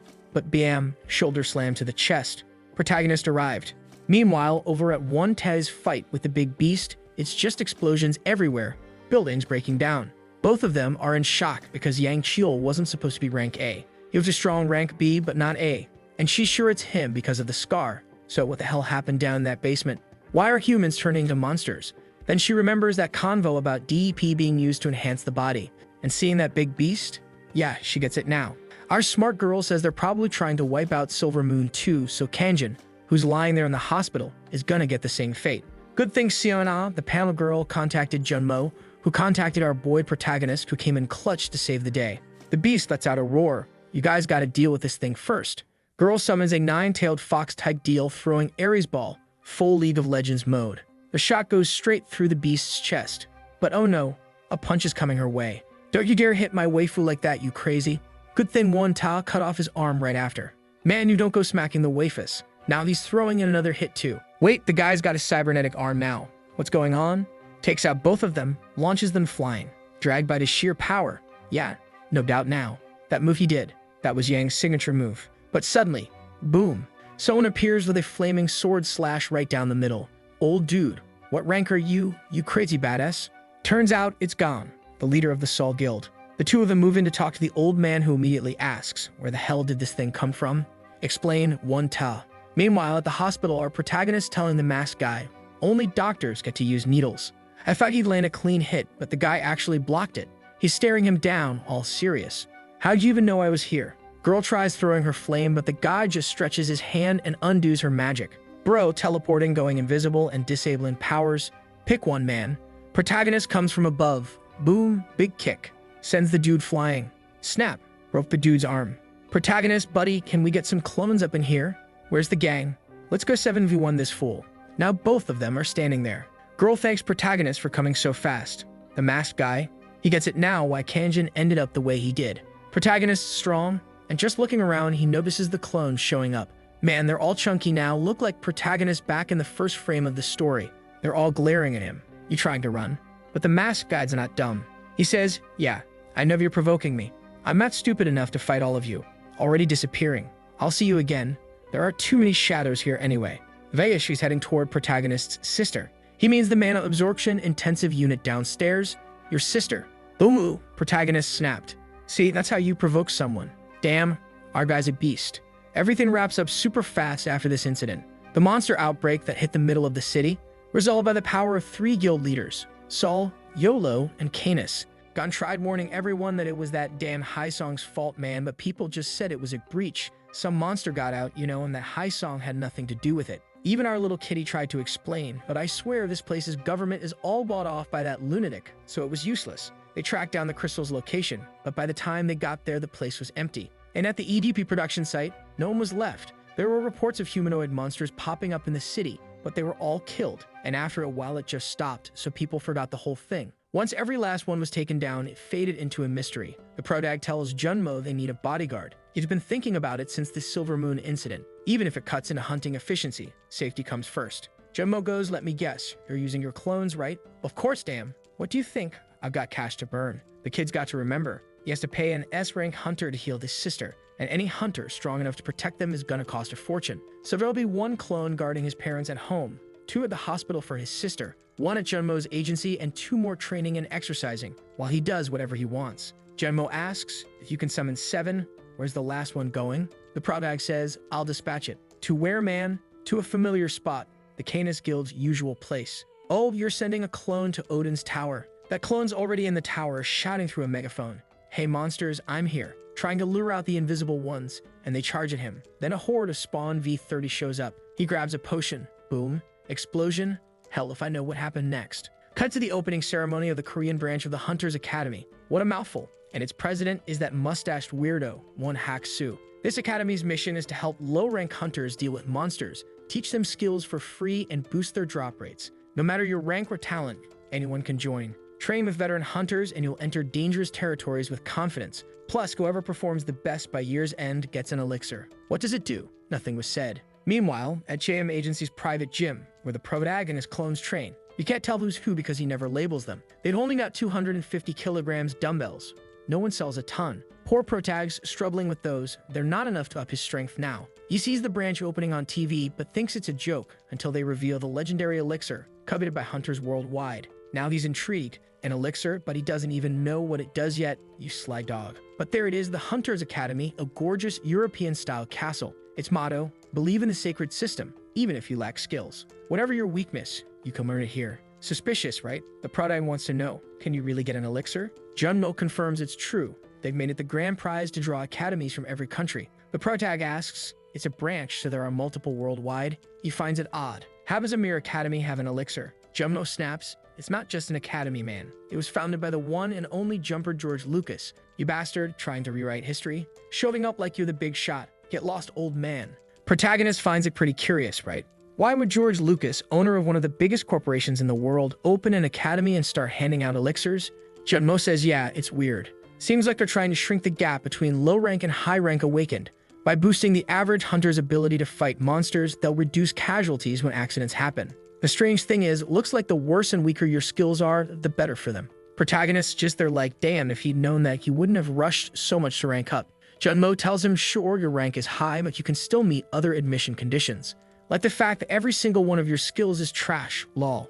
Bro's got strong strike and magic bullet, both F-rank dumpster fire abilities. Usually by B-rank, a hunter's packing like 70 skills of all different grades. Poor guy's carrying himself just off stats and clones. Junmo pats him on the shoulder. Kid, not only do you have barely any skills, but the ones you got suck. You're basically a guaranteed pass. Protagonist's like, please stop. Then Junmo mentions something called the donation-based admission system. Protagonist's like, huh, what do you mean? And Junmo's like, you still got that prize money from Canis, right? Bro's about to blow that W5 billion bag, huh? Makes sense though, he needs to cure his sister. And if an elixir can do it, it's worth it. Meanwhile, Big Moustache President over there is giving a speech. It's an honor to greet Protagonist. Protagonist all embarrassed. No, I'm not anyone special. But the Prez insists. You're the GOAT, bro. Donated W 2.5 billion to the school. Protagonist just says thanks, but inside he's thinking, man, this whole thing's sus. I basically bought my way in. While the director's up there talking, Protagonist's thinking, 5 or even 10 billion. If it means I get the elixir, it's worth it. Everyone's whispering around him. Is that Zhang Sang-woo? The clone guy? Maybe it's just one of his clones. Who knows? Protagonist thinking that with his current level, he can at least make it to the end of year competition. Then boom, the director drops a bomb. How lucky we are to receive 2 B rankers this year. Protagonist 2. Yeah, another B rank hunters enrolling too. Can't reveal who, but they're apparently just as famous as Protagonist. Protagonist already feeling the heat, now there's competition for the elixir. Meanwhile, they introduce Professor Kang Hee-suk, who's gonna teach something called basic food magic. Bro, what even is that? First day is just orientation, no real classes yet. Protagonist is curious about who the other B rank is but thinks, whatever, as long as I get the elixir. Later that day, a girl announces there's a welcoming party for the new students at Bar Goryang. Let's go boys, first day and we already getting lit. Protagonist wonders, will that other B ranker show up? Should I go check out the competition? At the bar, it's packed. Everyone's crowding around Prota, especially the A-girls, of course. They're all over him. You're the clone guy, right? You killed the monster, right? You're amazing. The background dudes are salty, obviously. The girls. Can you show us a clone? Protagonist, cool as ever. Not right now, they're on a mission. Let's all chill out, ladies. He tries to get info. Hey, besides me, there's another B ranker, right? Who is it? The girls just blink. B ranker? We don't know about that. Nobody's heard anything about a second B ranker yet. Online too, only news about him being admitted. So if whoever the mystery person is, they're playing it lucky. Protagonist figures. Alright, guess he's not here. Time to bounce. He stands up. Alright ladies, I'm heading out. The girls beg him to stay. There's so much alcohol left. They even shove a big old drink at him. Protagonist just downs it. Thanks for the drink. Peace out. Sigma move. Left the girls, totally dazed. Real reason? Protagonist got poison resistance. Alcohol doesn't even affect him. Chat moment achieved. But he leaves remembering when used to hang out and have fun with his friends. Yeah, life's serious now, no more fooling around, man. While he was on his way, a guy with a cap comes asking if that was the way to the student party. The protagonist says yes, just go in, it's not over yet. The guy says, huh, you're already leaving, dude? The protagonist says, well, I don't know anyone, so I'm heading home. Then he recognizes the voice, and the person says, want a drink with me? Who is it? Ma'am, the Braba is back. Oh, I missed her. She even says, right, professor, you know who I am. He knows. The protagonist already like, ha ha ha yan. Why are you? She goes, huh? I'm also a student at the academy. He asks if she failed the university entrance he had helped her prepare for, and she's like, oh, it's cold, trying to change the subject. I just really wanted to drink. The protagonist catches on right. They'll have to stay and drink to find out the information. She asks for a little drink, and the protagonist asks, so what happened? You failed. She says no, of course she got in. So why are you here, crazy? She says becoming a hunter was always her dream. She only tried university because it was her parents' dream, but hers was to get a license right after graduating. When this academy was created, she managed to convince the crazy folks to let her come and do this madness. They warned her it was dangerous, but she kept nagging until they agreed. Then she says, now it's your turn, professor. Explain why you're here. He says, stop calling me that, I'm not your professor anymore, all embarrassed. Will there be a little class session? Then she says the truth, right? Now that they enrolled at the same time, he's not her senior either, he's her appa. His face. Didn't like the nickname, huh? All shy boy. She even says she's embarrassed. Look at me, Sangwoo. Man, she's playing her game. After several drinks, the warrior is no longer healthy, right? Asking for one more, please. The protagonist says, stop it, brat. She's there, face down on the table. She licks her face, saying, oh right, cell phone, give me your new number. She's all happy. Phew, I got the new number. Now you have no excuse not to contact me. And she passed out. The protagonist will have to pay the bill, right? But he's got millions in the bank, so whatever. But she wakes up on the boy's back being carried. Why am I on his back? Did I fall asleep? Are we going home? She got all shy. The protagonist, you awake, girl? She's all dizzy. I fell asleep, right? Yeah, you slept at the counter. Now wake up. Damn, I think I'm a bit dizzy. Can't walk. She's clinging to the boy and doesn't want to let go. Oh boy, she's stuck. Sangwoo Appa, why didn't you contact us these last months? She asked the boy. Even if your number changed, you could have found us. Her plan was to punch the boy out of anger, but when she saw him, she couldn't. She says she had a lot of fun today. And you? You're never going to talk to us again? Man, the protagonist says he had something to do, and that's why he enrolled in the academy. And if he got fun today? Yes. It's the best day of the last 6 months. Man, the night barely started and can still get better. The protagonist explains that he's a lazy person, and he was afraid his determination would vanish if he kept living the same life, which would lead him to make the same mistakes and regrets. People don't change easily, so he cut all his relationships to stay focused, right? The guy was on his Sigma Grand set. But know that you're important to me, handing over her cap. Oh man, they arrived at her house. She says she misunderstood things. Where do you think you were going, little warrior? Put on the cap and I'll forgive you this time. And he leaves. But before that, she says she won't forgive him again, huh boy? Protagonist, don't waste the chance. Meanwhile, the high song guy is there thinking hard. Man, he's just thinking about what our protagonist is stirring up in this world. The white mask even says, "Sorry, sir, but the clone Nudo is stronger than I expected." Damn bastard. The high song is there, so that guy was Zhang Sang Wu, huh? I should have gotten an autograph back then. Until someone next to him says, "I'm here. Why did you turn off the lights? It's dark." He just asks if everything is ready. He can start next week. You better show results worthy of the effort it took to put you into that academy. And the guy responds, "Yes, father." Vic's son, the other rank B at the academy, is going to be the spawn of the devil himself, Hunter Shin Junyum, who says he won't disappoint. Haisong just says, "You better get that elixir." With that, a little week passes at school, and they're finally going to start learning elemental magic. In protagonist's classroom, look who's already there. She doesn't waste time. The professor says the first ability they'll learn will be Fireball, the versatile magic everyone loves. Sounds like a crazy ad guy, dude. Man, I thought the friend was farther away, but she's sticking close. The protagonist, focused in class, questions if he should even learn this kind of magic. He remembers how he learned Strong Strike, right when he punched, so how are they going to teach this? The professor says they'll hand out skill balls. Man, it's just go get one if you don't have any. The protagonist even man, the guy's just giving them out. The story kind of explains what a skill sphere is, but there's no secret, right? You just pour your mana into the ball and you get the skill. The only thing is you need mana to maintain the skill activated, but even a kid could learn. That's why, right when these appeared, all the hunters went crazy trying to get tons of skills. But it didn't take long to see the harsh reality. The price was ridiculously high. Welcome to capitalism 2.0. Not to mention that the price just kept going up since production was difficult and resources were complicated to get. Basically, if you were a poor hunter, you were also a weak hunter because only the rich guys could buy these spheres. Of course, with the increase in efficiency for high-rank hunters, more and more people wanted their spheres. And this time, not only did you have to be rich, but you also had to be a hunter and have money to even get one, which made the gap between high and low rankers way bigger than it should be. However, the professor's there at the class showing the collection, saying they don't even have to worry because they got plenty. The protagonist's all bugged like they're just going to hand it out. Really? He knows that the fire sphere is the cheapest, but still one costs 8 million. Dang man, look at her dumb face there. Got real ugly, huh? The protagonist activates it. You obtain the skill Fireball level 1 from Invocation. Gather fire using mana and mold it into a sphere shape. The protagonist's damn, it actually works, still in disbelief. The professor, "So kids, you learned it?" "Yes." "Then let's practice now. Everyone's already at the Ability Training Academy." The professor asked a question. "What do you think we should do to increase the power of a skill? Throwing more wood into a fire doesn't always make it bigger, right?"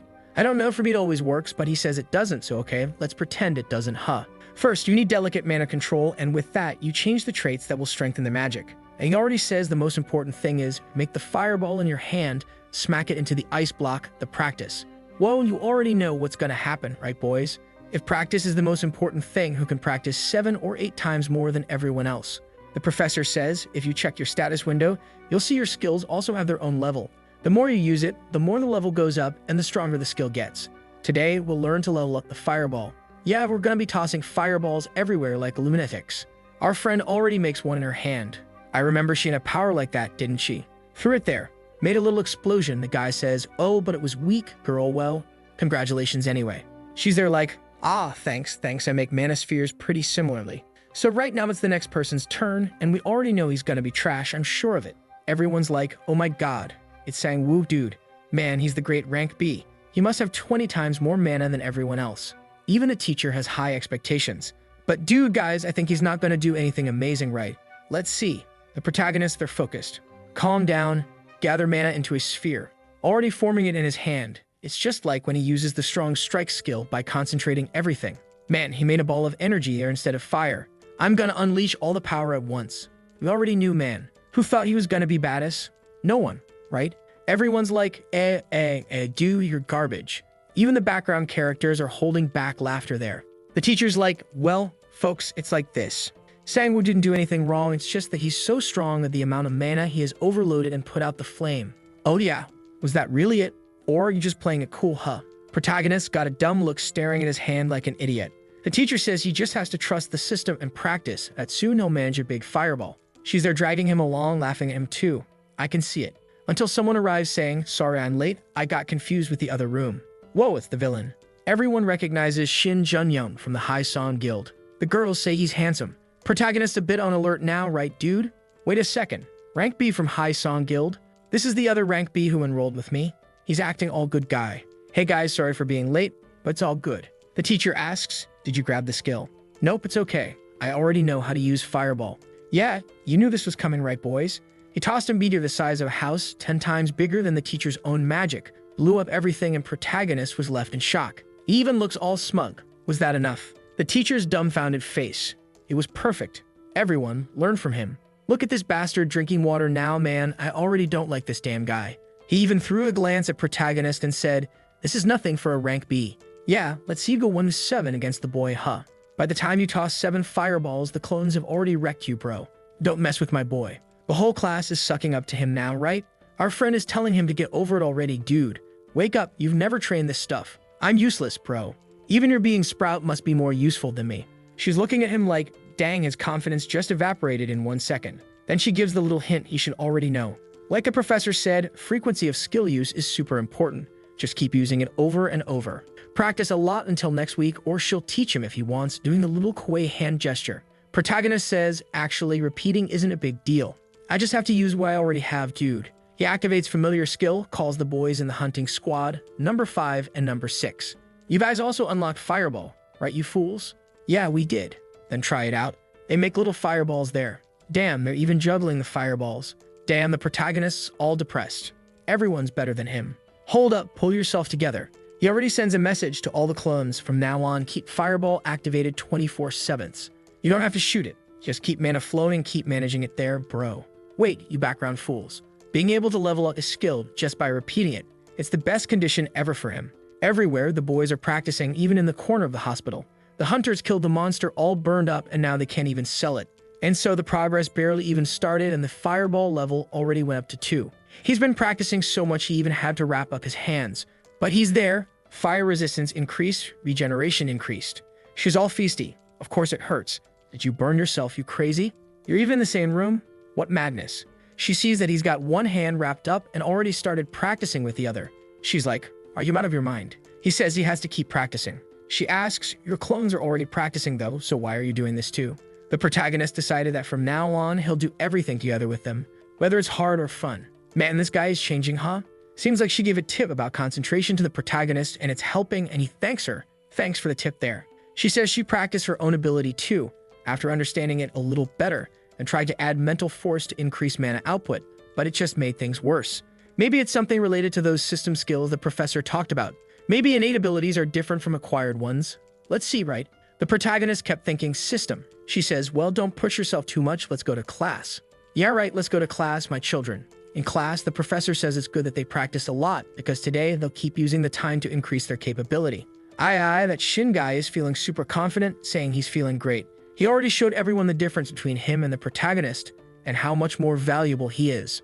Look at this bastard, he said. He pretended not to know what a classroom was, and as soon as protagonist went, he went right after to show the difference.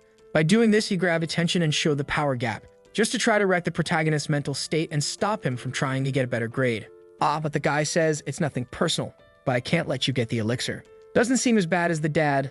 Let's see how it plays out. But the protagonist walking forward, and the other guy's thinking, I just have to destroy anyone who stands in my way. He's already shining PUM through an explosion, man. The professor's like saying, woo, it's only been 3 days, and he says he practiced a lot. And when he says a lot, it's really a lot. Still throws a jab. I heard that's the bare minimum a rank B should be doing. Well, this Fireball was just as good as the other guy's, Dan. The background characters are all like, man, I couldn't even make a Fireball, and I still can't. The girl too, me neither. The teacher praises him. Wow, you've evolved. The protagonist says he got inspired by Mr. Shin's talent, and that motivated him to train harder. Boo, he tried to demoralize him, and now he's eating his words. Take that, sucker. Outside, the hard-glass friend says, dang, everyone's shook. The protagonist seems like my hard work paid off, but she tells him it's enough now. She doesn't want to just keep helping him with bandages. The protagonist says it's fine, his hand already healed. You know what regeneration is, right, my friend? They chat and start heading to class, but someone shady is lurking around. The protagonist's like, by next week, I'll have this skill at level 20. When a dude steps out from behind the wall saying, money? A building? If it's a skill, I'll give you whatever you want, just say it. The protagonist, so Shinjunyum, what's the vibe? The guy's already like, stop pretending. I'm asking what you want to give up on the elixir. Right in protagonist's face, now the jokes are over. I don't know about you, but nothing is more important than that elixir for me. Vixie, it's on. I'm not giving up even if you give me a ton of buildings. Shin Jun-young says he's gonna regret it. Man, the protagonist just showed the middle finger saying, "Careful with what you say, kid. I don't know of anyone who messed with me and got away with it." Vixie, dude, the boy is becoming a Chad. Jun-young punches the wall. "So you're the one ruining my plan," sang Woo. The scene shifts to the protagonist talking with our Mendigina, potion girl, who made another potion, right? And it boosts his resistance to poison, and it's the only way for him to improve that stat. She says she's been practicing a lot and the side effects even decreased a little. The protagonist even teases her, saying that now her potion doesn't do anything anymore, and bam, she smacks him right in the face. She's choking him there. "Stop saying my potion sucks." Then it shifts to him asking her if she's okay because everyone who was involved with the DEP disappeared. She lowers her little cap and says that they did their part. Eventually, they'll get another chance. The protagonist gets curious about her story with a high song and takes the chance to ask if she knows that Shin Jun-young guy, the dude who's competing against him at the academy. She says yeah, she knows him. He's the second son of Shin Haesong. The protagonist gets startled like, man, he doesn't look anything like his father. The protagonist asks if she knows any news about him, if she knows anything. She says yeah, because ever since he was a kid, he was all over the news. Since the first son, Shin Jin-wook, didn't have a good ability, all the attention went to the second one. He awakened before elementary school, so everyone already thought he was gonna be the heir. But then suddenly, one day the news about him just stopped and nobody ever talked about him again. The protagonist's like, that's sudden. She says she also thought it was weird because his skill was pretty much cheating. The protagonist asks what it was. She says, if she remembers right, it's called Great Sage. Every skill he learns instantly gets maxed out. The protagonist's like, but that really is cheating. She's like, yeah, but yours isn't exactly honest either, huh buddy? The protagonist catches on. That's why the fireball of his was so insanely powerful. Already eyeing the mana potion, he's gonna need a plan to beat that crazy guy. Meanwhile, at Wamison, in the hunting grounds of Area B, the red-haired guy's like, dude, what are you even talking about? The other guy's like, shut up and just look. And what do they see? The protagonist's squad beating up monsters with fireballs in hand. The dude's like, that's Sangwoo's clones, bro. The other one, nah, not that. Look at the ground. The guy, what about it? It's just a monster they killed. The dude says, no, hang on. You suggesting we steal from Sangwoo? Are you nuts? Didn't you see the news? Those clones are heartless, man. The guy says he's got info. They only call the cleanup crew after wiping out the entire area. And then he says, if they don't care about the corpses, it's really a crime for us to take them. Imagine how much money we'll make. The scene jumps to the two clones calling the cleanup crew about all the monsters they've killed. The guy on the phone asks which ones and they say, 10 spider-sucking queens, 3 troll bosses, and 20 scorpions. But the guy on the phone's like, wait, we're not seeing any monsters at Area B6. The clones, wait, what? Hold up, we'll go check. Meanwhile, the protagonist who is working out gets the message and the clones explain the situation. Looks like someone's stealing while they're cleaning up the area. The clones even ask, should we go after them? The protagonist authorizes it, Fi. Just don't kill them, geez, just go get our money back. The thieves are there, hyped up, confident. Told you, bro, we're rich. Now just sell it in the black market and we'll never get tracked. Then bam, they get a call. Who is it, Fi? The guy just asks, you got it. He says yeah, and that everyone's probably panicking right now, so just keep doing good work. Turns out it was Jin Young who gave them the idea. Bro, are you out of your mind, trying to mess with our protagonist like that? He's still remembering from 6 months ago when the protagonist made that mountain of horned rabbits. He knows the protagonist hasn't changed since the rank F days. He knows that for the protagonist's clones who work like machines, sticking around guarding corpses is a waste of time and efficiency. Back in the day with the rabbits, nobody would risk anything for a couple coins from a rabbit. But a scorpion that's worth a lot like that, yeah, it's worth the risk for some people.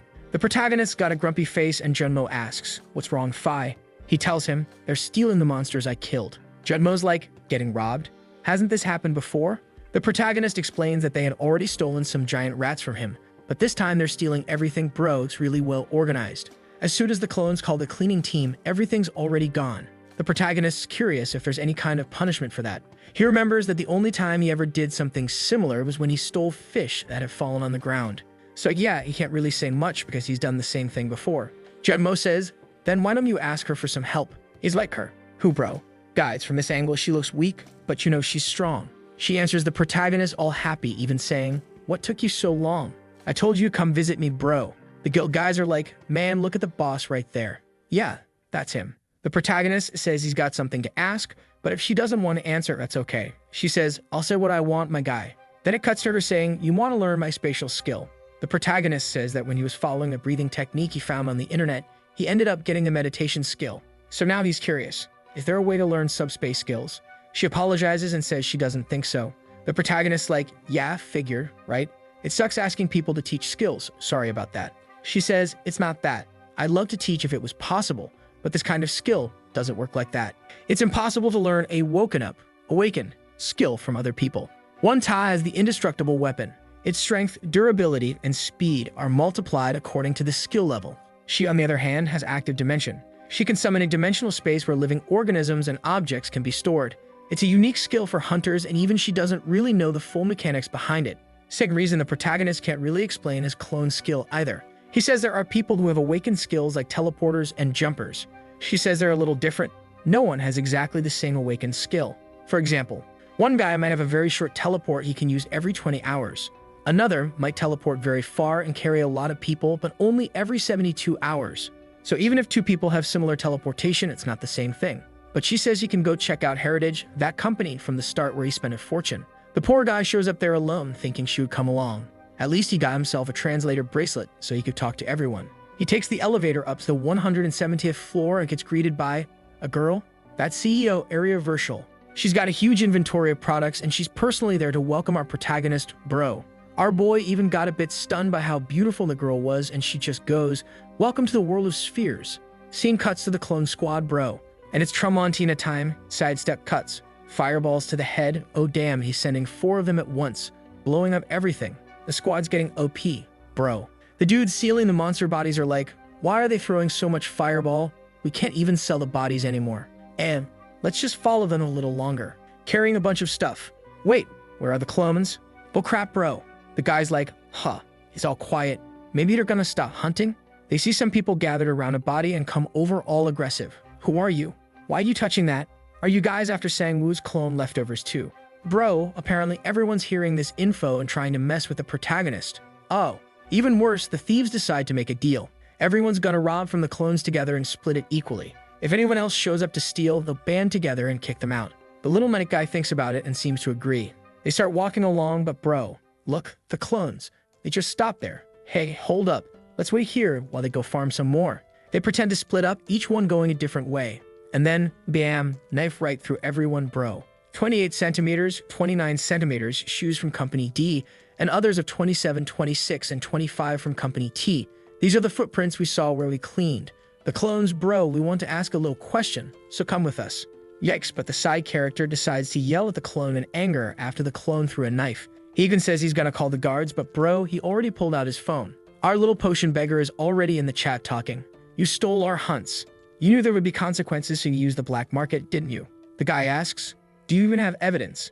But our potion girl is already at the black market, where she knows everything well. She says she already located the corpses, Bro. The clone says, you're really gonna call the guard? Now the dudes got complicated, Bro, what are you gonna do? Scene switches to the clone saying, here's good Bro, taking the guy to a deserted field. He asks, what do you guys want? The clone says the protagonist thought carefully and decided that if they returned the money they stole, he let this one slide.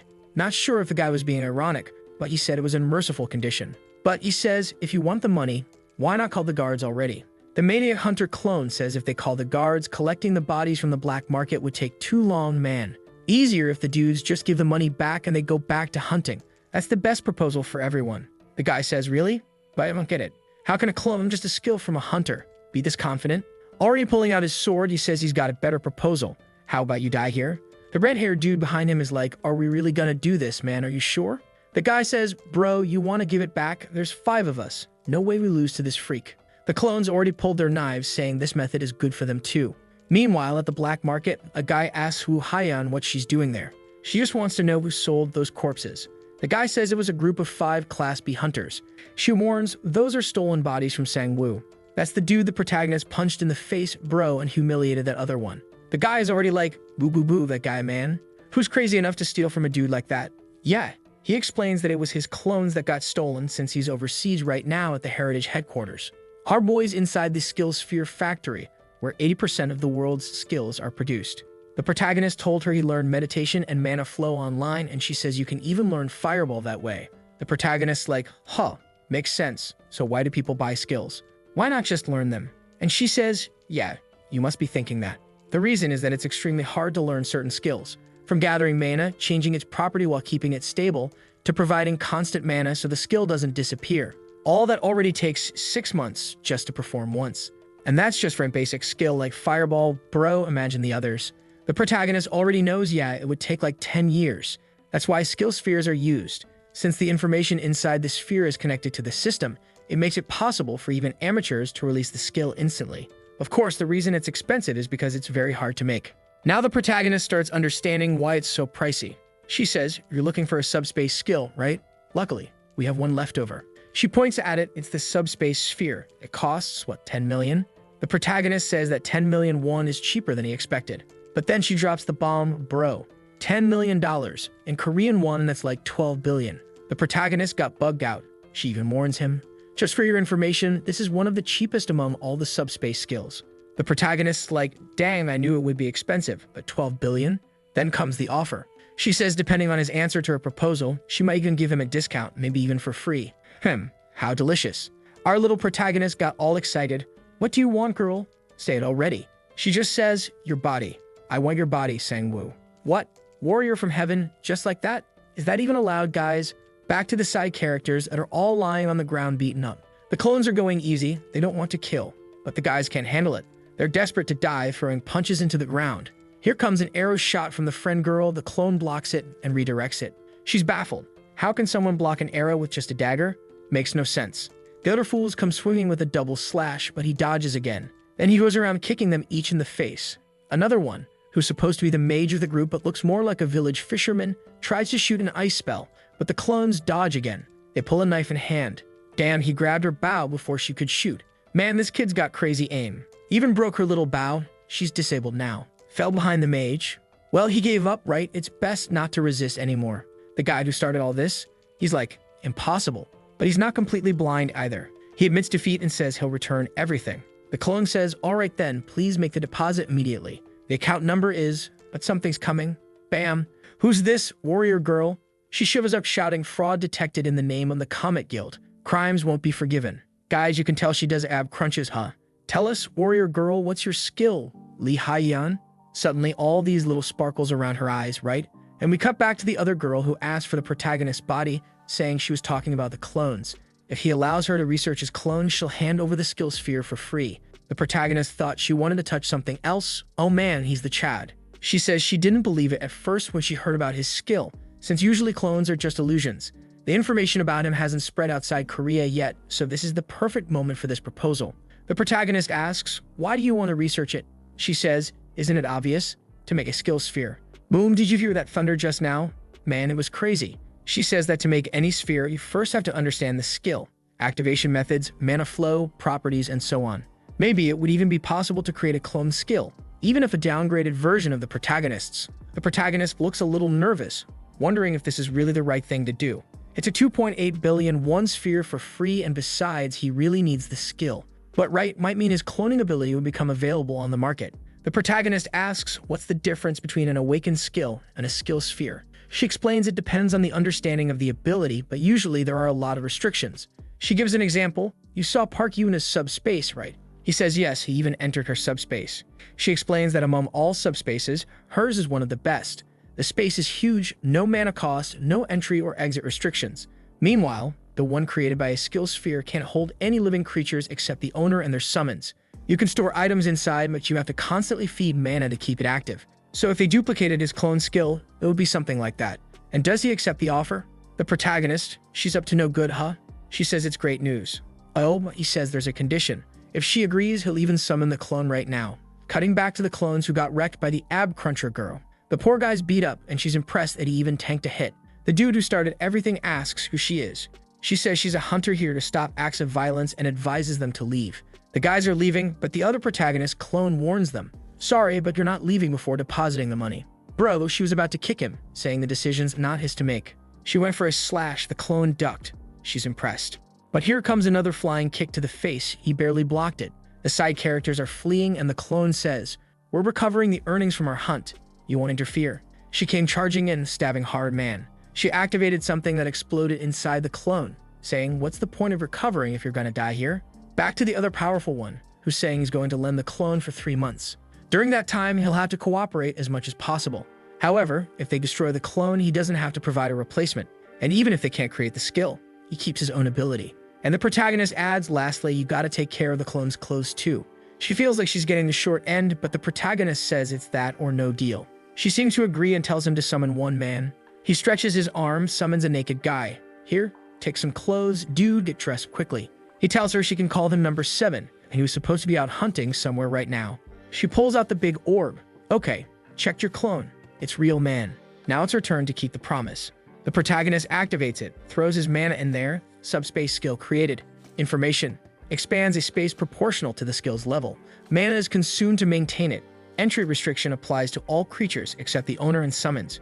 She congratulates the protagonist and asks if he wants to test it. He activates the subspace and a black hole opens in front of him. He puts his hand in, sees it's small, and it's burning a lot of mana. But since it's just to store corpses, it'll do. She asks, so what do you think, you rascal? He says it's perfect, just let him see if the clone can use it too. She's like, huh, what do you mean? The clone throws his hand out, boom, opens another portal. Your clone can use your abilities. He says, except for the clone skill itself, yeah, they can use everything he learns. Man, now she's drooling, saying she has to win him over. Okay then. The protagonist tells the clone to enter the subspace, and their plot twist. The clone enters the clone's own subspace and pops out from the protagonist's. Basically, it turned into a portal system. Since the clones and the protagonist are connected, all portals are 2. He gets clocked on the head though, confused about what just happened with number 7. Her bat flew inside the portal. Look at the protagonist with the clone laid out. He's like, don't die on me, number 7. I'm still alive. All right, man, I'm gonna avenge you. Already grabs her weapon. She's like, Opa, wasn't expecting a surprise. The protagonist glares, was it you who threw this thing? The clone says, it was her. Her eyes shine. She says, I didn't expect the real Sang would show up. What are you gonna do? Number 6 is all busted up. Number 6, are you okay? Number 6 says, well, bleeding stopped, but can't move my legs. Protagonist tells him to rest, cancels his summon. Then he asks the clone, who explains everything that happened. And it looks like she's involved with the High Song Guild. The protagonist's like, High Song, again? Always High Song? She's mad, saying the protagonist is too arrogant, doesn't know the limits of a rank B. Our boy ignores her and just says, number 5, cover me, and goes for another round. The scene cuts to Shin getting the message from the guys saying they failed and almost died. He's losing it. How can 5 rank B hunters not handle 2 clones? At least he sent the leader of Squad 2 as backup. That woman is a real monster. Oh man, she blocked the blade bare-handed. Excuse me, just because they call you a super rookie, you think you're all that? Whoa, you blocked protagonist's attack, but you hurt yourself too, girl. Man, she's got 67 strength, 45 endurance. This one's gonna be tough, protagonist. She even says, and I was wondering why the clone was so arrogant. Turns out the master is too. If you're rank B, you should be crawling. Already swinging a massive punch. Boom, explosion, ground cracking. Good thing he dodged sideways. Right away, protagonist realizes she's a rank A, but when she tried to block his counter, she broke her arm. Alright, maybe he can do something. Mana's already leaking out and she says, give me back my weapon. The thing zaps protagonist's hand and flies right back to hers. She says it's a high-class branded weapon. And what are you gonna do now with that little pistol? The protagonist's like, wait, wasn't her arm broken? Whatever in this situation. Man, now it's getting really busted, guys. He pulls everyone out from the portal. Dude, now it's over. She's even like, is this endless? The clone's like, we brought what you asked for, boss. Number 3 is at the hospital. Yeah, that I got nothing to worry about. That demon-eyed mana sword all glowing. She says she's confident and charges in. Protagonist orders, grab her. Good stuff.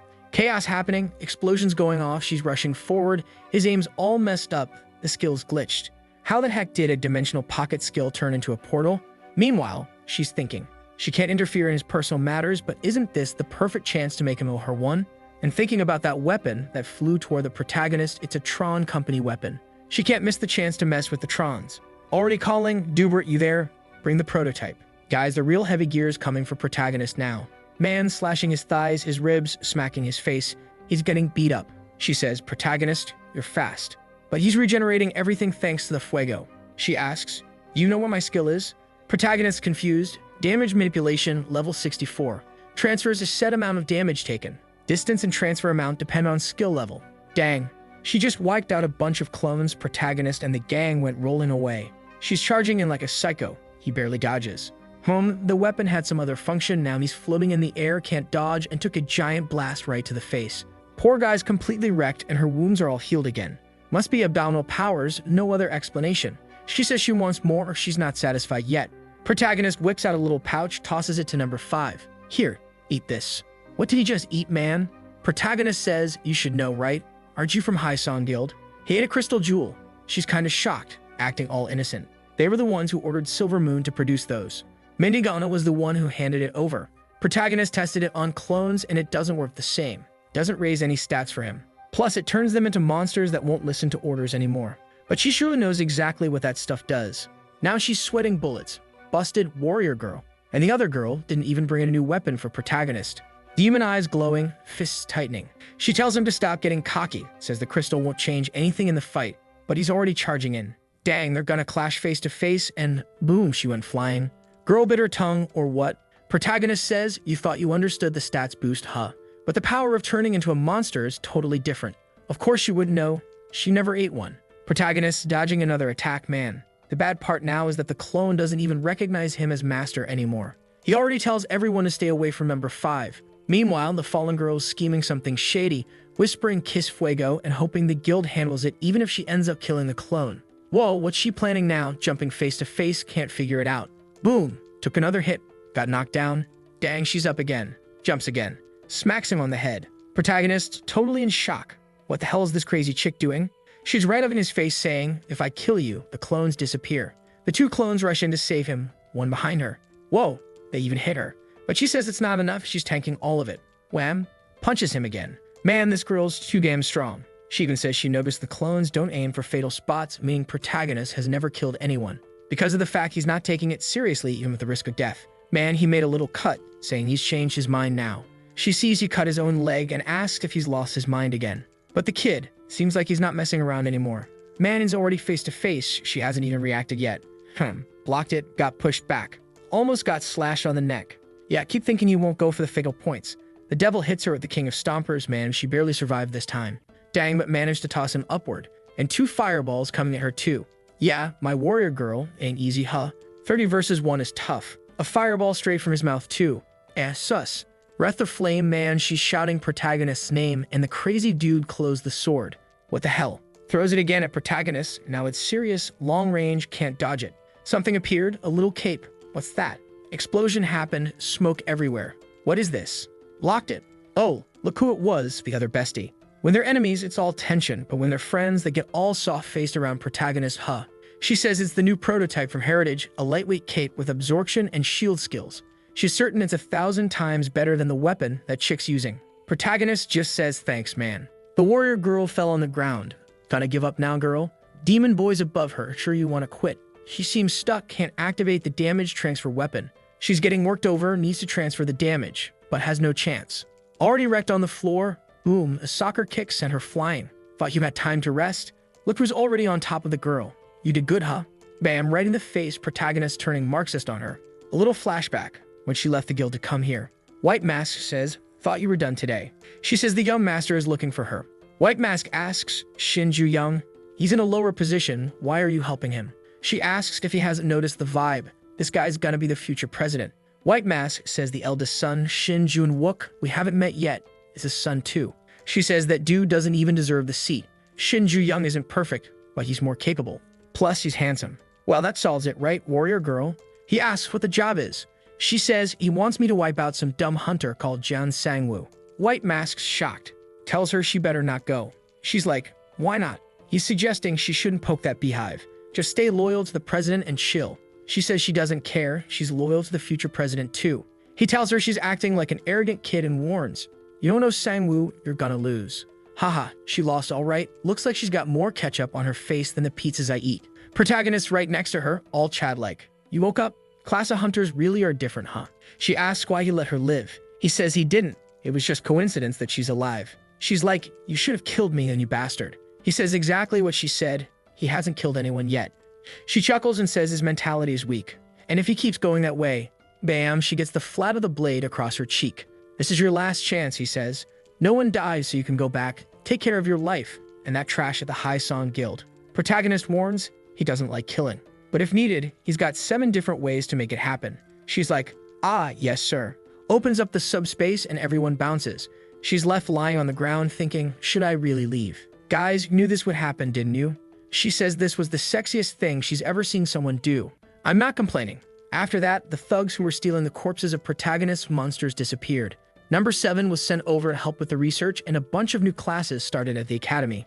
A lot of people who were hunting him stopped trying to mess around after finding out he took down that classic girl. But protagonist realized the timing was way too convenient right when he entered the school. So right, someone from High Song here must have a conflict with him. Who could it be, huh?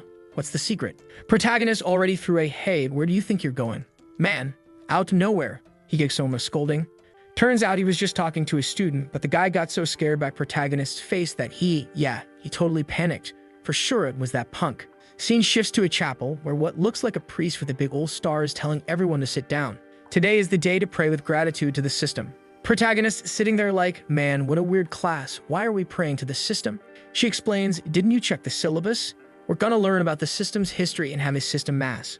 Protagonist's like, and what's that got to do with hunting monsters, girl? She says she doesn't know, but hey, it's mandatory. The dude up front yells, silence. Oh dang, all right then. Protagonist stands up and says he's going to the bathroom. He doesn't want any part of this man. Heads to the bathroom, jumps into the portal, switches clothes with a clone. And look who's back. She's there like Sang-woo. Yep, it's Sang-woo, that's me. I'm back now. I'm Jung Sang-woo. Haha. Protagonist walking around all chill, clone style, until he sees Shin talking on the phone, all pissed off, complaining that a Class A hunter failed to take down some Class B guy. Protagonist shows up. What's with the Class B talk? Boom, Shin gets startled, caught spying on someone else's call. Protagonist's like, you got some nerve saying that after trying to mess with my hunt. Shin tries to play dumb. I don't know what you're talking about. Oh please. Right, of course you don't. You all read from the same script? Shin's like, huh. You should have taken the money when you had the chance, Shin says. Don't come crying later when you lose your hunts. It's your agency that's trash. Protagonist replies, I know you were born rich and looks like you got your dad's discipline too, huh? Cause you're acting exactly like him. Man roasted the guy in front of his own dad's shadow. Shin didn't like that one bit and says, you wanna fight? Protagonist, you think I don't? Dang man. Shin says, last chance. Tell me what you want so no one from the guild bothers you again. Protagonist, the only thing I want is the elixir. Shin raises his arm, starts forming a giant fireball man. Looks like he held back earlier in the chapel to not destroy the room. But then a voice cuts in. Stop. Boom, a big circle shatters his fireball. What the heck are you two doing? Dang, another character shows up. This work is too friendly. So much carrying my eyes you can tear up, man. This is the Braba herself, Wang Yunhai, one of the 4 biggest droppers on this video. But the scene shifts to someone else talking. Is that the ability? The other person answers, yeah, that's the footage from the weapons camera. Looks like there's a scientist there, man. He's amazed at the movements. He's never seen a living machine like that before. And what is that monster? How does that thing safely consume crystal jewels? They say they need a sample of that thing ASAP. They also mentioned they caught someone on video when the weapon went into another dimension, and they suspect they have a good shot at getting sampled there. Where's that other dimension? At the Heritage Company. Man, if you try going after our buff purple waifu, protagonist gonna get you, better be careful. The old guy seems to know her, saying she really needs to learn to share her toys. Get the storm drones ready, boys. That old man is Trevor, CDO of Tron, the one who made the Abs Girl's weapon. Scene shifts back to the boys' brawl. He looks back all pissed off and instantly recognizes the leader of the Phoenix Guild. She even says, been a while, no master. The guy's sweating bullets. What are you doing at the academy? She says, I'm a professor here now. Protagonist's just curious, right? Who's this lady, bro? She says they need to head somewhere else first because they're drawing way too much attention. At the cafe, she tells them to spill what happened. They look like 2 elementary school kids getting scolded by their teacher. The dude tries to play it cool, saying, sorry, it's personal. Oh, a protagonist spills it all. This bastard sent someone to steal my hunts and now acts like nothing happened. He's garbage. They both stare like, okay. The guy cuts in saying, you're a teacher, right? As far as I know, most professors here are rank B and C. She lights up the prison ability, saying that now the academy doesn't just have F and D rank students anymore. So to control the stronger ones, they needed the Braba, the badass. Being 100% honest, she says she's here to keep an eye on these 2. And the reason to stop them? Because soon they'll have the chance to fight all they want in the next class. Scene shifts to protagonist's clone inside a big cylinder being examined. The scientist checking the blood says it's something unexplainable. Doesn't make any sense. They pulled real blood from protagonist's clone. It's got real cells, same blood type, literally a perfect copy. They could even do a blood transfusion from the clone to the protagonist. The scientist says this is all made of mana. She says it doesn't make sense, but yeah. And the weirdest part, the clones actually seem like real individuals. They have the same skills as their master, but they have their own mana, not the master's. She's stunned, staring at the panel. No summit has ever been like this before, but then something happens. Everyone, the scientists, they're looking at a mess. An aircraft crashes into the building. Holy crap, man, a terrorist attack incoming. Everything's exploding. You see red eyes glowing in the darkness. What the heck is that? And the big robot says, mission accomplished. Prioritize securing the target. You already know what they're after. The Heritage people try to activate the defense system to repel the invaders, but the robots immediately start wiping them out, shooting and burning everything. The scientist even warns her. There's robots all over the place. She says, evacuate everyone now. Protagonist's clone stands up and asks, which floor did they crash into? I'll help push them out. Man, calm down a bit. You're not that badass yet. The soldiers, poor guys, are getting wrecked. The robots are way too advanced. One of them tries to play hero, saying he'll draw the enemy's attention. It'll only buy some time, but it'll help evacuate the upper floors. He charges up electricity in his hands and blasts a robot straight in the face. Did it work? Looks like it did, dang. The man's a beast. But, well, there's like 40 more coming at him, my dude. And the robots, as soon as they detected his ability, switched weapons to adapt. So these aren't your regular robots, no sir. These are custom designed to deal with awakened ones. He's shooting lightning, robots are jumping all over the place, cuts and punches flying everywhere. But there's 4 blades coming at him at once. No way he can hold out. Until, slash. Something slices through everything. Who was it? The beast himself shows up, cutting it all down. The guy asks, who are you? I'm number 7. I'm here to eliminate the invaders. Dang, number 7's acting all independent now, the boy's grown. The guy thinks protagonist's clone is the head of the 7th floor. No, it's not protagonist himself, it's its clone. And he says to be careful because there are still tons of robots around. One of those robots, upon seeing the clone, says, executing behavioral orders. It opens its big belly up, man, and says, prioritize obtaining the target. But we're back at the school where the strong lady is saying her name is Yunha, and they're gonna learn how to do sparring now. Basically, a little practice fight. From now on, in her class, it's gonna be simple. 3 versus 3 fights. All equipment and skills are allowed, and the team that defeats all 3 opponents first wins. The grading system is based on combat power, contribution, and teamwork. No secret tricks. Her class is straightforward. Protagonist immediately catches on, man, so that's what she meant by you'll get your chance to fight. The lady bro, his bestie, is just eyeing protagonist. When his clothes change, naughty girl. Any questions, you fools? She asks. One guy's all awkward like, excuse me, we're hunters that catch monsters. Why are we practicing fighting against each other? Even protagonist says he's curious too, but you should have already known why. Protagonists face tons of shady hunters. She just pulls a face like, yeah, whatever, and says she was only invited to teach a class, so she doesn't know the exact reason either. But based on her experience as a rank hunter, it's not just monsters you gotta worry about. From loot distribution to conflicts on hunting grounds, illegal portal crimes, and so on. A hunter's life is full of trouble with other hunters. Or do you guys really think you're just gonna smile and settle everything peacefully, Keep in mind, everything happens inside portals. The Trembolona user, or maybe it's the user, hard to tell in this series, asks, since you said trios, is there a limit on the hunter's rank? She gets what he meant. Since there are 2 people way above normal rank, the 2 troublemakers, they don't need to worry about it. If someone's way stronger, they'll get an appropriate penalty so they won't beat the crap out of everyone like fools. Now that's cleared up. 400 groups, fools. See you in next class. Man, these college classes here are so quick. 5 minutes of class and poof, see ya. Protagonist standing there like, I wonder what this penalty's gonna be. Meanwhile, the lady bro right next to him is like, you're gonna be on my team, right, you punk? Protagonist. Of course I am, no doubt. But our boy gets a call from Miss Burchell, the girl from Heritage who's under attack. He answers politely. What's up? She's all nervous and sweating. Mr. Sangwoo, I need to tell you something. Protagonist. What's wrong? She says, number 7 mistaken. They stole the big boy. Come on now, go get our guy back. It was supposed to be simple, but what kind of trickery did they pull so the dude couldn't just open a portal? Protagonist even asks, who would do this? No, better yet, how did they do this? Everyone's looking guilty. We see the flashback, man, our guy clone, slicing robots in half. The robots trying to defend themselves, but there's no way against the dude. The lightning guy even gave him props, impressed by number 7's strength. That's when one of the robots recalibrated itself, restructured resistance modules and circuits, and bam, grabbed him by the neck. Number 7 drew his sword, about to strike, when the robot pulled a hostage move. I'll kill this man if you take another step. Man, no way the clone hesitated just cause of that, right? But yeah, maybe. Because the guy being held captive works for Heritage, and the standing order protagonist gave was to always support Heritage, so the clone can't go against that. Looks like that's what happened. Number 7 even took off his armor, saying he couldn't let Heritage suffer more damage. And in that moment of hesitation, the robot caught him in its open belly module. That's the story, man. Protagonist says, don't worry, I'll check the situation. He activates familiar skill. Dang, he's trapped in there, bro. However, mana flow detected, activating skill protection protocol.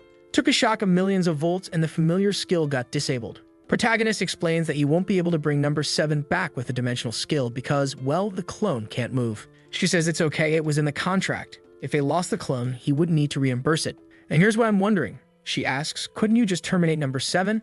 Protagonist started sweating like, I'm confused, what's going on? She says they'll bring him back anyway. And Protagonist realizes maybe they already have a suspect. She says yes. Protagonist says it's fine. He didn't plan to use number 7 for the full contract duration anyway. I'm still a little confused about what's going on, but we'll understand soon, I hope. The guy lying there says, what do you mean, terminate? She says, my dude, number 7 was a clone. He's not a person. Don't feel guilty? I don't know, man. I got bad feeling. These clones are way too realistic. Protagonist's thinking that maybe it's fine to leave this in Heritage's hands after all. It's a giant company, right? They must have a bunch of hunters ready to go, especially since he's surrounded in the classroom by a ton of desperate people begging to join his team. My skills would be helpful. Pick me. Man, what's with all these people? Get away, you lunatics. On Shin Jun-young's side, it's the same. A crowd trying to join his team. Everyone trying to get on the team with the Class B hunters. Protagonist feeling pretty confident. Looks like I'm gonna build a real powerhouse team. But then the lady bro Wang Yunhai comes over and drops the bomb. Oh, I forgot to tell you, Jung Sang-woo can't use clones during the fight. Big CE. Protagonist like, what? Why, my dear warrior? She says teamwork is very important for this match, and if he spams a bunch of clones, it'll be too hard to properly analyze people, so no clones, bro. Also, that's not even the penalty yet. Bro, they're nerfing him even harder. No clones allowed, he's gonna have to stand there solo. Now everyone's hesitating. As soon as they heard he can't use clones, they all ran over to Shin Jun-young. Our boy Protagonist got left alone. Well, not completely alone. Guess who came? Lady bro. She walks over. Hey, wanna be on my team? Protagonist. Of course I do. And that's when Protagonist also meets a new buddy. Koi Jung-bae, a D-rank hunter and student. Big tanky dude. Protagonist even jokes. I saw you running over to Shin Jun-young when you heard I couldn't use clones, huh, you punk. The dude's like, and no way, that was just by accident. What can you do, right? Rejected over there, he came crawling back. Protagonist just looks at him like, Meanwhile, the lady bro is staring at Protagonist who like, you did the same thing, you hypocrite. Then the dude says he's got a buff based on his shield's defense and he claims he's the best tank in the whole academy. Defense amplification. Shares a defense buff that scales with his equipment's stats. The defense stats and the number of people it can affect depend on the skill level. Meanwhile, the girl, who's geared up in combat gear, says she can create a mana ball. It's not as destructive as a fireball, but it's way faster. The loser guy's like, yeah, well, you know me, I don't really do anything besides clones. She roasts him. Stop clowning around. Protagonist. It's true though, isn't it? Poor guy. I shouldn't have joined this team. Protagonist like, oi, didn't you want to join Shin Jun-young's team? Why didn't they take you? The guy says he thought being D-rank would be good enough for this academy, but turns out there were even stronger people than him. Suddenly, smoke starts rising. What the heck is that? Even a loser looks lost. And here come two new guys, New Moon and the Butcher. Clearly two super friendly and kind-looking gentlemen, right? Shu Jin is confident saying, at least these guys are Class C. Compared to that poor Class D guy, Protagonist's team doesn't stand a chance. Will it really? Well, story moves on. Bogyo stop now. In a desert where a man is walking alone with a bunch of monsters wrecked around him. Those fin snakes pop out of the ground. But with just a little touch on the sword, bam, they're gone, man. He didn't even need to do anything else, just walking through a bunch of knocked out monsters. Even saying he forgot how to use this thing. He's in the middle of a desert where a huge mouth beast pops out ready to take a chomp. Man, the thing's gigantic. What'd he slice it to? The thing explodes. The old guy says he's still not used to it. I don't know exactly what he's talking about, maybe something in his hand. He also says he got a call from Heritage. Could he be the savior of Clone 7? Damn, folks, it's the first. And it's rank hunter, Kaiser Raven, the sword hunter. There he goes, can't see a sword without wanting to grab it. Back at the academy, our big sis is showing off. She activated mana fusion, twisting and spreading the mana flow. With her ability, she can weaken any magic, curse, buff, even cancel a skill activation. Damn bro, she's basically a Twitter user, a canceller. Haha, hilarious. Besides, all the damage her team takes gets reduced. So yeah, you guys can kill yourselves however you want. She looks at the crowd. Any questions? Man, everyone's dead silent. No one says a word. So she's like, alright, let's go. There are 6 barriers and 12 teams fighting at the same time. Winners fight winners. Losers fight losers. This isn't to find a single grand champion. It's so everyone can fight lots of times and get evaluated properly. And then, Sang Woo and Shin Jun-young, come here you punks. Drink this. Brew. I drink it for real. Where did it even come from? Oh, delicious. My god. Ah, help. It's a weakening potion, bro. I don't want to drink that, leave me out of it. They'll lower their stats down to the average level of the school's students, meaning E rank level. Man, that potion is basically a poison, but they say it's temporary. Don't worry. Maybe it was brewed by our potion homeless girl. Anyway, she says they have to drink it, can't refuse, and can't use a skill to neutralize it either. If they cheat, it's automatic F grade, instant fail. Now drink it, you brats. 4th team, Barrier 1. Look at them, standing face to face with who? Jung Sang-woo, our MC, and that shitty-looking chick. They're all confident like, he's got no stats left. Protagonist standing there like, huh, he's insulting me. But he's right, I really don't have any. The tanker Chumbai says, trust me bro, it's gonna be a great team job. Meanwhile, Shin Jun-young's also fighting on the side. He sees the guys in his team looking like bodybuilders. Man, what is that? They announce, drink the potion, punks.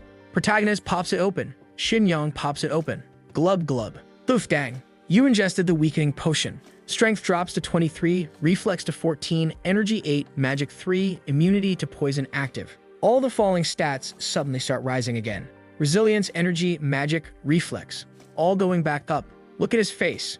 Ah, so that's how it is, huh? Digesting weakening potion completed. Your poison immunity increased from 8.1 to 8.138. Meanwhile, seeing cuts to some workers over at Heritage moving stuff around. Suddenly someone shows up. Burshul. Look who it is, the Swordmaster dude. He says, how long has it been? She's all happy to see him. He asks, what kind of madness is this? Who's the maniac that attacked the main Heritage building?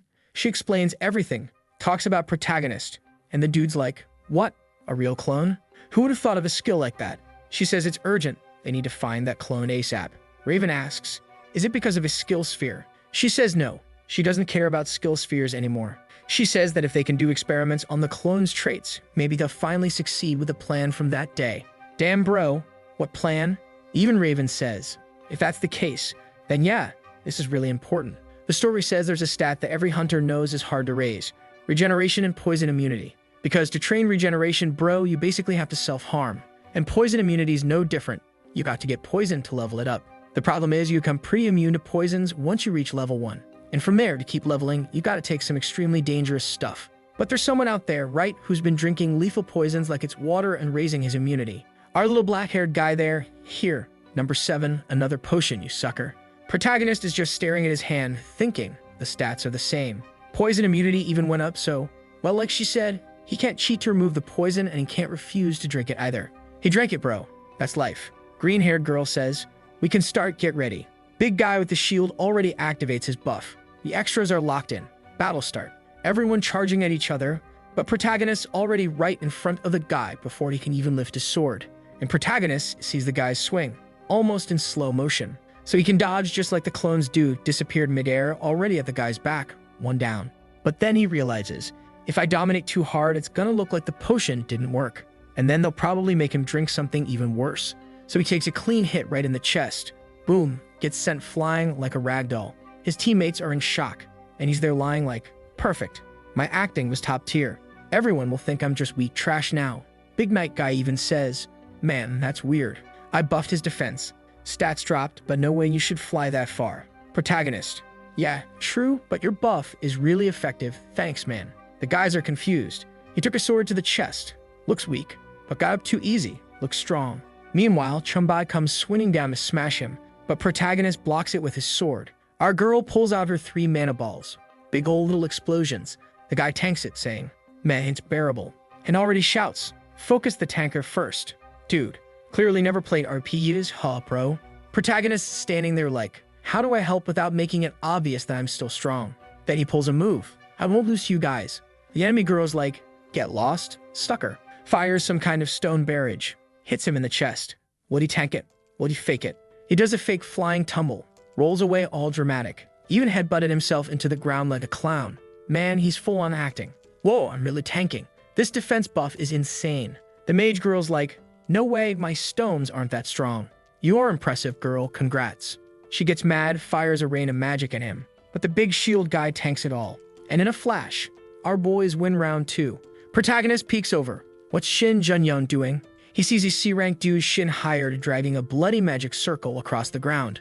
What the hell? The guy's got another dude in his hand, bro. Victim's crying, begging him to stop. The other students are like, damn bro. They're even begging for mercy. Stop, he already lost, man. One of the girls yells, break the 5th barrier before he kills the dude. But right then, she shows up. Didn't you hear her? Freeze. Magic locks him still. The psycho's even upset he can't smash the guy properly because of the magic trap. The creepy masked dude says he wanted to cut the guy up too. Shin Jun-young doesn't even react. Yunha notices. Probably she should have debuffed everyone's stats, not just the high ranks. Cause you never know, there's always sneaky punks hiding under low ranks. And she already orders, right, bring some healers on standby. Everyone seeing the guy being carried away went to ask Protagonist if he didn't think that was a bit much. Protagonist frowned a little but said to her that the chances of them facing off again are really low. So yeah, it's fine. Yunha says, have the winners and losers already been decided? The assistant girl says yes, that they'll draw randomly. But Yunha cuts her off. It won't be random. The second team from the 4th barrier and the first team from the 5th barrier will fight. Obviously, right bro, our protagonist is the little demon. Yunha figured it out in a second, bro. She saw Protagonist's first move and knew. Nobody drinks a weakening potion and moves like that. And it's not like he purged it with a skill, either. But whatever, she's gonna toss all the troublemakers together. At the very least, it'll make for a good show. Meanwhile, in Nevada at the Tron Corporation lab, someone's knocking at the door. Literally. FBI, open up. They're suspected of manufacturing illegal drugs, among other charges. But the dudes inside aren't opening up, just ignoring everything. So it's time for Big Joe. Straight the metal wall, he's running. Boom. Explosion. When he looks, nothing. Not even a scratch. Then something pops out. A little machine. You guys getting nervous. Not a camera, bro. Ida, what's happening? A laser appeared. Some beams. Dude's already sliced up, apparently. Yikes. Man, that's cruel, bro. What the heck? But someone else is arriving at the same desert. The S-rank hunter, Kazal Raven, the sword hunter.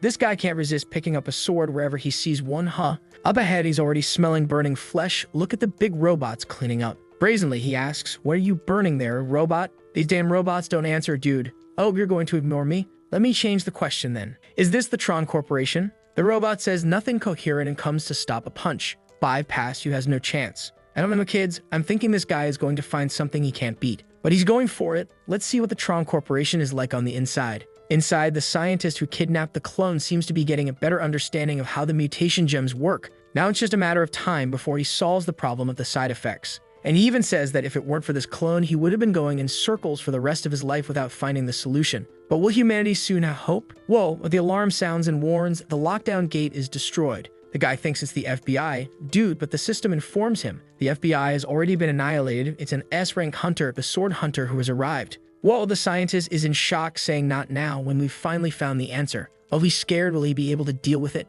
You know what? He orders a sample to be prepared. After all, S-rank hunters are also human. Let's create a weapon capable of stopping him now. Yikes, he's going to pit the Protoss clone against the guy.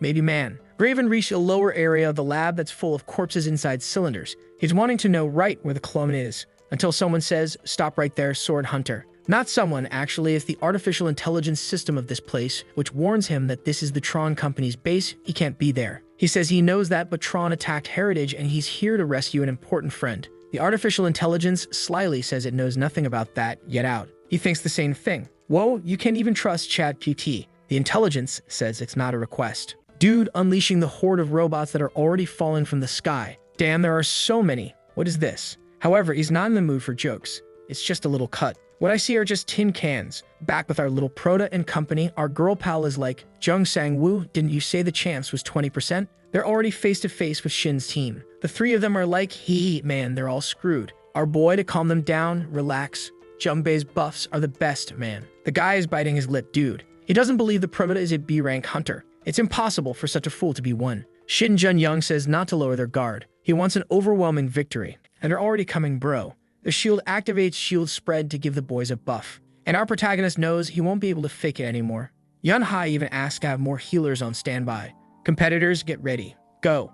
The beefy guy charges, all twisted to punch protagonist, but protagonist just dodges, already on top of him. The big guy throws a punch, but even with the debuff, it still hurts him the same. Thing is, the guy's not looking very affected, he's even smiling.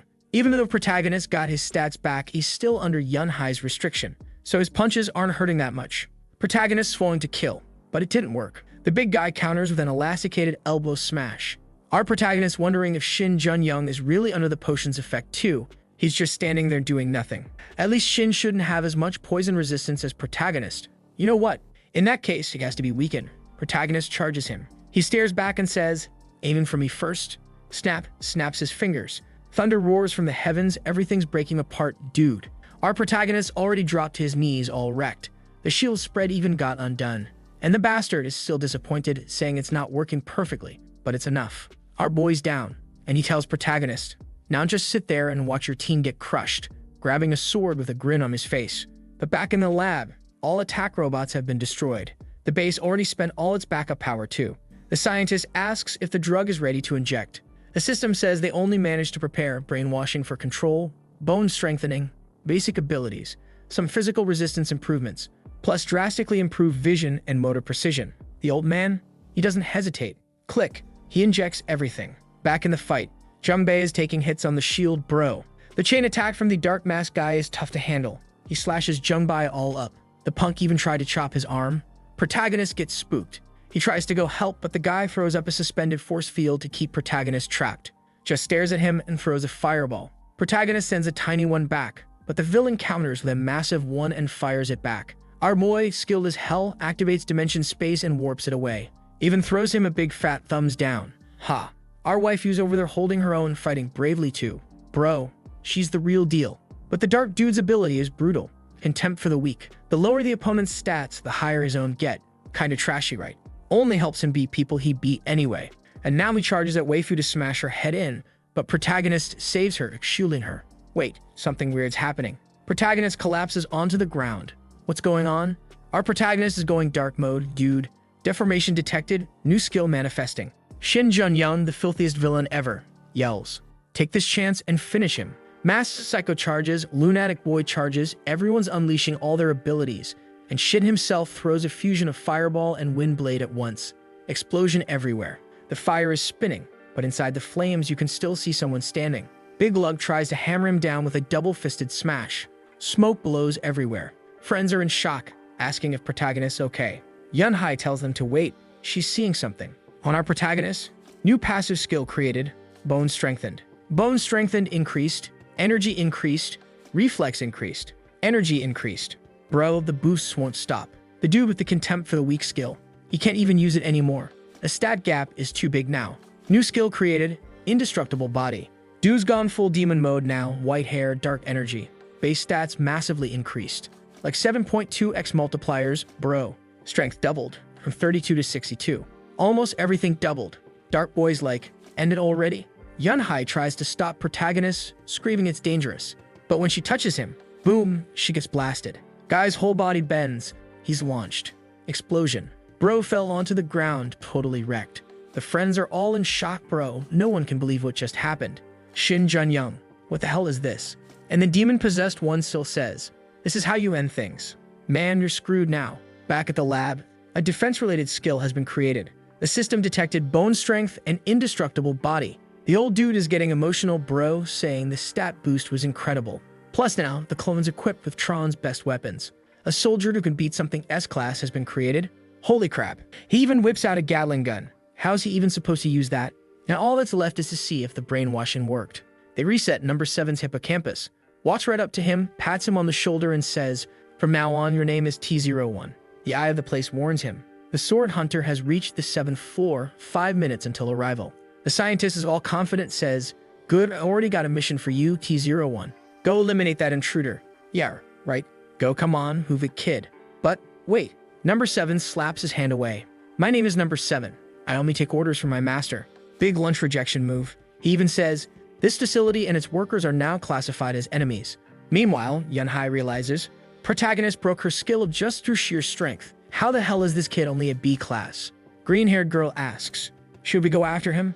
Yunhai says no. For now, they need to take care of the ones that left the barrier. They notice that even Shin Jun-young didn't seem much affected by the weakening potion. Because the potion doesn't lower skill levels, it just weakened your ability to consume big amounts of mana. If it had really dropped his stats, he'd be gasping for air and dead tired. Meaning this fight was unrestricted from the start, dude. Mass Psycho is waiting for an order from Shin Jun-young. who's there biting his lips, seeking at protagonist. Masked dude even says, "Wake up, Jun Young." You not seeing this. The demon's standing right in front of you. He finally wakes up. What am I thinking? Remembering what his dad said, get the elixir. It's your chance to prove yourself. All Rock Lee style, there's no option but to win, and he refuses to back down. Man, he even buffs his buddy, boosts his speed. Now his friend's all confident. With this buff, I can beat that monster. Buddy charges in, but gets wrecked immediately. His weapon shatters with one touch, and the speed buff, gone instantly. He tries to pull out another weapon, but protagonist is already right there to smash him. A wall of ice pops up, blocking the hit just in time. At least Shin Jun Young knows teamwork, huh? I thought he'd be more of a douche. Our boy's still going strong though. Every fight, he just gets stronger. Resistance to cold increased. Snatches the dude by the neck. Jun Young quickly draws 3 circles, charges up a spell, and throws it at protagonist. Did it hit? Bro, nothing happened. Protagonist still beating the other dude up. Shin's sweating bullets, doesn't know what's going on. His buddy's almost dead. Little spoiled rich kid's even crying. Why do you have everything? Yeah, then how you're really gonna get wrecked, bro. Shin Jun Young activates a stone thruster and blasts a barrage of explosions at protagonist. The 2 sidekicks are standing there doing nothing, but doesn't matter. Protagonist tanks it all like a war machine, walking straight through the explosions. The little rich kid's falling apart without even getting punched. Explosion again, praying protagonist's been vaporized. Nope. Look, he's standing right in front of you, bro, and he's not looking very healthy, but you're definitely worse off. He just says, don't blame others for what you don't have. He winds up a punch, and Yun Hai jumps in. Stop. Come on, just because you're hot doesn't mean you can get in the way like that. She declares the evaluation is over. Damn it, he was about to land that beautiful punch on the punk. Little rich boy falls down, soaking wet, terrified. Still gasping, he says, have protagonist call his clones and clean this mess up. This wasn't my fault. It was that psycho using my skills. Lucky for her that our boy was in a good mood, otherwise things would have gotten real ugly. The boys are all there, cleaning up like maids. Sometime later, she says it's enough. Then she asks protagonist to follow her. Could it be something good coming? She stares him down and asks, of course not. Something good wasn't coming. How did you get rid of the weakening effect? Protagonist's all shocked. Bro, what did you think? You thought she believed you were actually weakening like that. He says the obvious. I just drank it and the effect disappeared. She's like, Baha, what's your poison immunity stat? Protagonist, around 8.138. Remember, after level 1, gaining even 1 point is super hard. She says, you'd have to eat extremely poisonous stuff every single day to get that high. How'd you do it? Ah, just trained a lot. Obviously, right? It was all the clones doing it sneaky. She lights up the prison field and says, well, it's not technically cheating, so I won't say anything. Other students will probably whine about it, but I can deal with that. Now get out of here. Our little protagonist just walks away all goofy. At least he escaped that one, right? Could have been worse. Because the most important thing right now is staying in this school and getting the elixir. But he's still confused about how he got that skill. Unbreakable body. You harden like a stone. Physical defense and magic resistance increase by 50%, and it reduces any pain. He figures it has something to do with number 7, and he's wondering, Mestre, you managed to use that skill. Then he freezes. Are they experimenting on number 7 after he got kidnapped? Maybe he should check it out. But then he remembers the skill protection protocol. Better lead it for now. Meanwhile, number 7 is there. Oh, Mestre, want to take a look at this. So confident. Huh. Protagonist thinks. Well, Heritage said they'll rescue him and must know what they're doing. Back at Heritage, number 7 is breaking everything. They're shouting, stop T01, and he's there like, I'm number 7. The guy is warning, you're destroying priceless equipment. Number 7, don't care. Crashing everything. Suddenly Raven shows up. Whoa, you're number 7? He's like, yeah. Seems like everything's already been taken care of before he even got there. All right, let's get you out of here, buddy. Clone's like, where you from, old man? Raven says he's from Heritage and that number 7 has to cooperate for 3 months. But number 7 hesitates. Heritage, never heard of that. Oh, the eye is already celebrating, thinking the brainwashing finally kicked in. Nope. Number 7 says, I only follow orders from my master. Raven's sweating now. Seems like the brainwashing didn't work, but they did wipe the memory of orders. Raven grips his sword, thinking, can't reach the master right now. Guess I'll have to take him by force. Number 7 warns him, you'll be treated as an enemy. Meanwhile, back at the Academy Hospital, the punk who got beaten by protagonist wakes up, still remembering the beating he got. Hand him on his face. I lost, about to cry like a loser. Still hurting all over. I'd even used dirty tricks and still lost. All emo, walking in the courtyard, when suddenly a big old hand grabs him by the neck. Hi, you for real, dude. I heard you passed out before even getting hit, you piece of trash. Spitting real facts, though. But suddenly, bam, protagonist kicks the dude. Shut the hell up, loser. Oh boy, protagonist's not playing today. Since the barrier's down now, time for some justice. He gathers the boys. All right, let's help our buddy learn how to speak respectfully. Smack. No time wasted. That's how you say please. Jun Young is stunned. Why are you helping me? Protagonist. Don't get the wrong idea, bro. I'm only beating you up because you talk trash about me. I'm only beating you up because you talk trash about me. You're still the jerk who got in the way of my hunt. Don't think we're friends now. Starts walking off, but Jun Young says, wait, protagonist. What? You want another lesson? But Jun Young apologizes. The captain of Team 2, the abs queen, miss her already? Huh. She went way too far. She didn't need to do all that. He just wanted her to protect the groups that were stealing protagonist's hunts. Our boy gave him a little look but didn't seem to care about these lame excuses, while the clones kept beating up the losers. Back at the Atron factory. Yeah, guys, there was no way they could beat the rank S dude, right? But even so, the guy was impressed, saying the ranking system must be wrong to call this a Class B. He had to starve himself to beat the kid. Even at the end of the attack, the clone could still see the trajectory of his hits. Not to mention, because of the stat difference between them, the clone only blocked when he could counterattack. And the master of this guy has several of these. I mean, this doesn't fit me, but maybe I should think about taking an apprentice. Dude's thinking, is this guy the sword collector? It's him. Meanwhile, the poor scientist's still lying there like a melted slime. But he speaks up. I know you're awake. Whoa, hold up. What do you want, man? Talk to us? Raven already says, I'm the one asking questions and you better not lie. Did you create the Tron Eye? I did. The Eye's voice, was it Elisa's? Do you know her? Whoa, man, seems like a plot twist coming. The old guy's in shock. How does he know that name? Raven just asks straight, is she alive or not?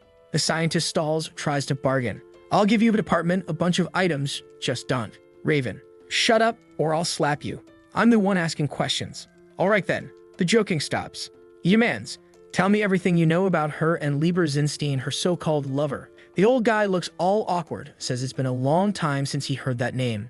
Says he never saw Lieber as a colleague. Apparently, they didn't get along. Raven's like, good, because I'm planning to kill him. The old guy freaks a bit, but admits he knows something. There's a workshop Lieber used to use. But he's not sure if the guy's still there. It's been 50 years since he last checked. Raven says, that's good enough. The old man says he'll send the location to his bracelet. But Raven's like, nah, forget that tech stuff. Write it down on paper, fool. Ah, all right. He scribbles it out and hands it over. Then the old man asks, do you know anything about Elisa? Please tell me where she is. Raven just says coldly, I'm the only one asking questions here. Cut to protagonist getting the news that number 7 was successfully rescued. Only thing is, he underwent brainwashing and memory resetting. Could protagonist ask him to cooperate with Heritage again? Protagonist just agrees casually. But he's thinking, experiments, huh? Maybe that's why I got so strong back then. With all the stat boosts and new skills, he's pretty sure he's now Class A. And he jokes, maybe they should kidnap me too. Huh. Wait, what the hell am I thinking, idiot? I can't treat my boys like robots. In the end, everything worked out. He resolved the mess with the thieves, won the hunts, won the PvP, and got stronger. Everything's going pretty damn good. Recently, though, rumors started spreading across the hunting fields. Rumors that Jung Sang-woo's clones didn't just beat Class B hunters, but even classic groups. Why? Because people were stealing his monsters. But, like all rumors, the story started twisting. Now the talk is, those clones will kill you if you trespass their territories. Hundreds of victims. Death awaits anyone who crosses paths with them. And so the clones' bad reputation spread through the hunting fields. Nobody even looked at them anymore. Everyone's like, ah, sorry, Sir Clone, who won't come near, okay. And the clones are just standing there, all confused. And this went on for days. Meanwhile, protagonist at the bar with everybody celebrating, but Jung Bae-right says, I didn't really do much though, sorry. In the end, it was protagonist who had to fix everything. Protagonist, nothing man, your buff was the real MVP. But then a voice from the side says, look there, the most famous guy in the hunting industry. Oh, the guy's drunk, he's gonna talk crap and get beaten up. Hey Sang-woo, you think a Class B is all that? Bro, you don't mess with our boy. Protagonist's like, who's this lunatic? The guy's yelling, hey, let go of me. I'm telling the truth. This guy's a Class B, but he keeps sending his clones to take everything from the rank S. I spent all my money and can't even farm. Huh. But protagonist's confused. He hasn't sent his clones anywhere lower than a C rank field lately. Wait, what the heck is this guy? Slap it on his face already. The clone's standing right there. Oh no, this is bad.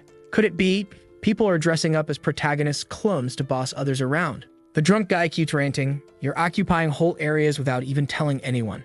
Then you show up after the hunt and claim it's yours. Sometime later, protagonist realizes what's happening. Apparently, there are people disguising themselves as his number 2 clone, locking down E and F areas to steal other people's earnings. Someone asks, "Are you sure?" Protagonist, "Yeah, definitely. I never told number 2 to do that, and I haven't even sent him hunting lately. So there are fake clones out there." He asks the boys, "Hey, you ever hear about this?" One guy says, "Well, I heard people say whoever messes with your clones disappears." Protagonist, "Yeah, true. You touch my stuff, you vanish." But Jung Bai awkwardly says he never heard about clones controlling a whole area. Protagonist asks Haeun if she's ever seen anything like that. She says no, she's never even been to a hunting field. Why not? He remembers she once asked him, "Please take me hunting," and he said he would, but you never did, right? "Bro, you forgot about that?" She's like, "Of course, I'm still waiting." He thinks about it. "All right, let's go tomorrow then." "Bro, don't you dare flake." The poor boy's sitting there like, can I come too?" Next day at the JM agency, Junmo asks why he's getting geared up just to go to the academy. Protagonist explains, he's planning to hit the hunting fields himself. Junmo's shocked. "You're going? Isn't it usually just the clones?" Protagonist explains he made a promise. Also, there's a pump pretending to be one of his clones. He calls number 2. "Hey, number 2, is this you?" "No, sir. That's not me. I haven't left here except when summoned by portal. Besides, compared to the man in the photo, his face is 2% larger, his shoulders are 5% narrower, and his torso and legs differ by." All right, chill. I believe you, man." But protagonist asks if the clone could recognize the fake if he saw him. Number 2 says yes. Meanwhile, there's already a skeleton slumped at the counter. "Our girl took care of that." Protagonist says no need to help, she's crazy strong. He says she should do an evaluation test already. The clone goes scouting the area. She finds it weird. Are hunting fields always this empty? Actually, everyone's just watching protagonist from a distance. Nobody dares get near him. "Please, number 2, find whoever's ruining our reputation." Cut to the kids farming out there, when suddenly the fake clone gang shows up. "Hey, who let you hunt here, huh? This is our turf. Leave the bodies and scram." The kids are like, "But it's ours." Fake clones pull out their knives and the poor kids run. One of them stuffing what he stole into a backpack thinking, "Good, they didn't notice us." He's seething. "The pain I suffered, they will suffer." "Jung-woo, this is all your fault." "Who are you, dude? An old enemy?" Meanwhile, our girl's blasting fireballs around, exploding everything. She's starting to get tired. Protagonist tells her to loot the place. He gets a message from number 2. Didn't find anything suspicious. So he gives the order, "Bring everyone here, except those protecting the hospital." That way, there's enough people to cover the entire field. They sip on a potion together, first normal potion protagonist ever taken. While the clones track the footprints, she's there throwing mana balls at the little skeletons that are already running away. Some poor folks were found farming. I don't know if it was one of the protagonist's clones who found them or the fake clones, right? The glutton kept looting. Nobody had found anything yet. And weirdly, he didn't find anyone wearing a similar outfit.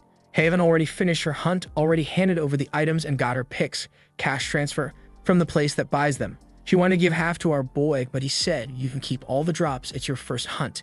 She said it was too much money, and our boy, feeling himself, said, "You really don't know how much I make, huh? Well, let's head back, girl." But when protagonist is heading back, he spots Shin Jun-young. He hides right away. Could that idiot have something to do with all this going on? Scene changes to the mending girl saying she's sure it's him. After all, what's the reason for a B-rank hunter like him to be at an E-rank hunting field? Junmo agrees, saying the High Song Guild is always trying to mess with our boy. However, protagonist finds it weird. He just gave the crazy dude a warning. No way he'd be that stupid. Then she says, "Wasn't that the captain of the High Song squad who attacked you? You didn't kill her, right?" Protagonist says yes, but why? She says that if there's one thing she learned living in that place, it's that if you don't finish off trash, it comes back to bite you. Protagonist even got a little scared, bro. And just like trying to prove her words true, the fake clones started getting even worse with their actions. There's some poor guys there. Yeah, all we managed to get was this man. Yikes, now they're starting to extort the kids. "Leave your gear and get out." Yikes, the girl there's like, but we're still hunting." Bam, gets kicked right in the middle of the legs. I don't know if it hurts for women, but on her it definitely hurt because the poor girl's on the ground wrecked. People wanted to report the clones, but they were scared of being killed. Anyone who wants to enter the fields now. First thing they ask, "Hey, are Jung-woo's clones around?" We can't say dude, but they insist we have the right to hunt without fear, show if he's there or not. The rumors about Jung Sang-woo and his clones just kept getting worse. And the worst part, most of the victims were E and F rank hunters. Even the academy people started giving protagonist weird looks. If this keeps up, it might even affect his chances of getting the elixir. He gets a call from number 2 and asks, "Did you find anything?" He says no, but he did see the High Song Guild coming into the E-rank hunting field. Protagonist like, "You sure?" He's absolutely certain, bro. Even said they brought a whole flag with them. If that's the case, open the dimensional portal. He's going personally. The guys are negotiating some armor when, boom, something explodes behind them, everyone getting spooked. Protagonist already coming in like, what's with these outfits, huh? The long-haired dude, oh crap, tells the team captain they found him. Prota's just watching the armor the guys are holding. Was it you guys again? Yikes, he's not happy, huh? Wondering if you can throw a corpse into the storage dimension. Man, these guys really came, thought they'd run away, they're bold. But there's that one fanboy charging straight at him with a punch. Huh. Look who jumped in to defend. Already sending the kids to the back. Little do they know, Protagonist's way stronger now. And from what I remember, she was kinda into our boy, right? She tells everyone to fall back and says this one is the real Jung Sang-woo. Protagonist confused, what do you mean real Jung Sang-woo? But she's all excited, saying his muscles have grown so much. He wants to know, what's this talk about the real Jung Sang-woo? What's she trying to say? They're not the fakes. She says they're not. Why would Hae-sung do that after everything that already happened? Then Shin shows up, saying actually they're here helping to hunt down the fake clones. Prota's kinda impressed the guy's got some invisibility skill, but he wants to know, why are you trying to catch my fake clones, huh? Why are you helping me? Shin says it's his way of apologizing. Trying to be friends, huh? And he says that they still haven't figured out whether it's one guy or several. They have no idea who it is, but they prepared bait. There are some fish-headed monsters getting wrecked until a clone shows up. Hey, you said you could hunt here? Dude, we have permission from the guards. The clone asks, what's your rank? The guy says, this is an F-rank area, so I'm F-rank. Now mind your own business, I'm busy. The clone didn't like that at all. Are you crazy? Don't you know who I am? We know it's the fake clone. I'm Jung Sang-woo, the one who defeated an A-rank hunter. Little bro, it's the shadow guy that Protagonist beat the crap out of, and he already says, I know Sang-woo very well, but you're fake. That guy really knows him, bro. He got properly beaten. Next panel, the poor guys are already wrecked.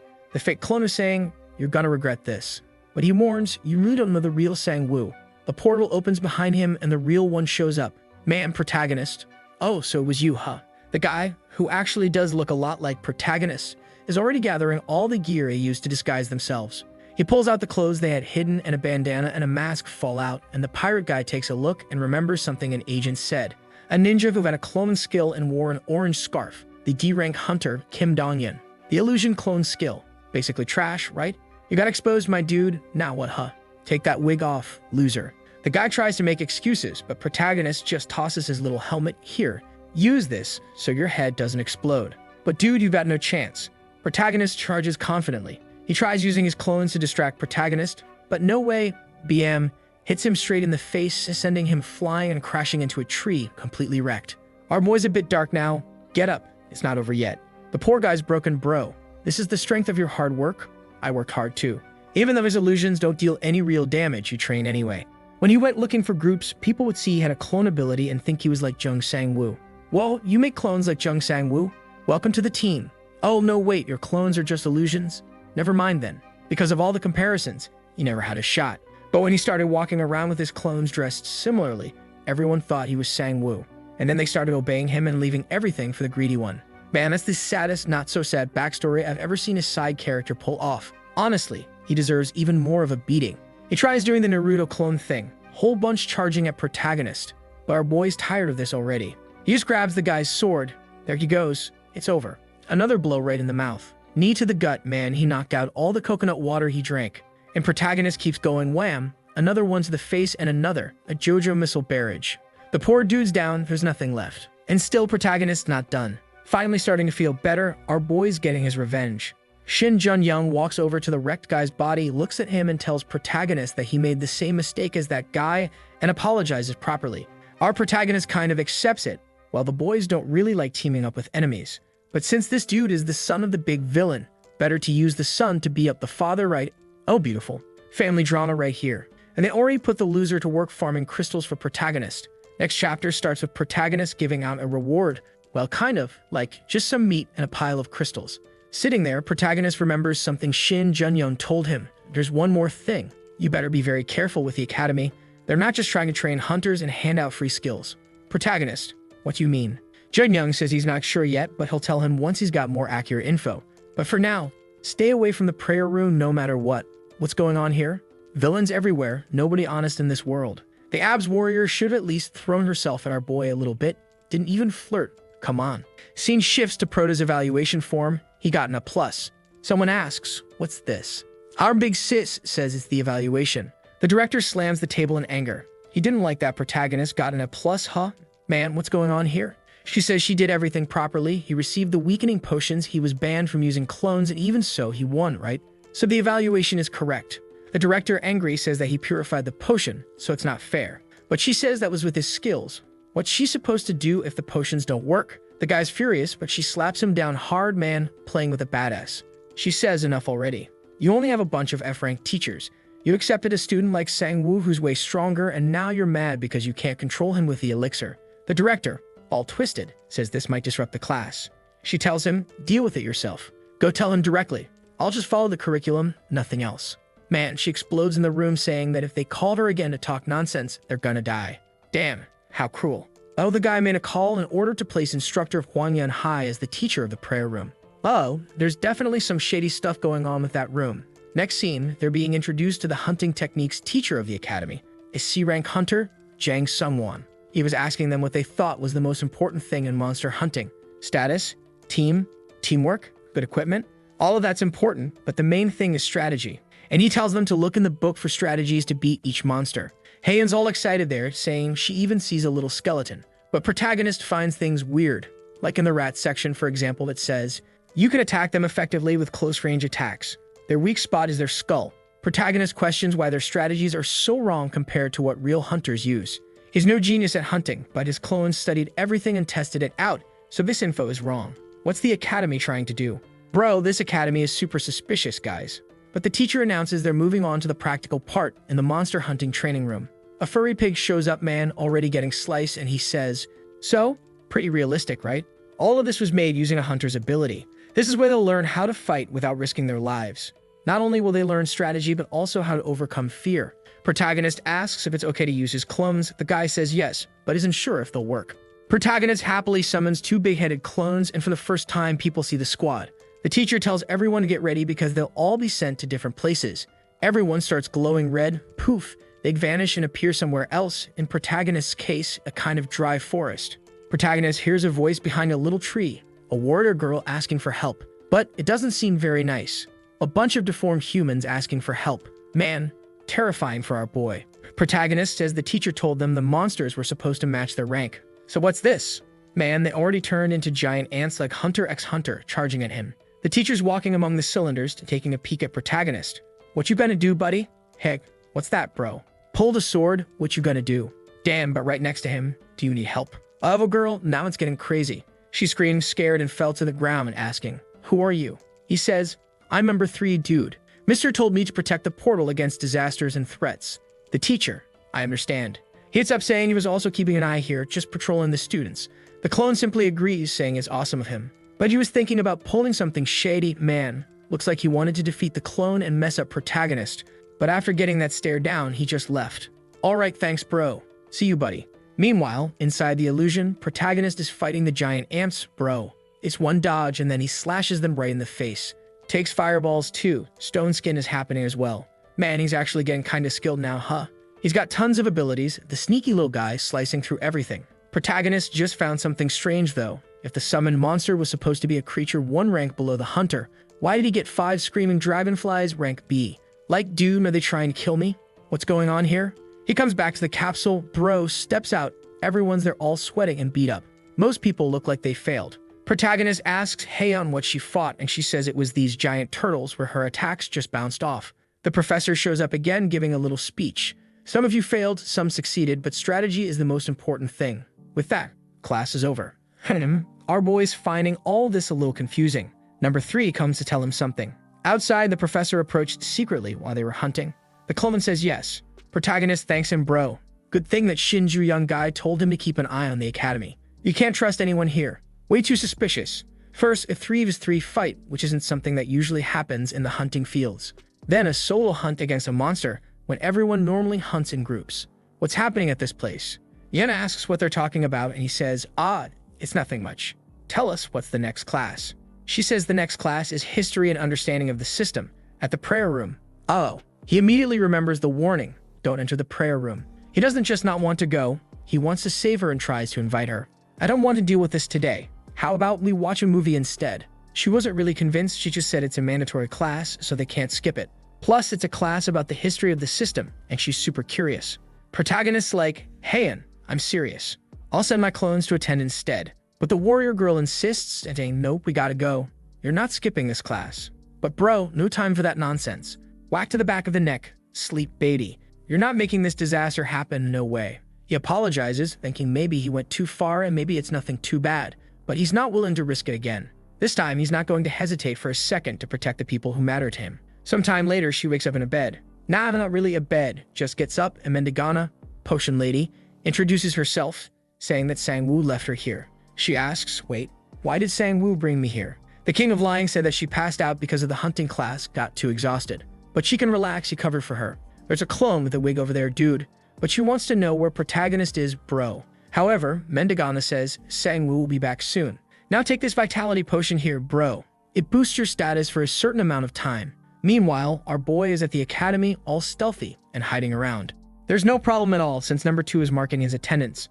But here's the thing, bro. He wants to flip this whole thing upside down. The problem is, he can't, right? He needs the elixir, and if he does that, he'll be expelled. However, he also can't just sit around waiting for Shin Jun-young to give him the info he's looking for. He'll have to run a little investigation of his own. As he's walking around, he sees what seems to be the room of someone important, and he notices some shards of glass outside.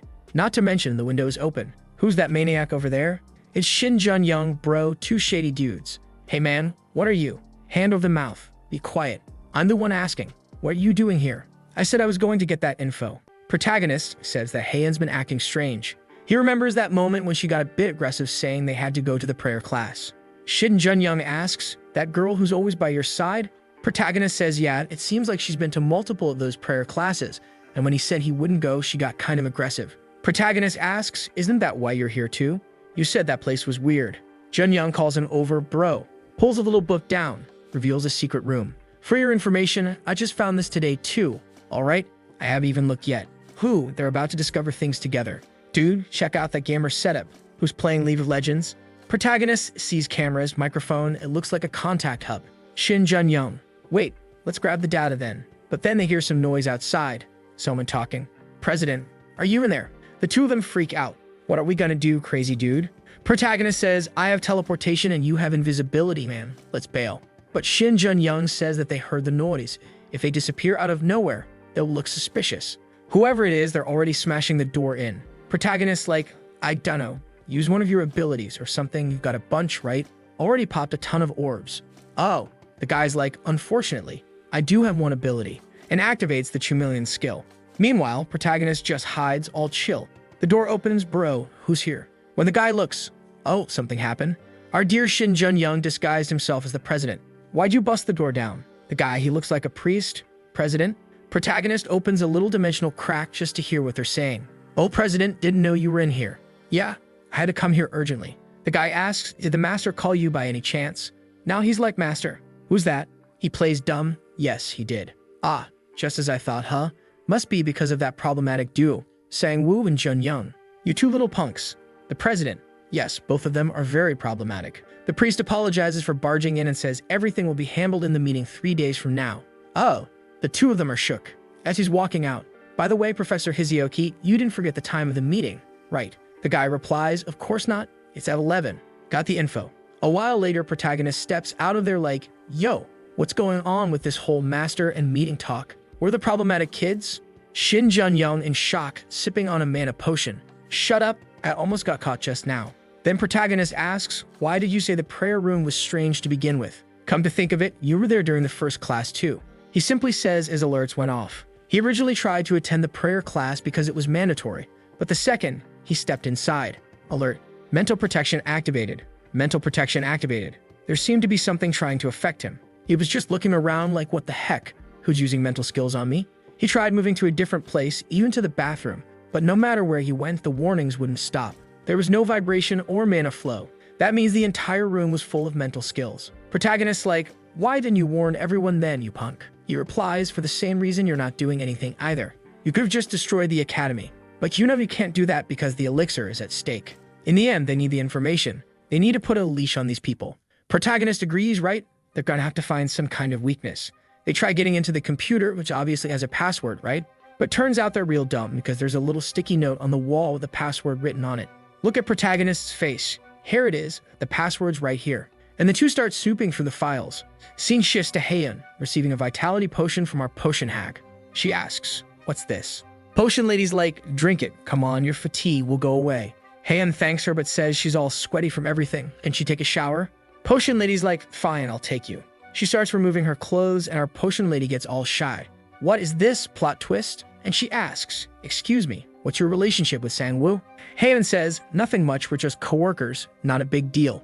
But hold up, what the hell? She pulled out a massive scar on her back. Back to the church, where the boys are reading through the files.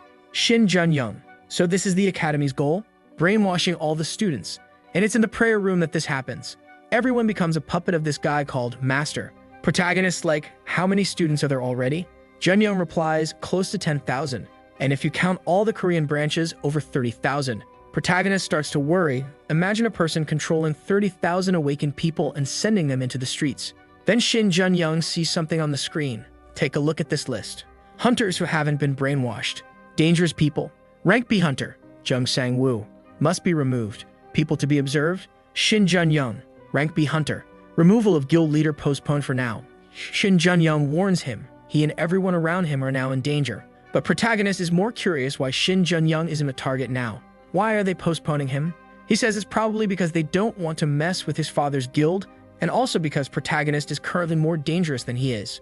Then he switches expression and says not to worry about the agency. He had already warned that Heian seemed off. And look at her now, pinned to the ground by the clone.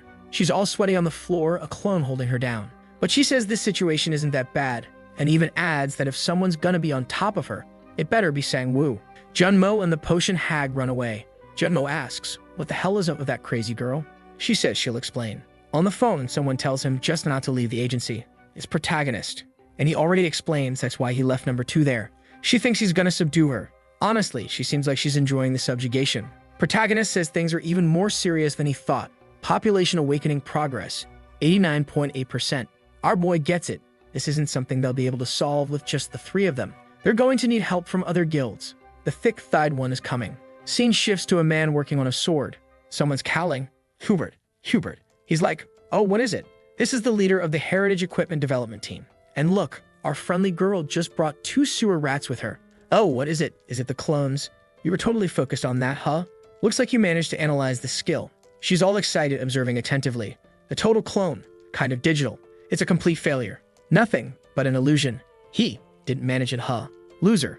Meanwhile, Big Mouth is just living the good life at Heritage, and she's thinking she wasted 13 billion giving that sphere to protagonist. Kumbert's like, "You made such a fuss last time over that cape, and now you're calling me to show this fake rat?"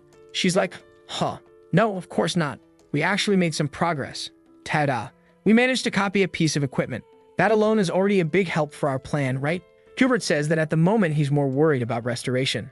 She remembers a sword that apparently no one wants to touch because they're afraid of breaking it, but maybe they'll find a way to restore Earthquake. Steen shifts to the vice captain of Canis Horiong, checking out the waifu and asking if this is really the girl with the brainwashing, because she seems normal and there's no strange mana flow. One Taz staring like, yeah, while she's tied up and gorgeous, obviously. She begs to be let go, saying her parents are waiting. He asks the potion hag, "Are you sure she's brainwashed?" She replies, "Absolutely. She tried to blow my head off." But then someone opens the door saying, "This isn't just your usual brainwashing. It's worse than we thought." Protagonist and Shin Jun-young obtain some info. The hag's like, "You bastard, why'd you call the High Song Guild?" He's all casual. "I know you don't like High Song, but thanks to them I captured the fake clones, and they do seem to be helping here." She's mad, clearly not into it.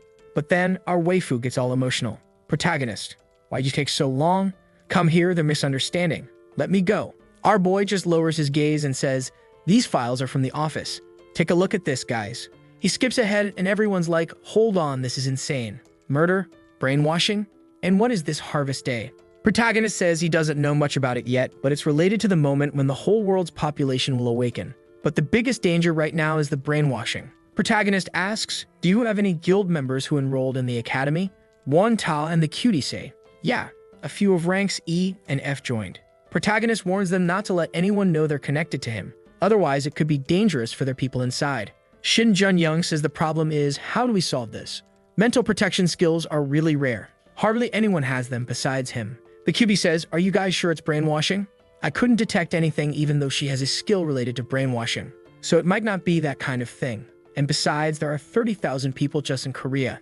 There's no way that many people in the world have a skill like this and are doing mass brainwashing simultaneously. Shin Jun-young says anything's possible. After all, even protagonist's skill makes no sense. No one fully understands the potential of all awakened skills. But one thing's for sure, every skill has a weak point, even this one.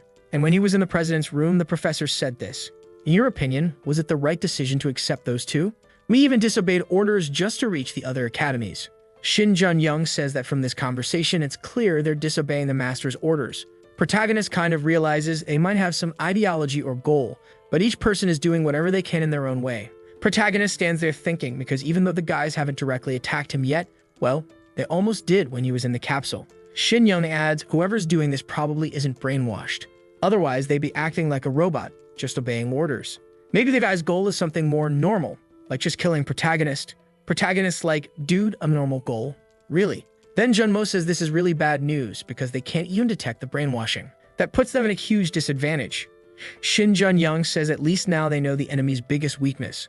The fear isn't of failing the mission, it's of being abandoned by their master. They're gonna have to exploit that. In 3 days, during the meeting that's going to happen, they might change everything. A bit later, Shin Young and Protagonist are talking. He tells Protagonist that if he stops going to class, people are going to get suspicious. So yeah, Protagonist says he's thinking about going. Shin tells him to just send the clones, it shouldn't be a problem. But our boy knows. He's been going every day. If out of nowhere he starts only sending clones, it'll look suspicious, and that could put everyone at the agency at risk. Besides, he wants to experience for himself how people behave under the effects of brainwashing. But the important thing now is what they're going to do with Haeun. Does Shin have a plan? He says he's got an idea, but it's more like a gamble. He knows someone who got transferred to manage the prayer room. Our teacher gets a message left on her desk. When she opens it, use mana on your head. So the 3 days that followed, Protagonist went back to attending the academy normally. He knows the order to eliminate him has already been given. They probably already noticed that sometimes he sends clones to class. And the scariest thing is that there might even be students going after him. He's curious to know how long someone has to stay in the prayer room for the brainwashing to start working. But watching his classmates, everything seems normal. Well, until, bam, a stab comes from behind. Dude's made of steel. It hit him and the guy collapsed onto the desk like it was nothing. Protagonist turns around to see who threw it. Everyone's like, not us. The demon teacher. Mr. Sang-woo, is there a problem? Protagonist just stares at him, thinking, so this is how you want to play it. Nah, just going to the bathroom. On the way, some girl bumps into him. She's like, oh sorry, I was just in a hurry. He says it's fine, but his clothes were torn, man. Looks like she tried something. It's strange because everyone's acting normal, but they're all trying to kill him. Of course, he's not really in danger since they're mostly low-rank hunters. Still, he can feel the killing intent. They even tried to poison his drink, bro. Sang-woo, drink this and keep fighting. I'm rooting for you. Trying to poison the Poison King? Well, hey, at least it gave him some XP. And like that, 3 days passed. At a meeting table, they're all gathered. Someone says thanks for coming. Today's the day they deal with the disturbance. Luther's the druggy area professor, Kang Majiong, and the hand-to-hand combat teacher, Ba Ja-yuk.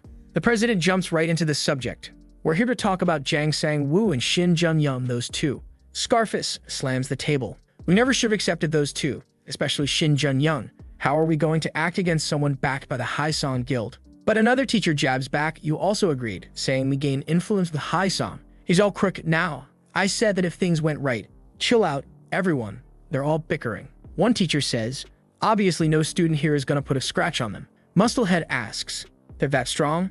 Someone says, even if all of them attack together, they wouldn't beat Protagonist. You should have seen those clones fight. The president says not to worry. The master hasn't abandoned them. Soon, 2 Class A assassins from Scorpion 13, the Assassin Association, will arrive. They're feeling all happy like, yeah, Class A. But bro, y'all gonna need at least a Class S to take out Protagonists. I'm just saying. Still, they're confident. Apparently this Scorpion 13 is real tough. They're just not noticing that someone's coming through the door. Bam. Someone's already flying across the room. Who is it? He's here. Didn't y'all just get beat up? Well, thanks to all of you. I had a hard time these last 3 days.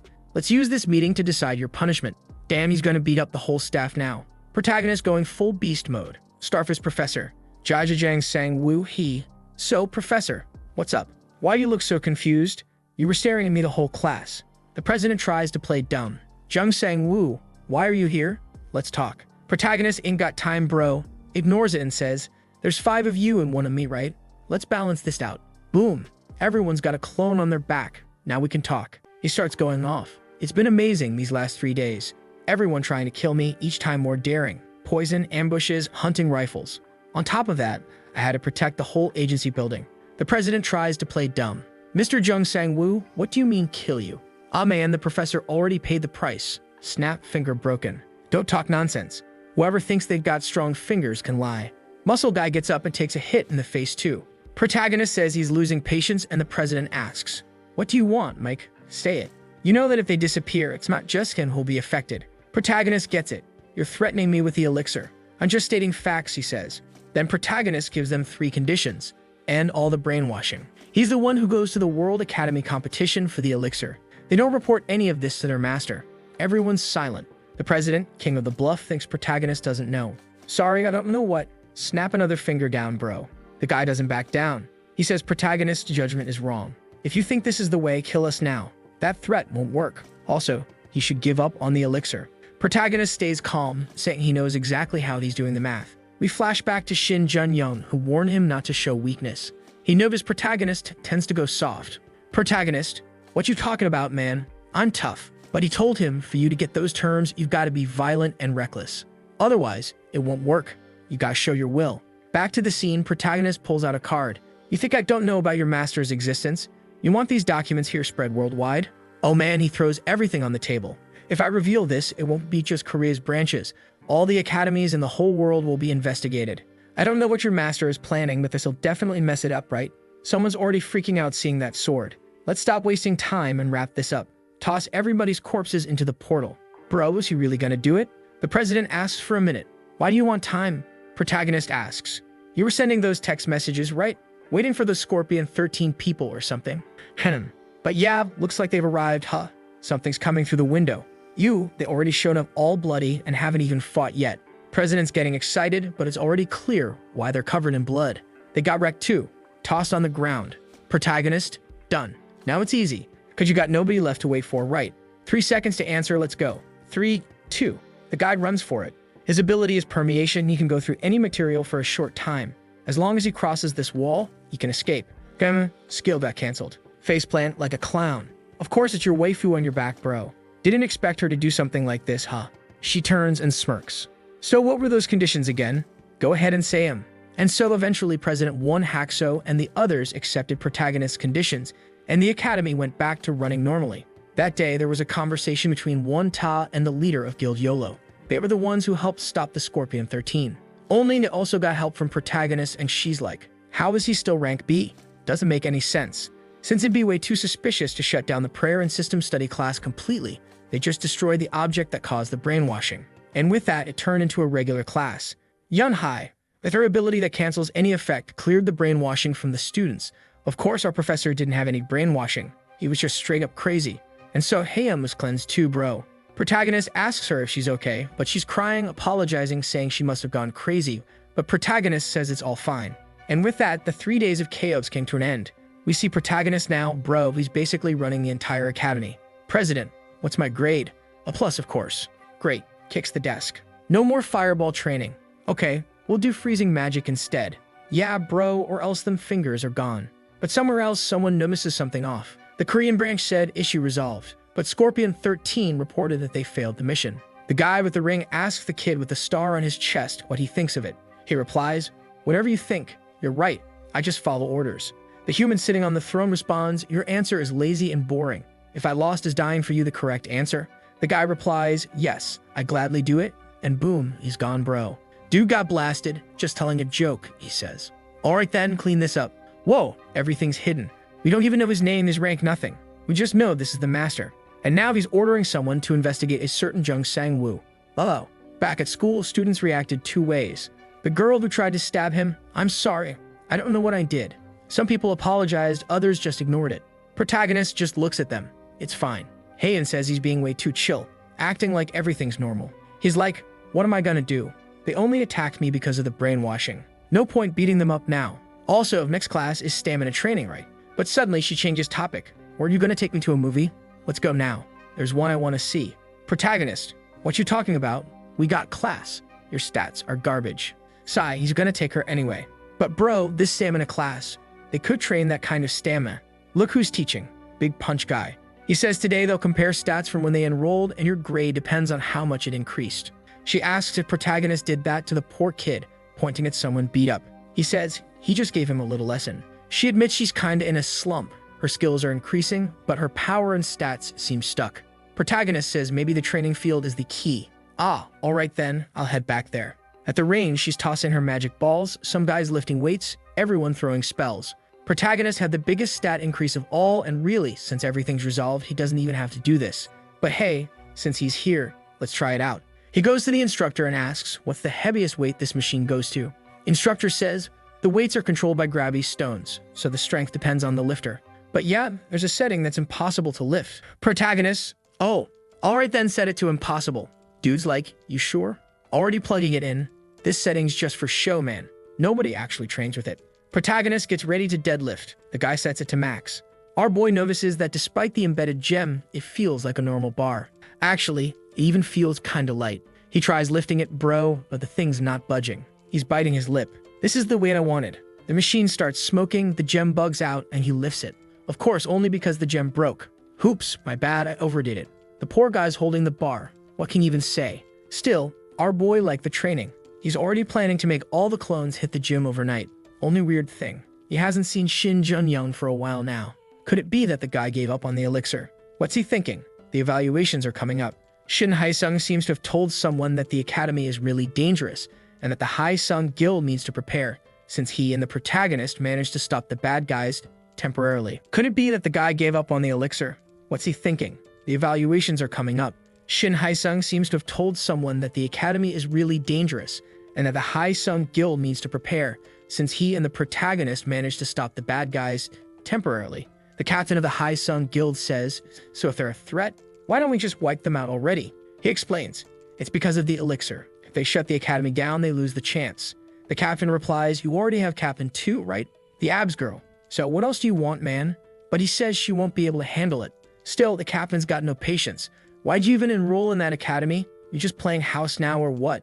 They gave him all the support and went through all the trouble to send him there, and in the end, he makes friends with the protagonist. He walks off saying, you better focus on your evaluation. I'll pretend I didn't hear anything and won't tell your dad. Besides, the guild doesn't expect much from you anyway. Damn, Shin Jun-young's just standing there like, but I am trying. He's wrecked. But then, 3 magic balls come flying. Did they hit the mark? Damn, she's really accurate. Problem is, the target didn't even flinch. So yeah, she's still weak. She's disappointed. A few days ago, the protagonist couldn't even use Fireball properly, and now his are way stronger than hers. She can't keep being a burden to him. She storms into JM yelling, everyone eating their ramen jumps in fright. She says this is the only place she can trust. She wants to get stronger. Accept me into the JM agency. Meanwhile, the protagonist kicks open a door. Open the training room now. The president's like, ahem, hello, isn't it a bit late? The protagonist says during the day it's being used so he can only train the clones now. The president tries to throw out excuses. Training room, using it outside of hours. Protagonist grabs his finger. Yeah, using it outside of hours is great. I'm using it. Alright then, he says, I'll use it all night. Don't turn off the lights. Okay. The president thinks to himself, I did my best to stop him. Sorry, Shin Jun-young. Our boy in the hallway, perfect. After the hunts, everyone's coming here to keep training, got it? We own this place, so y'all better be training. But then the scene shifts. Shin Jun-young's 2 friends are in a dungeon hunting, chatting. Musclehead says he thinks Shin Jun-young is faking his rank. He talks about that conflict after the big battle. At the moment he grabbed Jun-young, something popped up on his screen. The opponent's stats are too low. Contempt for the weak has reached its limit. He says right after that, the protagonist showed up, so he didn't get to figure things out completely. But Shin Jun-young's skills aren't really at a level you'd expect from a rank B hunter. Shin Jun-young's on the floor, sweating. The protagonist walks into the room and sees him training with 3 kilograms weights, chugging potion after potion. He's totally exhausted. Protagonist asks, what is this? Jun-young wants to know why protagonist's even here. And then it's revealed. Alright, he has the Great Sage. He learns any skill faster than anyone else, and anything he learns instantly reaches max level. But there's a penalty for that, Weak Sage. All of his stats are fixed at 0.2. Damn, that's rough, bro. Like, once he learns magic, he'll be insanely strong, but physically he's super weak. Protagonist sees this and says, I want an explanation. What's going on? Shin Jun-young gets up all crooked, saying he was just working on the evaluation, and he's done now. But protagonist stops him. Hold up, don't go. He shoulder checks him, angry, and says it's obvious what's happening. He's exhausted just lifting a 3 kilograms dumbbell. This is the price of his awakened ability. All his stats are stuck at 0.2. The protagonist gets scared, man, but then comes a flashback. When he was a kid, he tells this uncle-like dude something and the guy replies, "Ah, so every skill you learn comes at max level?" The dad shows up saying, "Isn't that excellent?" The doctor says he might be the first class S in Korea, a magic genius. Most skills, aside from awakening ones, can be learned in 1 or 2 months. But there he is, using Fireball for the first time. And any skill he couldn't learn, they just bought it with the Hai-Sung family fortune. Everyone had high hopes for him. The dad always believed in him, right? The guy was like, "You're the future of Hai-Sung. Work hard from now on." He's sweating just thinking, "Ah, yes, father." But the pressure was insane for the kid. You're a genius, the first rank as hunter, the hope of Korea. He had to be the prodigy, but all his stats were stuck at 0.2. If he had said that back then, we skip ahead. He's on the treadmill. Years later, struggling. A researcher tells his father, his basic stats haven't gone up in years. Dad says, "Take Junyoung to my room." And that's when he confessed. "All my stats are fixed at 0.2. The dad, "Wait, forever?" He tries to brush it off, says he'll work harder, but it's already too late. Dad says, "If anyone finds out, they'll think our family's defective." He's pissed just thinking about it. All those top-tier items, all that time and money, completely wasted. Then he asks, "You only have 0.2 mana too. That means everything we spent on you went down the drain." The kid's crying, not knowing what to say. The dad says, "I'm not beating you only because I'm afraid I'd kill you." Damn, that's maximum level cruelty. Man, what a brutal scene. Back to the present, because of all that, all the articles and headlines about him disappeared, and he only got a B-rank hunter license because of Hai-Sung's support. But then he heard that an elixir could be obtained at the academy, a miracle potion that removes any curse or illness. That's when it became his life's goal. To hide that he had no mana, he always kept mana pills between his teeth, and he drank some juice, actually a disguised mana potion, but still, he lost to the protagonist. He then asks, "For you, awakening was a blessing, wasn't it? But for him, it was the worst curse." The protagonist realizes, "So that's why your stats didn't go down during the fight. They literally couldn't get worse." The protagonist asks, "Who else knows about this?" He replies, "Only my father, older brother, and a few squad captains." Protagonist says, "Man, if you were training with a 3 kilograms dumbbell, why didn't you do it at home? Why risk getting caught here?" He says it's easier to train at school. Plus, he didn't expect people to show up to train at midnight. Also, there was that training equipment with a gravity stone that adjusts to the user's strength. But when he got there, it was broken. The protagonist pretends to know nothing. "So when you enrolled, what stat number did you enter?" He says, 40. The protagonist, "You bastard, you multiplied your stats by 200. He's like, "I didn't know they'd check again, man. This sucks. I don't even know what I'm doing anymore. I'm out of here." But while leaving, he asks protagonist, "Don't tell anyone about my penalty, please."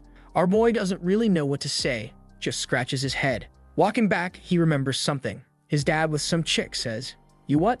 You want a candidate for the ranking test?" Then he asks his son, "You know this Jang Sang-woo guy?" Shin Jun-young replies, "Wait, you mean that clone guy?" The old man says, "That's the one. I saw him back when he was class F. I laughed in his face when Junmo took him in." The kid was pathetic, especially with someone like that managing him. But just a few days ago, this same Sang-woo jumped to class B without lifting a finger. Man, and the dad still mocks the son, saying that he laughed at Junmo for picking up a rock from the road while he had a diamond at home. Who would have thought that his so-called diamond wasn't worth anything? Damn, man, this dad doesn't stop roasting his son. The poor guy is all sad boy mode if there's a hand behind him. He got caught. "What's going on here?" "You've been captured, kid." He asks, "Who are you?" And the person goes, "Sha, quiet if you want to stay alive." Then the story jumps to Jam, where our Haeyeon is telling Junmo that she can't deal more damage, no matter how much her skill increases. Junmo says maybe it's a lack of mana. She's not putting enough power into her hits. But Haeyeon says mana is actually her strong point. Junmo asks if the Academy's evaluation is still going to take a while. She says, "Why?" Then he goes, "Well, you said you wanted help and to join the agency, right?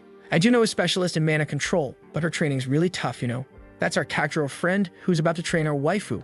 What madness, man. Damn." Sometime later, we arrive at the day of the base stat evaluation. There are 5 parts to the test: strength, reflex, stamina, mana, and resistance. Once you finish one part, move straight to the next. Now then, let's begin. Who's feeling confident? Step right up. Whoa, Shin Jun-young steps up first. Confident much? Must have pulled some tricks. Huh, you sneaky dog? The guy nearby says, "Hit with everything you've got." Shin goes, "All right." This guy knows his stats are trash, so he says, "Watch this garbage punch I'm about to throw." But the protagonist, watching, says, his interference is a problem. Wait, did the protagonist get involved here? The punch comes in, bam, hits the wall, bends it. Everyone's kind of stunned. Ah, look what he did, man. It's the protagonist's clone using the chameleon skill to match his stats. Well, the protagonist's clearly making friends with someone strong, huh? And it doesn't seem like Jun Young's going back to being a villain anytime soon, maybe. Who knows? We get a flashback of what happened when that person captured him. Guess who it is? Obviously, it's the dummy. He came to talk about the evaluation. He asks, "What are you doing, Sang-woo?" The protagonist goes, "Just answer one thing. Can your chameleon skill change other people's appearance?" He's like, "What do you mean?" The protagonist explains, "Can you change my clone's appearance to look like you? That way you can pass during the test." The protagonist adds, "Don't get the wrong idea. I'm also after the elixir, so I won't always help. But this way I can clear my suspicions. And since the dude's got chameleon at max level, of course, he can transform into anyone." Everything worked out. 40 in the strength test. Then reflex, stamina, mana, resistance, all perfectly 40. Everyone watching is like, damn, but isn't this guy a long-range damage type? How the heck does he have 40 resistance too? The musclehead's in disbelief. His buddy tells him, "Dude, give it a rest, just do your evaluation already." But remember when Jun Young gave him that speed buff, and he only managed to jump once? We know it's because his mana ran out, but that guy there is still like, maybe I'm overthinking this, whatever. The professor reviewing Shin Jun Young's record and current power says, strength from 38 to 40, the only weird thing is that everything hit 40. So the average increase was just 0.2. It's kind of disappointing, but not terrible. Jun Young's mad in the back, fuming. That idiot. I told him to input 40, but didn't think it'd land exactly on 40. How do those clones have such perfect control? The guys are arguing. Did he do something shady? No, man. Didn't you see the wall bend? Jun Young's like, "Hemph, it passed, but it wasn't impressive." Thanks, Sang-woo. The poor guy's got a stomachache from all the mana potions he had to chug just to keep chameleon active. Then the protagonist goes, "Well, there's something I want to check too." "All right, I'll go on with the evaluation." The guy goes, "All right, you can hit the pad." But the protagonist's not here to waste time. Boom, he already throws that punch, the thing gets all bent out of shape in the back. Wall, is it gonna break? It flew, damn, the wall went flying. Didn't break, but still flew. The protagonist noticed something. His stats stopped increasing with just the crystals a while ago. The poor guy who's been eating crystals 24/7 doesn't do anything else in life. The protagonist, he eats them all at once, just grabs and gulps. But the stats aren't going up anymore ever since number 7 was kidnapped and had that sudden power surge. So yeah, what's he gonna do with that guy now? The poor guy who's been hunting crystals for him this whole time. It's time for our boy to visit Heritage one more time. When he gets there, look at the guy's smug face. So you couldn't even copy it, huh? Oh, poor thing, right? Laughing in their faces. She looks at him. "Are you sure you feel sorry?" Our boy says, "Yeah, I feel so bad." "Oh, that's really too bad. It's such a complex ability." But she smirks, saying she managed to use the cloning ability on equipment. The protagonist, "Hold up. How did you manage that? It's even weirder." She says it's impossible for an ability to surpass the original's potential, but maybe he discovered something the protagonist still doesn't know. That means his ability is going to evolve. She changes the subject, saying there are some people who want to meet our boy. He's like, "Huh, me?" And then she introduces him to some guy named Hubert and Raven. Hubert thanks him. Thanks to the cloning of equipment, he's finally going to be able to evolve some stuff he's been wanting to for a long time. Protagonist goes, "Hey, glad I could help." And she goes, "You already know Mr. Raven, right?" Raven gives him a little look like, protagonist, do I?" She's like, "Wait, you don't know him? He's the strongest swordsman in the world. Rank S sword hunter." Then yeah, the protagonist's like, "Wait, what? Rank S hunter?" As far as he knew, there weren't any rank S hunters in Korea. So, who the hell is this guy? Raven just turns his back. "It's fine. I imagine him the strongest in the whole world." She tells the protagonist, it was him who rescued number 7 back at the Tron Company. He trashed everyone. The protagonist's like, "Then there's something I want to ask. You remember the experiments they were doing?" Raven says, "Of course. I remember perfectly. There were machines, pipes, glowing monitors, and a bunch of robots." My answer helped, didn't it? Everyone's face says it all. Obviously not. What a crap response. Arya tells him, "Relax. They ran several tests. And apparently the protagonist's clone was exposed to DEP. Our boy asks, so was Tron developing that?" She goes, "Again, so you've heard about it." He says, "Yeah, but as far as he knew, people would turn into uncontrollable monsters on the spot." She agrees. He's right. It was indeed an incomplete product. But they ran some tests on the clone and created the perfect DEP. The one used on him didn't have any side effects. Then she says, "I think you've reached the limit of the stats you can gain using crystals. So from now on, you'll only grow stronger through natural means." Our boy just puts a hand on his face. "Sigh, I'm gonna have to work out." She asks if there's anything else the protagonist wants to know. He thinks, well, might as well try. Who knows if she knows? Then he says, "Do you know what the harvest day is?" "Bro, Her face goes stiff, and everyone's staring at him. He's like, "Did I say something wrong? What happened?" Raven presses a device, and boom, a blast goes off near the protagonist. His bracelet seems to be disabled. Raven says, "Relax, translation still works. But from now on, you better choose your words wisely." Like, what the hell, man? But the protagonist's not playing either. He says, "All right, I'll change the question then. Are you guys from the academy?" Boom, pulls out 1,000 clones and activates Stone Skin. Oh boy, the situation's about to blow up. Our boy's facing them solo. Everyone's in shock. She steps in yelling, "Stop, both of you." Screams at the protagonist, "They're not your enemies." But man, once this protagonist gets mad, there's no going back. "I don't think you're going to convince me that easily. You guys started this." "Whoa, look over there, Raven, put your sword away, man." I think he doesn't know either. And she shouts at Raven that the protagonist's help is necessary for the plan, and everyone here knows that. He puts his sword away. The protagonist, well, he deactivates his power. She lets out a sigh and says she's going to explain what the Harvest Day is. But he has to accept one thing before they begin. The protagonist, "What?" She says, "This world is much bigger than you imagine. In fact, we're not from Earth." Whoa, super plot twist. What's going on? Oh, I get it now. The folks from Heritage came from a place far from here. She says their original planet was called Tyburn, a peaceful place where species lived in harmony, full of magic and nature. A peaceful planet, until the invasion of the Cranity. The big-toothed monsters were already glaring at the kids. The Urentia Empire fought back, but the threat of those monsters attacking everything alive in their path was something they couldn't stand against.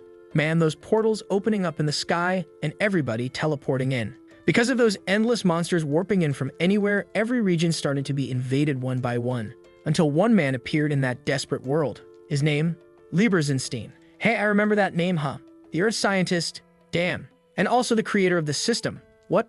Bro. The protagonist's like, "Wait, the system was someone's invention?" She says yes, and that they were surprised at first. She explains, "I told you, didn't I? How hard it is to learn a skill. Citizens of our planet barely became combat-ready mages after concentrating on magic for 10 years. But Lieber was different. He learned magic at an unbelievable pace and became the archmage of that place in 5 years.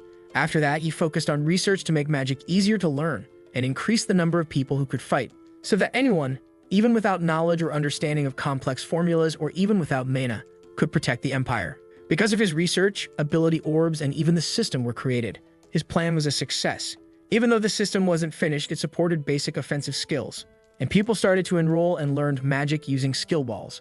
As the system got more refined, people became able to use even higher tier spells. And then, everyone started to hope again. Hope that peace would return to their world, and that they could defeat the Cranity. The long war dragged on and on, until the day the system was complete, and Lieber began the massacre. Holy crap, a plot twist inside the plot twist. Even now, she doesn't know why. All the citizens were killed. Even the descendants of the elemental sword or dragons. No one could stop him. He just kept killing, killing, killing, killing. And just like that, the Empire fell in a week. Bro, what? That was the Harvest Day? Now we're screwed, huh? The protagonist. Wait, the entire Empire killed by one man in a week? She says she still can't forget that day and asks Raven if he can explain more, since she didn't see Lieber that often. He says some details are missing, but yeah, that story is true. The only survivors who made it out alive were the 3 of them, following this world's calendar that happened in 1995. Raven goes, "You know what happened here 5 years later, right? In the year 2000, there was a catastrophe. Boom, and the system appeared on Earth. So the system is anchoring itself into this planet, and soon the Harvest Day is going to happen again. Man, guys, things are getting really dangerous now. Phew." After all that, we see our waifu girl over there exhausted, saying she can't do it. She's too weak. I agree, but she goes, "Get up, girl, you got work to do." 1 week earlier, bam, she summoned the huge blue orb. That's the original size of the fox sphere she uses. Whoa, that's right, both of them use the same one. She says, "I'm gonna throw this. Take it." Boom, explosion. Smoke rising everywhere. What'd you think? It's similar to your mana sphere, right? It has a bigger form, but no damage. Leveling up only increases the size. Even if you reach level 100, it'll still be the same thing. And she says you only used it the way the system told you to use it, didn't you? She makes a new little ball, saying she needs to control and compress the mana. After all, her ability must be something like Mana Master, right? And she explains the system is a tool, because during the catastrophe, people used their skills just fine, even without any system at all. Whoa, she already launched it, straight with that drill shot, Arizona-style wild. It's you who uses the ability, not the system. Grabbing the target, she says it should be at most that size, because she doesn't have as much level as the fox girl. Her compressed power needs to be even smaller. Hagen stands up saying she gets it now. But here's the thing. She's been doing this for a week and today's the evaluation. She's tired. She can't throw another orb. But the fox girl teases her, saying, "So it looks like you're planning to rest now, huh? On the day of the test, you don't want to practice anymore. Tomorrow's the weekend you're gonna rest, while protagonist is about to reach rank A." Then she pokes at her again, saying she thinks Haeon is too greedy, wanting a protagonist. She licks her lips, saying protagonist's super sexy. Maybe she wants him too. Haeon stands up angry. "Fine, I'll take protagonist for myself. Bring me more targets, bring all of them." Alright then, well, at least love's easy to use. Back to protagonist's conversation, she asks if he's heard about the harvest day at the academy. He says yeah, and that someone called the Master is brainwashing a bunch of people to help with it. The three start talking. What can they do to stop it? Raven says they can't do anything, or they'll become a target of the system. Robert says they need to start a public debate. Protagonist says, "We're not doing anything directly to the academy. My sister is infected with the virus and I want the elixir." The dwarf says, "Wait, so you're gonna let that happen to all the students?" He says if it's for the elixir, he doesn't care. Then the guy makes an offer. "If we can get you the elixir, will you help?" Protagonist confused. Raven says he'll take care of the elixir problem and even make protagonist his apprentice. Man, gonna teach him the sword-grabbing technique. You know what that means. But our guy's confused. "What do you mean? Apprentice?" Raven, "Exactly that. The kind of apprentice who does anything I tell him to do. But this will help you reach your goal of getting stronger." Protagonist, "Bruh, are you crazy? You were just trying to kill me a minute ago." Raven explains he thought protagonist was with the system and apologizes, and says it's not such a bad deal for protagonist, since he needs to be as strong as possible to get the elixir. Plus, if they solve this problem, they'll be able to stop the harvest day on Earth together. They're in the same boat, and Raven says after fighting the clone, he realized that protagonist still needs to get stronger. What does our boy think? He just stands there thinking, imagining his little sister, bedridden and messed up. "Okay, nothing to think about really. If you get me an elixir, I'll be your dog." Raven, "Don't want a dog, just an apprentice." Alright, fine. Scene switches to an old man panting and a lady saying, "Don't let him get away. Trap him in the escape route. It's the fool," the old guy from Tron, saying that damn sword hunter said he let him go, but then he contacted the FBI. At least he managed to save the important documents about the DRP and Elisa. Talking to the bracelet, he asks, "Elisa, how many people around me?" She, 10. "No, wait, 5, 20? I don't know." The old man realizes the bracelet is busted and Elisa's acting dumb. The soldier says it's the last building. The girl says if you see the old man, shoot to kill. He's hiding, panicking. Elisa on the bracelet says she senses another person approaching, or maybe she's just wrong, who knows. But the poor guy collapses against a wall, exhausted from all the running. But then the ground starts trembling.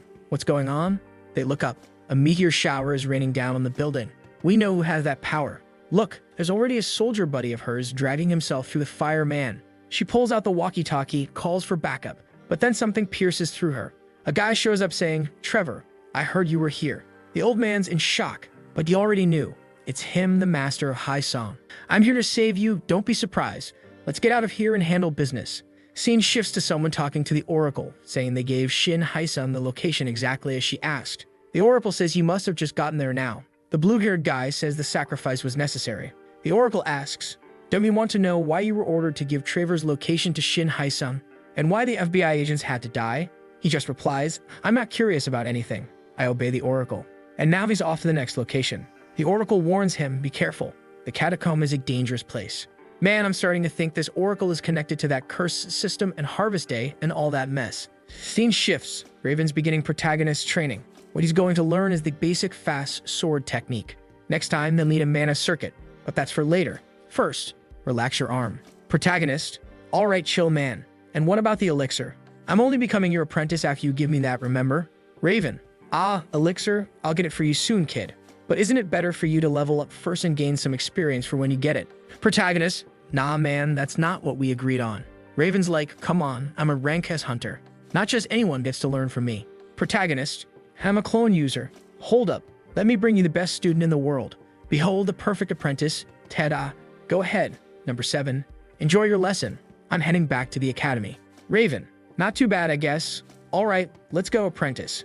First class, fast sword, listen closely." Back at the academy, the professor is bringing in the skill orbs that protagonist told him to bring. Today, everyone's going to learn a new ability. Our guy's going to pick up his, but his mind's somewhere else. So Arya, Raven, and Hubert aren't even from Earth. They're aliens. Their planet was destroyed by that harvest day. Lieber Zinstein, the guy who created the system. But why? What does he want? While activating the orb, freeze skill was created. Protagonist's thinking something. If the system controls the skills, then what happens if on harvest day the system stops working? Looking at his hand, he thinks, I learned basic mana movement and meditation. So what's really inside these orbs? Are they changing properties? Or how do they teach magic? Can I use my abilities without the system? And then he sits there. Go fire. Ice. Nothing. I said fire, you damn fireball. Still nothing. Did the system say stop? Suddenly, a green interface appears out of nowhere. Zhang Sang-Wu go to the catacomb. Whoa, Prada. Man, the world's really ending. What the hell is that? He's sitting down like, where the hell is this catacomb? The system. Confirm if you understood. He's confused, doesn't know what that was. The professor keeps teaching like nothing happened. Says until now they practice in the training room, but this time it'll be different. They'll have a fieldwork mission against dungeon monsters. It's an international event and the designated dungeon is the catacomb. Yikes, a huge open field and underground dungeon. But wait, why did the system warn him first? Now I'm confused. The director's in his office all chill. Knock on the door, bam, kicked open. I'm back. Grab this guy. It was you again, wasn't it? You trying to die? President, what are you talking about, man? I'm talking about this catacomb mission. You made this happen, didn't you? The guy says, wait, I don't even know what you're talking about. Fieldwork dungeons are randomly selected around the world. There's no way he could have messed with that. Protagonist, wait, so you didn't mess with my status window? The president's like, what? What happened to your system? Protagonist, wasn't it the academy? When he checks, the system says, I want to stop harvest day. Help me. Bro, that's way too much plot twist at once. Now there's a good system and a bad system. Next chapter starts with our girl practicing her power. She asks the Kibi, so, what do you think, girl? She replies, looks good. You passed. She's all happy and gives her a big hug. The girl says, just keep the power like that and you're not letting Sang-Woo escape again. Dang, she didn't even try to hide it. Just said bye and left. She looks back at the target, surprised at how much power she compressed. No matter someone's level, it won't be able to stop that ability. It's gonna be a bullet, basically. Scene changes to protagonist talking to green guy. You hearing me? Protagonist, who are you, dude? System says, our conversation is limited. Answering your question takes explanation. If that happens, the system will detect me. I just want to stop harvest day. That's all I can say. Protagonist a bit shaken. How do I trust a system? He's heard of harvest day and knows the system was made by Lieber. So how can he trust it? But then the system drops the biggest argument. First of all, I'm green. Protagonist, bro, you messing with me? That's your argument? System says, think about it. If I was on their side, why would I contact you? All I'd have to do is tell the master about the heritage members. Someone knocks on the door. System says it has to leave. That's enough for today. But before going, it says, go to the catacomb. Collect the 7 deadly sins. Only you can stop harvest day. And poof, it disappears. Protagonist still sitting there, unsure who to trust. He also got the offer from Heritage to get the elixir, but they never said how they're gonna get it. He doesn't know who to trust anymore. Then Heian busts into his room screaming they're going overseas. Protagonist, where were you, crazy? She says she was doing special training, but seeing Protagonist all down on the bed, she asks what's wrong. He tries to dodge. You can't just sit on my bed like that. She pushes. Is there something you can't tell me? He says, why aren't you worried? You know this academy's not normal. Now they want to ship us out abroad for this catacomb thing. She says, of course I don't trust the academy. I trust you, Sang-Woo. What a sweetheart. Protagonist, you're right. Thinking, I don't need to worry about who to trust. She's all blushing. If you're worried, you can talk to. I can trust myself. Heh, that's right. Don't need anyone else. She's devastated. He's like, I'm strong for real. Who's even gonna betray me, huh? Wild. Steen cuts to the Harvest Master checking data on a South Korean player, rank B, already averaging stat 70. Worried, he says he can't just sit still. A crazy woman appears. What you're thinking is correct. But then a cross appears in the room. Ho ho, who do we have here? Wait, George Lucas, a jumper? Dude's involved in this whole thing now? He walks in. I heard you've been causing trouble. The other guy activates his power. You here to kill me? George says, depends on your answer. Dude's like, it's about the catacomb, isn't it? He claims he didn't pick it. Didn't even know catacomb was an option. But George doesn't buy it. Says there's no way he didn't know. Guy explains that dungeon experiences at academies are mid-level events. Other people handle that stuff. George Lucas just giving that little stare. He says he understands the guy is worried, but he better not look at him like that. And relax. The 7 sins will remain safe. Oh, now I think George Lucas is up to something bad. The other guy says no one's getting anything from there because the maze builder is in that place. But hey, you guys don't know there's a clone dude, on the way to get it all. Scene shifts to the catacomb deep underground. There's a flesh head munching bones to cast fireball. The academy squad arrives to hunt.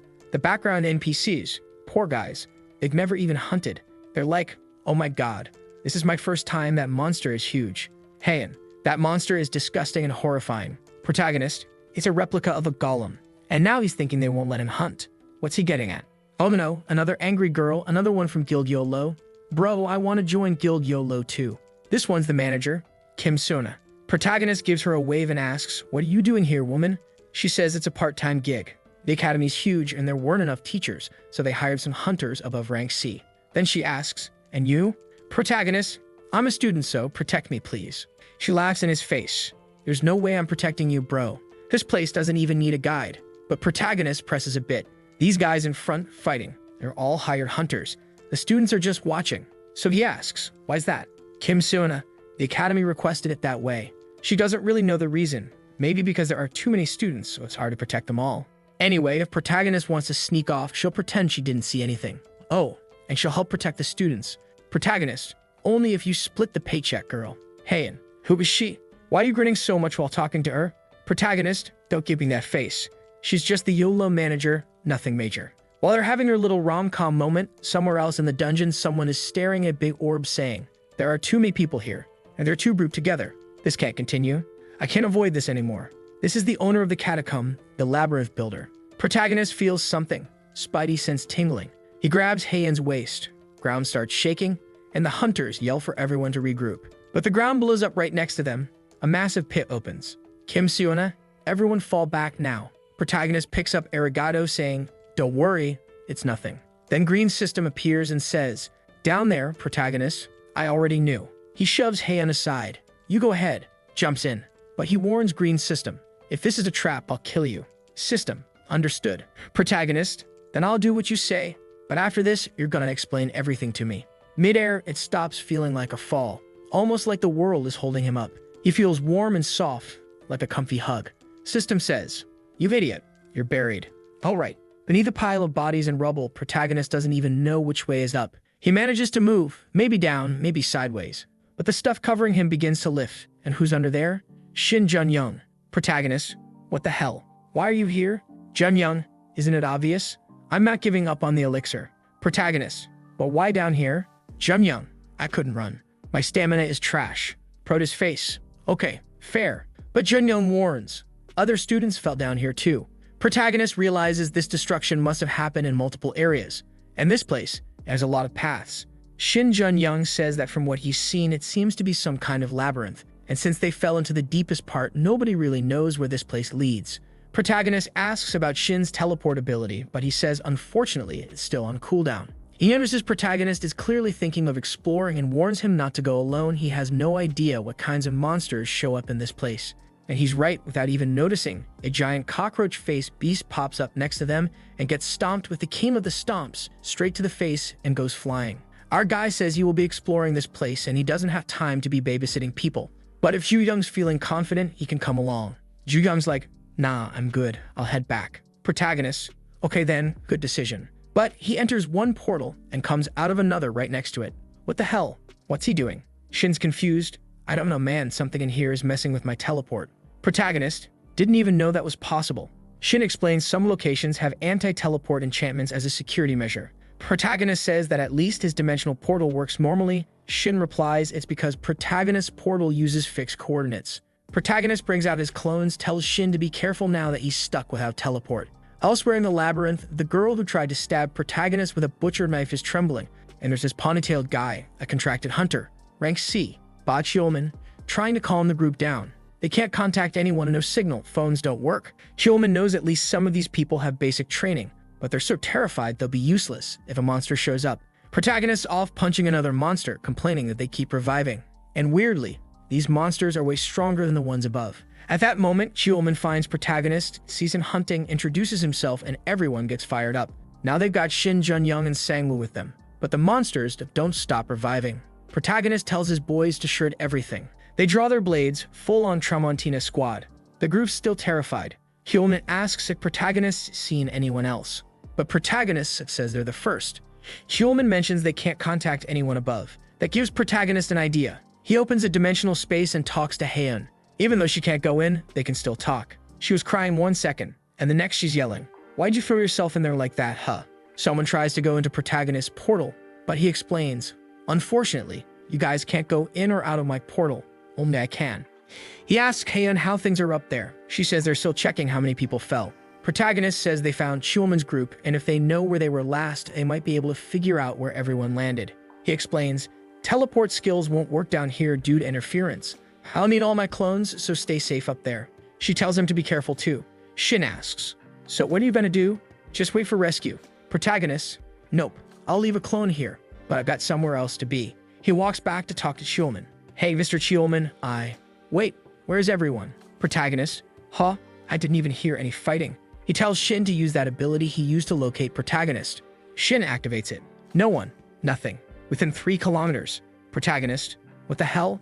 I thought teleport didn't work here. Shin was about to say something, but suddenly, boom, monsters all around them. Protagonist starts to realize the whole labyrinth is shifting. Its structure and dimensions are changing. And elsewhere, Raven is still there teaching sword techniques. He's teaching a technique from the Stormbearer, a slash that cuts the target with a vacuum space controlling the wind. You listening? The clone. Yeah, I'm listening. But he's just sitting there munching food. Raven's already pissed. He's a first-rate rank as professor, and the clone's just messing around. He grumbles. Man, if he at least feels the tremor in the air, I'll call it a success. The sword form is tricky. It's not about using your arm, it's all in the wrist. And then it happens. The kid swings. Wham! An actual vacuum slash forms. At this exact moment, Raven was teaching the technique to one of our boys' clones. He did the whole explanation saying it was going to be very difficult, but obviously he came in 1 second, executed it perfectly. Meanwhile, inside the dungeon, the brawl was happening everywhere. Obviously, the poor side characters weren't helping much. After killing countless skeletons, a little window pops up for Sang-woo, saying that if he didn't kill the creator of this place, the monsters wouldn't stop. Manu calls the guys and appears in the background, saying it's time to take a look at who made this place. In a room with a bunch of shaking cubicles, there's Manu, a girl with her back turned and a bow on her head, holding a skull and saying that this Sang-woo reminds her of a certain Marcel. Oh, it's a crazy old lady saying that, you know, our boy is as strong as he was, but all people had a limit that was imposed on them. Meanwhile, our boy is still there killing more and more skeletons. Yeah, I don't know where all that blood is coming from, but alright. The problem is obviously that he's already been there for 3 hours, and it's going to take a lot longer to get rid of all of that and be able to advance to the next room. He's trying to think of some possible solution when a friend behind him says that if they had sacred power, they could burn the skeletons and maybe they wouldn't come back. The friend asks if he wants a prayer, and our boy wonders if he's actually trying to go straight to heaven instead. But looking at his sword, he wonders about this burning business. He asks if the clones can make fire right, and one of them nods with a little flame. So he then asks for his sword to be bathed in that same flame. Back with Raven, he's wanting to know how the student did that. The student answers that he just copied what he did. However, his fist was wrecked. Raven is impressed. At this pace, he would soon advance to level 3 of the technique. He knew the boy's vision was good, but just the fact that he could execute it already showed that he had excellent physical control. If he could train the boy, he would become the blade that would bring down Liber. And so he tells the boy to sit down because he's going to teach him about the mana mechanism. Back in the dungeon, our boy is there celebrating with his sword, saying that this is what he calls a sacred blade. The friend, on the other hand, is devastated, saying that soon our boy is going to be throwing fire everywhere because it seems like he can do everything. However, Sang-woo just turns around, tells him to be careful, and slashes the chest of one of the golems. The creature starts agonizing and melting while the other clones kind of intensify the fire. With that, the entire monster is burned in flames. And Sang-woo, with his potato face, says to call it whatever you want, but it was working as well as a sacred fire. Suddenly, someone approaches from behind and asks if by chance they are hunters. They answer yes, and the guy says he was doing some sightseeing and needs help to get out of there. Clearly, the guy didn't even try to lie properly. And Sang-woo, not being kind at all, also didn't care. He just told him to follow that path there and he would find the exit. But man, I think the guy is going to try the dumbest trick in the world. He pretended to tie the boy's shoelace. Or actually, he really tied it, saying it's good to be cautious. He says the boy is doing a great job and that there's not much left until the truth is revealed. And with that, he gets up and tells him to be careful, while walking away murmuring that everything is going according to the Oracle's will. Nothing peculiar, right? Obviously, that's what Sang-woo is thinking. Suddenly, Sang-woo hears the voice of the rest of the group. Looks like the telepathy guy arrived and now they are able to communicate. He immediately explains that he's in a place that seems to be periodically modified and people are transported to a random area. Besides that, they had no idea where Chiuman's group was. Obviously, people want to know what they are going to do if the area is changing, how they are going to be rescued. Sang-woo just says that they would start making a map of that place.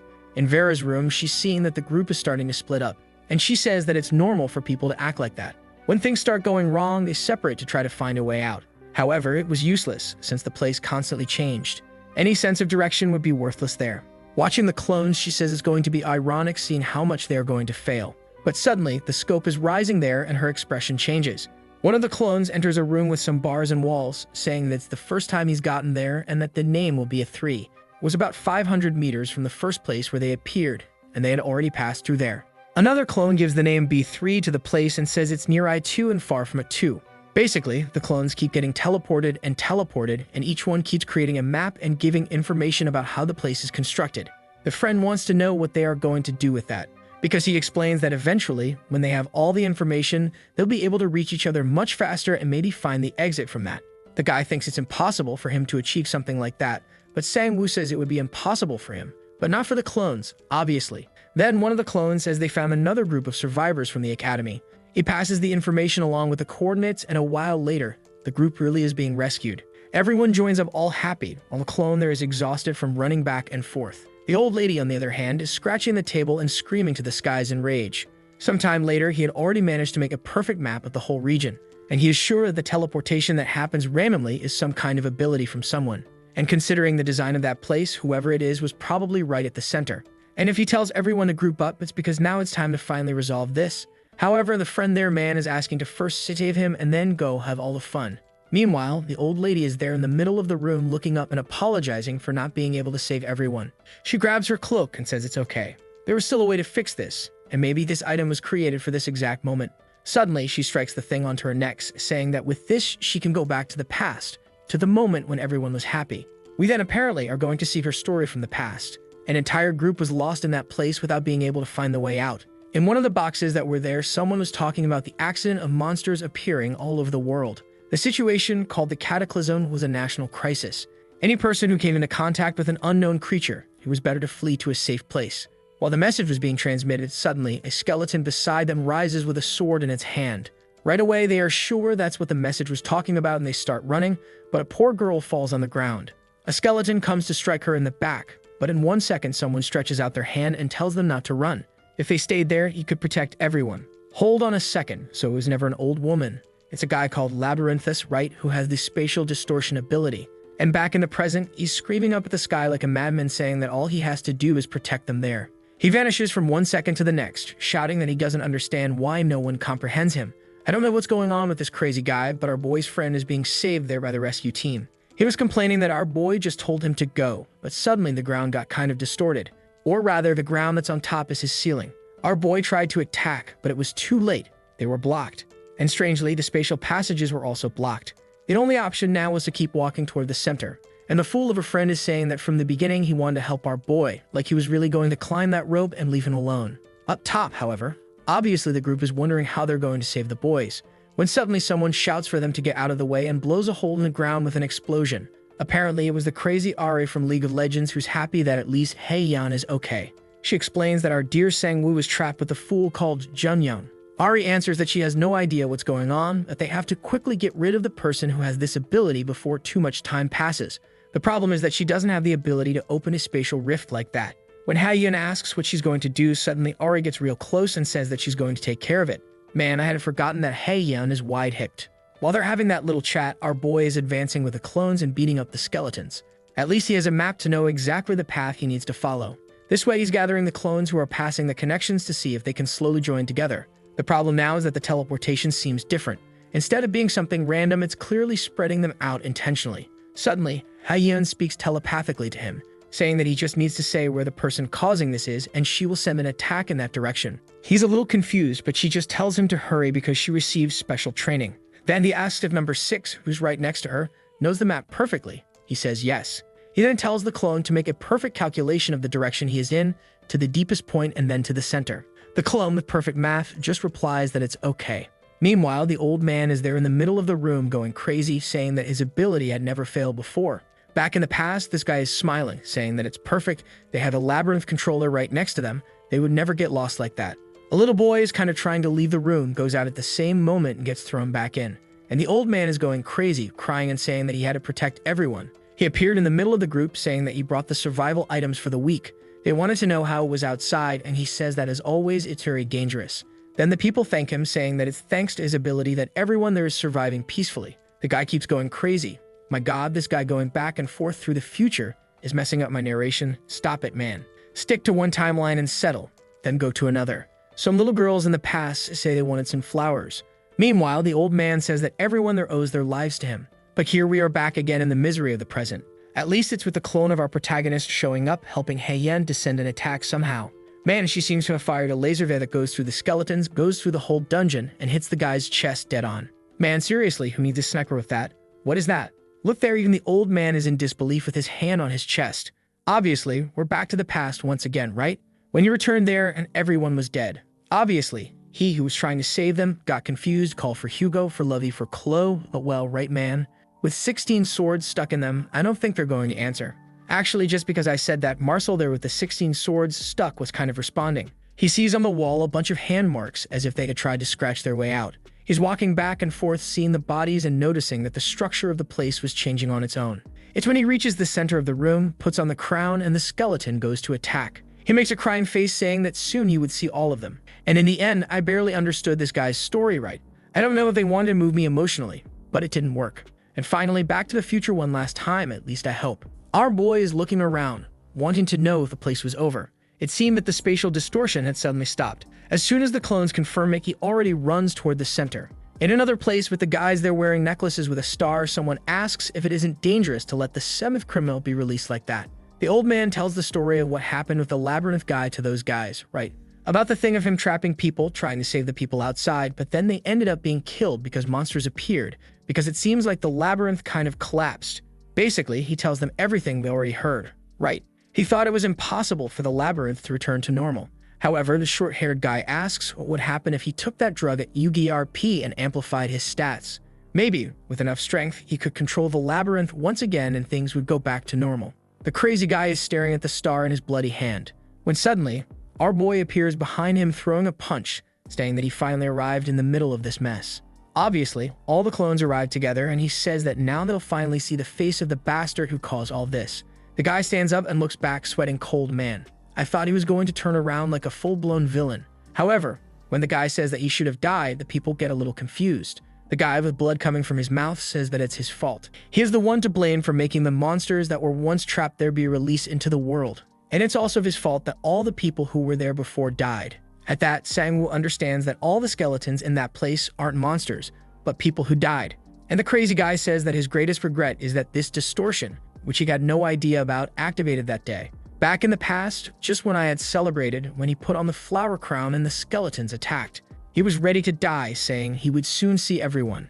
But suddenly, a strange blue aura surrounded his body. We're back to the present, with him saying that even though he killed everyone, his desire to survive was stronger, and his body ended up acting on its own, bringing him to the center. However, he now wants to return to that day. Since his ability has been restored to normal, maybe he will be able to do that. He's throwing his arms wide while everything around is collapsing, and he says he's hearing the voice of the master telling him to stop. But even so, he says he would accept it once again and asks for forgiveness. Just like our protagonist, I can only think that this guy isn't right in the head. And our boy warns that he won't let the guy release any more creatures like this. However, suddenly a magic circle appears under his boot and his foot is pulled backward. It seems like it's the work of that bastard who crouched earlier pretending to fix something. Our boy thinks of this whole complex plan in his head, but in the end, he just does a backflip, throws his shoe into the air and lands normally. But then the crazy guy says it's time to release the seal. Before he could understand anything, an energy explodes, breaking the sky, and a while later the guy is floating on top of the platform. Man, what is that? Did he turn into a melted skeleton? Man, now he really turned into the final boss, oh boy. And obviously, Sang-woo immediately realized that this monster was more dangerous than anything he had seen before. Ah, I get it. Actually, the guy didn't turn into it. He broke the seal of this creature, a monster of unknown ranking. The guy turns to our boy and says he's going to give him a reward. He could take the bell of the 7th crime, or crime of the 7th bell, or 7th crime bell. I don't know, but what I know is that it's that monstrous thing there apparently. The guy says goodbye, saying that his time to leave has come. He's crushed together with the entire room, which is sliced in half. The system tells him to run and grab the 7th crime bell, which I'll never know exactly what it is, but he grabs it there, right man? And in a second, he's in an empty room. Obviously, he's wondering what happened, especially because he was just in the catacombs. When someone behind him says that they can finally meet. Confused are Lucas, Sabina, and who's the person talking? When the system window says it's because she had only been communicating through it until now. Ah, you rascal, the guy's going to meet the little system? Whoa. And the guy introduces himself as Liber Ziemston. He was obviously the creator of the system. Man, isn't that Liber the guy Raven wants to kill?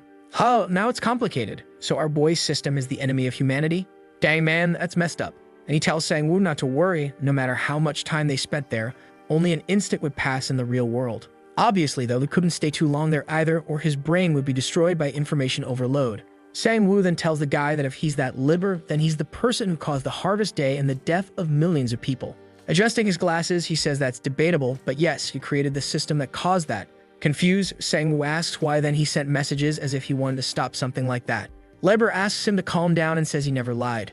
The goal from the beginning was to stop the harvesting that would happen on Earth. Sang-woo says that he destroyed Tiber, so it doesn't make sense, but Liber just said as that wasn't his intention. Besides, when all of this was over, he should take a look at the research that would have all the information. Sang-woo then asks why he created his system as dangerous as that. After a second of silence, Liber speaks.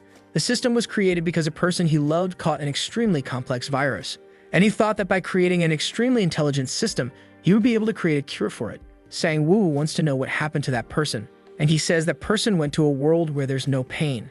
At least that's what he wants to believe. He says that our boy doesn't need to hide anything because he understands his feelings better than anyone. And just like he must know, the system had already gotten out of his control a long time ago. No matter where it existed, the system would be destroying everything, and it could only be stopped by the 7 deadly sins. Ah, the sins of the bells, right man? Not Nanatsu no Taizai. Sang-woo wants to know why that is, and Liber explains that it's because only with all 7 together can you leave the system even after having been registered into it. First, they would block the system's interference with the person's body. And the second effect is that when you gather the 7 bells, the system is completely absorbed into your body and you gain enormous power. Sang-woo man says that clearly there must be some problem with all this because the options don't seem bad at all. Liber answers yes, and that obviously the system and the sins would try to take over his body. And that's why he had to stay focused and not get lost in all that power. Our protagonist wants to ask something about the system interference, but he's starting to get a headache. Liber says that his brain is already reaching an excess of information that will be absorbed all at once, and he tells our boy to trust in that item, which would help in the fight against that creature. The mission he had to keep in mind was about how to stop the system, and with that he's back in the middle of the dungeon with everything falling apart. The friend takes a look and says they urgently need to escape from there. The creature was creating a black orb in its hand, and they are sure the monster that was on a completely different level. The energy starts floating upward, creating a bunch of lightning throughout the dungeon and lifting the entire place. Dang man, the rocks are falling, the hunter's being crushed, and our Sang-woo doesn't have much he can do. He then asks if that divinity buff from the friend lasts half a second. Junyeon answers yes, but says he hopes he's not thinking about finding something like that. They needed to hide and wait for the help of some stronger hunters, but our boy just ignores what he said.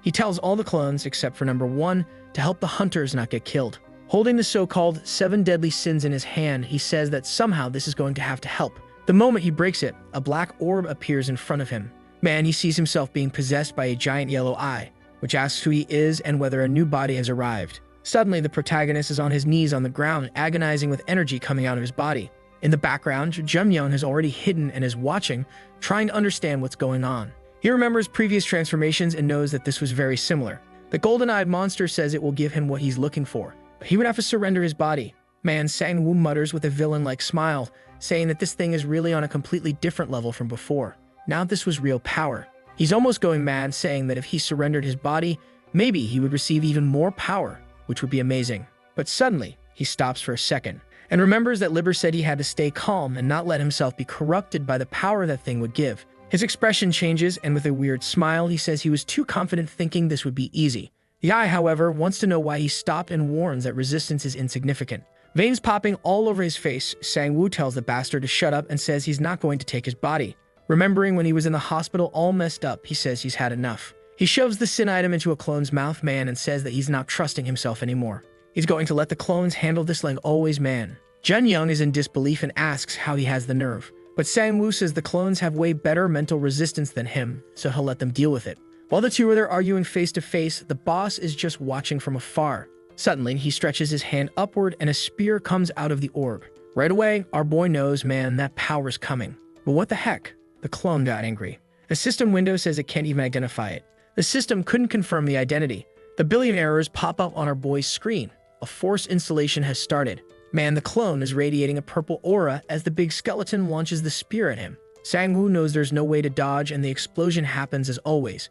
But when the smoke clears, the buffed-up demon clone had caught the attack, and the demon says he has no idea how long it's been since he breathed fresh air, asking if Sang-woo is the challenger. Clearly, looks like number one lost the fight to the creature, but our boy didn't win. The buffed clone did. Now that I did the math right, 7 clones, 7 sins, maybe the story is developing in that direction. And clearly the clone looks insane, right? Like it's not the clone anymore, and it asks who this number one guy is. What the heck? It tried to punch Sang-woo. Actually, not tried. It did punch him and sent him flying. Sicko Sang-woo is now remembering what Liber said, right? That they would try to take control of the body.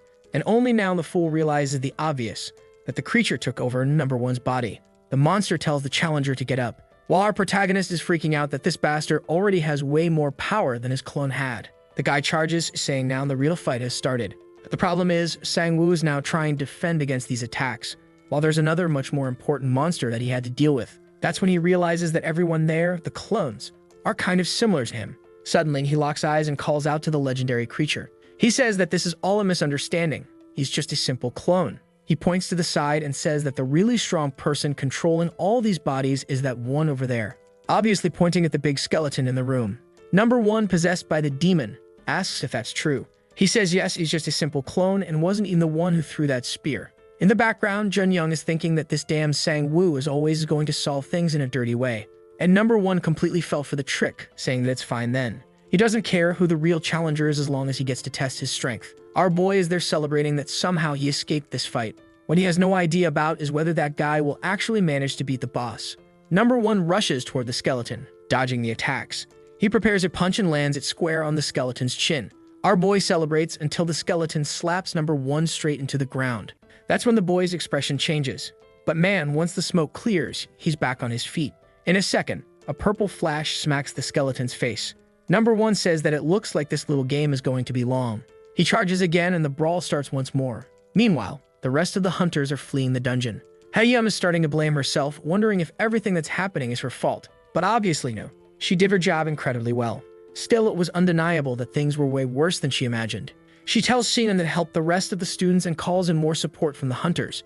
Now that she no longer had to worry about everyone, it was time for her to go back to being a hunter. Meanwhile, number one and the big skeleton are still at it. Sang-woo is impressed that number one is so strong he can't even see the attacks they're exchanging. But that number one takes a hit to the arm and dislocates everything. He starts getting angry, saying that this damn body he received is way too weak. The skeleton was prepping more orbs, but he just slices them, saying this is getting too cliche already. Man, the skeleton took an explosion to the head. It was dear Ari, who pressed Q on the keyboard and wants to know where the rest of the clones are. Sang-woo senses her presence, but in the same second, tells her to get out before she gets attacked too. Man, she tries to say something, but number one is already behind her. Blood splatter everywhere. But of course the scene changes again. Never seen an author who likes jumping timelines this much. In a bar, a guy is saying that this dragon's breath stuff is way weaker than he imagined. He throws the bottle against the wall and asks for something stronger. Then a guy appears behind him asking if he still wants to drink, even looking that messed up. The blonde guy says it's hard to find a drink strong enough to get an S-rank drunk with the resistance they have. That guy is John Scully, and he wants to know what Jumper is doing there. The so-called Jumper approaches and says he's gathering some S-rank people. Apparently, there's a creature about to show up in the catacombs, or maybe it already has, and they need to save the people there. John Scully tells him to handle it alone, but Jumper says that if he tries, there will be a bunch of casualties. Then he says that if John helps, he might finally get a drink that could actually get him drunk. Suddenly, the guy activates his aura and asks if he's sure. Back in the middle of the catacombs, man, the blood that spilled, strangely, was from the demon's arm. Looks like number one sort of took control of the other arm and blocked the attack with his own. The demon is screaming and telling him to stop resisting, that it's all useless. But suddenly, he slaps his own face with style and says no, he's number one and no one commands him except the master. Suddenly, Sang-woo reaches Yara and asks what's going on with number one. She says it's a long story while the guy is trying to resist the transformation. The demon in the right eye admits it. The loyalty he possessed was impressive, and for now, he would leave. But he wants to see how they're going to handle everything without him there. And that's it, man. Number one really did get taken over, but came back to his senses. He's the real deal. Sang-woo celebrates while wondering if he was being brainwashed or what. Before he could answer, the boss starts approaching from behind. And our boy says that if number one took control of the body, he better be ready to handle it. But, of course, the clone just replies that there's no way. The monster is attacking and they'll have to flee. Meanwhile, back at training, Raven is explaining that the explosion of the mana core is his secret ability, something that was only passed down to descendants of elemental blade users. He doesn't teach that to just anyone, but he didn't have many options left. The boy learned way too fast. First, he had to gather as much mana as possible into the center of his body. Then Raven would manipulate that mana to create a new circulatory system. He warned to be careful. If the mana was used incorrectly, it could damage his organs. Then the guy places his hand on his back and says they're going to start. Back in the cave, everyone is fleeing Man. Meanwhile, R wants to know why the clone that was fighting just suddenly ran. Neither Sang-woo nor the clone answer. Our boy asked another clone how the rescue mission is going. As soon as the guy says they're finishing the evacuation, he orders everyone to regroup. And the clone squad is marching again toward the boss. At the same time, Ari is using her E, that charm thing, right? Basically hypnosis. In the skeleton's head, it looks like a skeletal bride dancing. Apparently, it's the distraction. Who said that even after death, we don't still have some desires? But his little fantasy is soon interrupted by a stab from the clone. Obviously, it doesn't do much, and another clone is coming from the side. But one of the clones used the freeze ability automatically. Seeing that, they use the order skill, so everyone does the same thing to stop the monster from moving. A bunch of ice blocks are starting to form on the skeleton. Even our boy is using the skill. But suddenly, the ability seems to bug out. He has no idea what's happening, and Ari goes to ask what's wrong. And then she gets slapped on the butt, I think. Man, even though he did that, I'd say this boss prefers girls a bit skinnier, nearly skeletal. But we humans like meat, and poor Ari is getting beat up nearly to death. Don't do that. There aren't many of her in this series. Obviously, our Chad is going to step in to protect her, asking if the director is okay. That's when suddenly, he feels his heart beat stronger. The center of a storm wave was activating. Out of nowhere, all the clones are unleashing those cuts that slice through the void or sound or whatever it is Raven taught. The boss is starting to break apart completely, and everyone is confused. Sang-woo wants to know how all the clones suddenly learned that. Obviously, it was Raven's doing, and the clone training with him says he feels like his mana center exploded on its own. Like his heart was freezing, cooling down, spinning. It's madness. It seems that's exactly what's happening, and Raven is impressed that his senses were really that sharp. He explains that the secret is transferring that energy into the blade. Of course, it's dangerous to go around doing that, since it's a risky energy transfer. But before Raven can finish explaining, the clone just waves goodbye and jumps through the portal, saying he has something to handle. With that, the poor teacher falls to the ground, saying the boy deserves more than this man. Then a portal opens next to him and someone else appears. Back in the fight, the skeleton is getting wrecked, and finally the blades are doing real damage. A clone from the training shows up apologizing, saying he was over at practice. When someone goes to ask if he had anything to do with this, he immediately explains that he learned a skill from Raven, and that's why everyone is able to deal damage now. Obviously, the problem is that they couldn't keep this technique active for long, and man, everyone's arms are already twisting, breaking, bones are snapping all over. And even worse is that the boss was regenerating from all the damage they caused. Seeing that regeneration, Sang-woo knows that if this doesn't end fast, it's never going to end. The clone explains that the secret is to speed up, right? Do the heart thing and at the same time transfer energy into the strike. Our boy just nods and already jumps into slash. He tries to land a clean hit on the skeleton's hand while apparently channeling the heart's energy. The problem is, he's not perfect like a clone and totally misses the timing of the explosion. And now the boss is once again summoning a bunch of orbs on his back. But another clone comes in from the side and smacks him in the chin, and another comes in from behind and hits the nape. Since the bastard had good regeneration, they had to hit faster than that. The creature, however, lets out a roar, and Sang-woo looks frightened. From the black energy bubble, a strange blue eye appears, and Sang-woo is sure that the only way to block that is with subspace. Man, the orb starts exploding in all directions, and the clones and our boy all get pierced through the middle. That's when suddenly, a flash of light appears in the sky. Ah, you rascal, Professor Raven has arrived. Not only did the guy teach the technique, and now he's come to save them too. What a beast. That's a true teacher right there. And from brought in was George Lucas. I mean the one nicknamed Jumper because he can create portals and jump through them, the guy in the white cloak. Also with them are John Scully and the mustached guy Charles Dion, all of them S-rank hunters. Seeing the creature forming the giant eye, they ask if this is the monster of the day. Jumper, seeing that it's an undead, says he understands now why he was called. Suddenly, Raven calls out to him and asks for help healing someone. The guy, however, replies that it doesn't seem to be fatal and wants to know if Raven, by any chance, knows who that kid is to be so worried. When Raven confirms, and as he's about to say he'll heal everyone, he notices they all have the same face. Jumper walks off saying he'll focus on saving the rest of the people since he's not really good at fighting. As for the creature there in front, well, the others can handle that. Sometime later, our boy wakes up wondering where the injuries went. John Scully says he healed him and that it's best they leave before they get in the way. Man, he turned and left the two fools there without saying a word. Ari is smiling, saying that now for sure they're safe. The three in front of the creature were S-rank hunters. Man, you and the boss's design in the end turned out sick, huh? He's really intimidating. Raven takes a glance and tells our boy to stay close, take a look, and learn how it's done. Man, he already jumped at the boss and said that this is the path he needs to follow. Suddenly, tornadoes rise up from under and over the creature. All around the area, several portals are opening thanks to Jumper. As always, the story loves to jump around, fight, then another place, then back, then elsewhere. Never wants to finish a scene properly, damn it.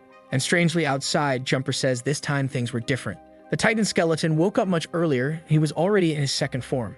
Maybe the labyrinth creator was ineffective, but if that were the case, the city should have been way more destroyed. The only variable he doesn't understand is that group of hunters where everyone looks the same with a dumb face. It's unbelievable that they managed to push the Titan skeleton into the second form and still rescue people at the same time. If that's really the case, one of the 7 deadly sins must be with those hunters. Either way, to him, this was as entertaining as it was mysterious. Ah, cheeky one. Do you have future info or something? Are you privileged, man? Back in the fight with the Titan skeleton, the beast is surrounded by tornadoes and taking hits from all sides. He even dropped a rhyme like Eminem out of nowhere, and Nelson Menino was impressed by his power. Mustache Man says the Blade Seeker is impressive, but he also wanted to get some hits in. The old man used the Dragon Claw strike and a bunch of swords came flying into the tornado. With that, man, when the move finished, the monster was full of holes. But even then, the damn boss was still attacking. John Scully, however, defended with ease, saying that this guy really was tough. Against this type of monster, the easiest way is to start blowing up the head. With a single snap of his fingers, a green laser shot out and the creature's entire head really vanished. But obviously, it wasn't going to be that easy, and the eye moved down to the chest and the creature started regenerating. Back to 100%, the monster was about to attack when, suddenly, an entire building falls on its back. It's the guy with the future knowledge saying that the core of the monster is that eye and you have to hit it directly to kill it. John Scully says he aimed for the eye, right? But clearly, as soon as the monster vanished, the eye reappeared somewhere else. Off to the side, Sang-woo tells Arya that he's going to help the others, but obviously, she says that's insane. They were S-rank and he wouldn't be able to do anything. But our boy suddenly turns into a philosopher. He says that even though he had these guys helping him now, as time goes on, he won't be able to count on them. So he needs to be able to solve things on his own. At the very least, he has to become strong enough to face that creature by himself. Ari, towering, wants to know if he's out of his mind for even thinking of doing something like that. Meanwhile, our boy calls out to Junyum knowing he's just hiding somewhere. At the same time, he says the clones already know what to do. Our boy gets ready to activate Berserker. On top of that, he was going to borrow the strength and abilities of all the clones. While he's in the middle of transforming, the boss is attacking John, who's defending with ease, saying he's not going down that easy. The 3 S-ranks jump at the monster doing the tornado slash. The mustache guy flies by attacking, but the eye dodges every attack and remains on the creature's chest. That's when, from the corner, Sang-woo says the time has come. Junyum says he's going crazy for trying to combine sanctification with that berserker power. That's his divine buff, man, the one that makes the person insanely strong, but only for half a second. And our girl is in full swag mode. Angel wings, halo on the head, the berserker's hand flying in rage. At the same time, Arya is using hypnosis, saying that if they get mad at her later, he'll take the blame. Man, I thought she used hypnosis on the monster. But nope, she hypnotized the guys. The government starts seeing beautiful weapons. The blonde guy sees mannequins dancing. What kind of trip is that? Drunk John is seeing tons of vodka, and strangely Raven is seeing Ari, but in a bunny dog costume. Damn, my guy's into furries? That's jail time. While those fools are all hypnotized, the protagonist charges toward the eye. And of course, backup is coming right behind him. The creature's core seemed to be concentrating once again, but our boy lands a clean hit right in the middle of the chest. Suddenly, a billion status windows appear, and the system says he's absorbed the stats of the Titan skeleton. As always, guess what? The scene completely changes. A girl with a veil on her head says that a thread of hope had appeared. An S-rank hunter strong enough to interfere with the gears of the system. And look at our boy's stats. Strength went from 72 to 91, stamina from 68 to 90. In other words, the boy is tanky as hell now. Obviously, on the ground is the boss, bloodied and destroyed. But even though our boy absorbed the stats, his body is exhausted. He falls to the ground and Raven comes to help him up. But it seems the guy immediately noticed that something changed in the boy's aura. He had gotten much stronger in just a minute. Right away, he deduces and tells the boy that he must have a skill that makes him stronger after killing monsters. Sang-woo, spooked by the bunny-eared old man, admits the guy's sharp and just says yes. Meanwhile, the rest of the S-rank hunters admit that the kid is even better than they expected. At that moment, our boy goes to ask how Jumper knew about that place. But the guy completely ignores the question and just compliments our boy, saying he did a great job. Truly a promising and heroic hunter. Our boy says he knows very well that he's Jumper and introduces himself as Sang-woo. Strangely, Jumper seems startled and keeps repeating the name Sang-woo to himself for a while. After thinking for a bit, his expression changes and he says that's a name he's never heard before. Our poor boy thinks he's being dissed for being a nobody. Little does he know this guy in front of him is probably a time traveler with future intel. The guy then wants to know what's up with all these hunters that look just like him. Seems like a really close family. Our boy explains that they're his clones, which he just sent to subspace. Jumper says it's a shame they're already gone and suddenly invites our boy to visit his vacation house. The protagonist, obviously, is confused, but the guy says that after killing a monster like that, it's the perfect time for a party. They had to eat, drink, and celebrate. Yeah, okay then, nothing odd about this guy. Meanwhile, back in the villain's chamber, one of the guys shows up to deliver news. The boss thinks his plan went perfectly, but the guy just reports. The labyrinth creator is dead, the catacombs were destroyed along with the skeletal titan. A bunch of S-rank hunters showed up, and one of them even took the 7th deadly sin. The boss's heart skips a beat for a second. Scene changed to a fancy party where everyone is wearing suits and looking sharp. There are reporters and everything. And in the middle of it all, there's poor Sang-woo standing there. And obviously, with Ari nearby in her tight dress and bunny ears, the old man who likes animal girls is hanging around. Nothing peculiar about that guy. But just like there are things this guy likes, someone else approaches our boy Sang-woo. It's Hae-yeon asking if her little dress looks okay. The guy man, he swallowed his breath, not knowing what to say. All awkward, he mutters that she doesn't look too bad. The poor girl, embarrassed, stumbles to say it's the first time she's worn something like that. Like a proper nerd, the first thing he wants to talk about is abilities. He wants to know how she pulled off that laser that smacked the boss. But before she can answer, the old man shows up, asking if he got along with the ability the clone learned. He had taught enough on the first stage for them to make good use of it. Sang-woo thanks him and says yes, the clones learned it well, and it helped a lot. Sang-woo then asks why he hid the clone's ability from Jumper. I hadn't seen it, but I went back and saw. Back when Jumper asked where the people who looked like the protagonist were, Raven pretended they were just some other similar-looking hunters who had already left. In other words, he hid the fact that our boy is the protagonist. Sang-woo asked why, and Raven says he has a weird feeling about Jumper. He's known the guy for a long time, but it's impossible to figure out his intentions. In theory, he seems to want the good of humanity. He's always leading rescue missions, killing monsters, and all that with minimal losses. But at the same time, he's the person who started the Awakening program for all of humanity. And he probably already knows what happens when they reach a certain point. Obviously, he's talking about the Harvest Day where everyone gets butchered. Raven says the guy will probably find out soon, but it's best to keep the clones hidden as long as possible. He was on a totally different level compared to hunters like Bless and Charles Dien. Bless being John Scully's nickname, the healer guy. At that moment, Bless is just looking for a decent drink. But unfortunately, he's already tried everything. While he's lost in his thoughts, a clone is just standing there staring at him out of nowhere. Obviously, the guy gets startled, asking if that's one of those dudes with a bunch of twin brothers. In the middle of all this chaos, suddenly Jumper appears, thanking everyone for coming and saying he hopes they enjoy the party. As they probably know, they're all there to celebrate the defeat of the Titan skeleton. Everyone is thanking Jumper for the low number of casualties. But Jumper says he has something to say about that. The person who reduced the catacomb casualties so drastically wasn't him. It was another hero. And then the guy says the name of the legend is Sang-woo Jong, the Korean hunter who was the most important person. He led the rescue team with his body clone ability and risked his life against the monsters. Raven, yeah, he's there all impressed that the guy already figured it out, but let's be real. Everyone literally knows our boy is the protagonist. It's not exactly rocket science. And man, Jumper is already saying that the boy is strong enough to become Korea's first S-rank hunter. The group would make a huge contribution for him, erect a statue in the catacombs, and a bunch of other stuff. Obviously, everyone wants to know, all restless, who this Sang-woo Jong guy is. But our boy is kind of missing. One of the reporters opens the doors to a warehouse, and inside there's our boy taking Bless to the portal, asking for help to heal his little sister, saying he even licked the sole of his shoe if it meant saving his little sis. The guy begs him not to do that, but look at him already going down toward the man's foot. But of course, all the reporters catch that very peculiar scene. While Bless says his image is going to be ruined forever. Sometime later, we see that old guy from the association saying that because of all this, they have no choice. They're going to have to make an official announcement about Sang-woo, and he tells that mustache guy that he's going to have to host the kid's ceremony. Man, the poor guy gets thrown to the floor and gets up all crooked. The mustache one says he's in a tough spot. They were partners, and he was already risking a lot just by keeping him around. That's why he had to provide a regular supply of DEP. And you better know that if that doesn't happen, he'll end up disappearing. At that moment, his phone rings. When he picks up, it's the president of the association calling for him, saying that unfortunately, they're going to have to announce to the public that Sang-woo has reached S-rank. The guy, however, replies that he won't accept it. He wouldn't let them announce that someone reached S-rank in Korea before he did. The old man says he understands, but unfortunately, the catacombs were declared S-rank, and Sang-woo was the one who landed the final blow, so there's no more hiding it. The guy, though, says they can just give the justification that he was assisted by a bunch of S-ranks.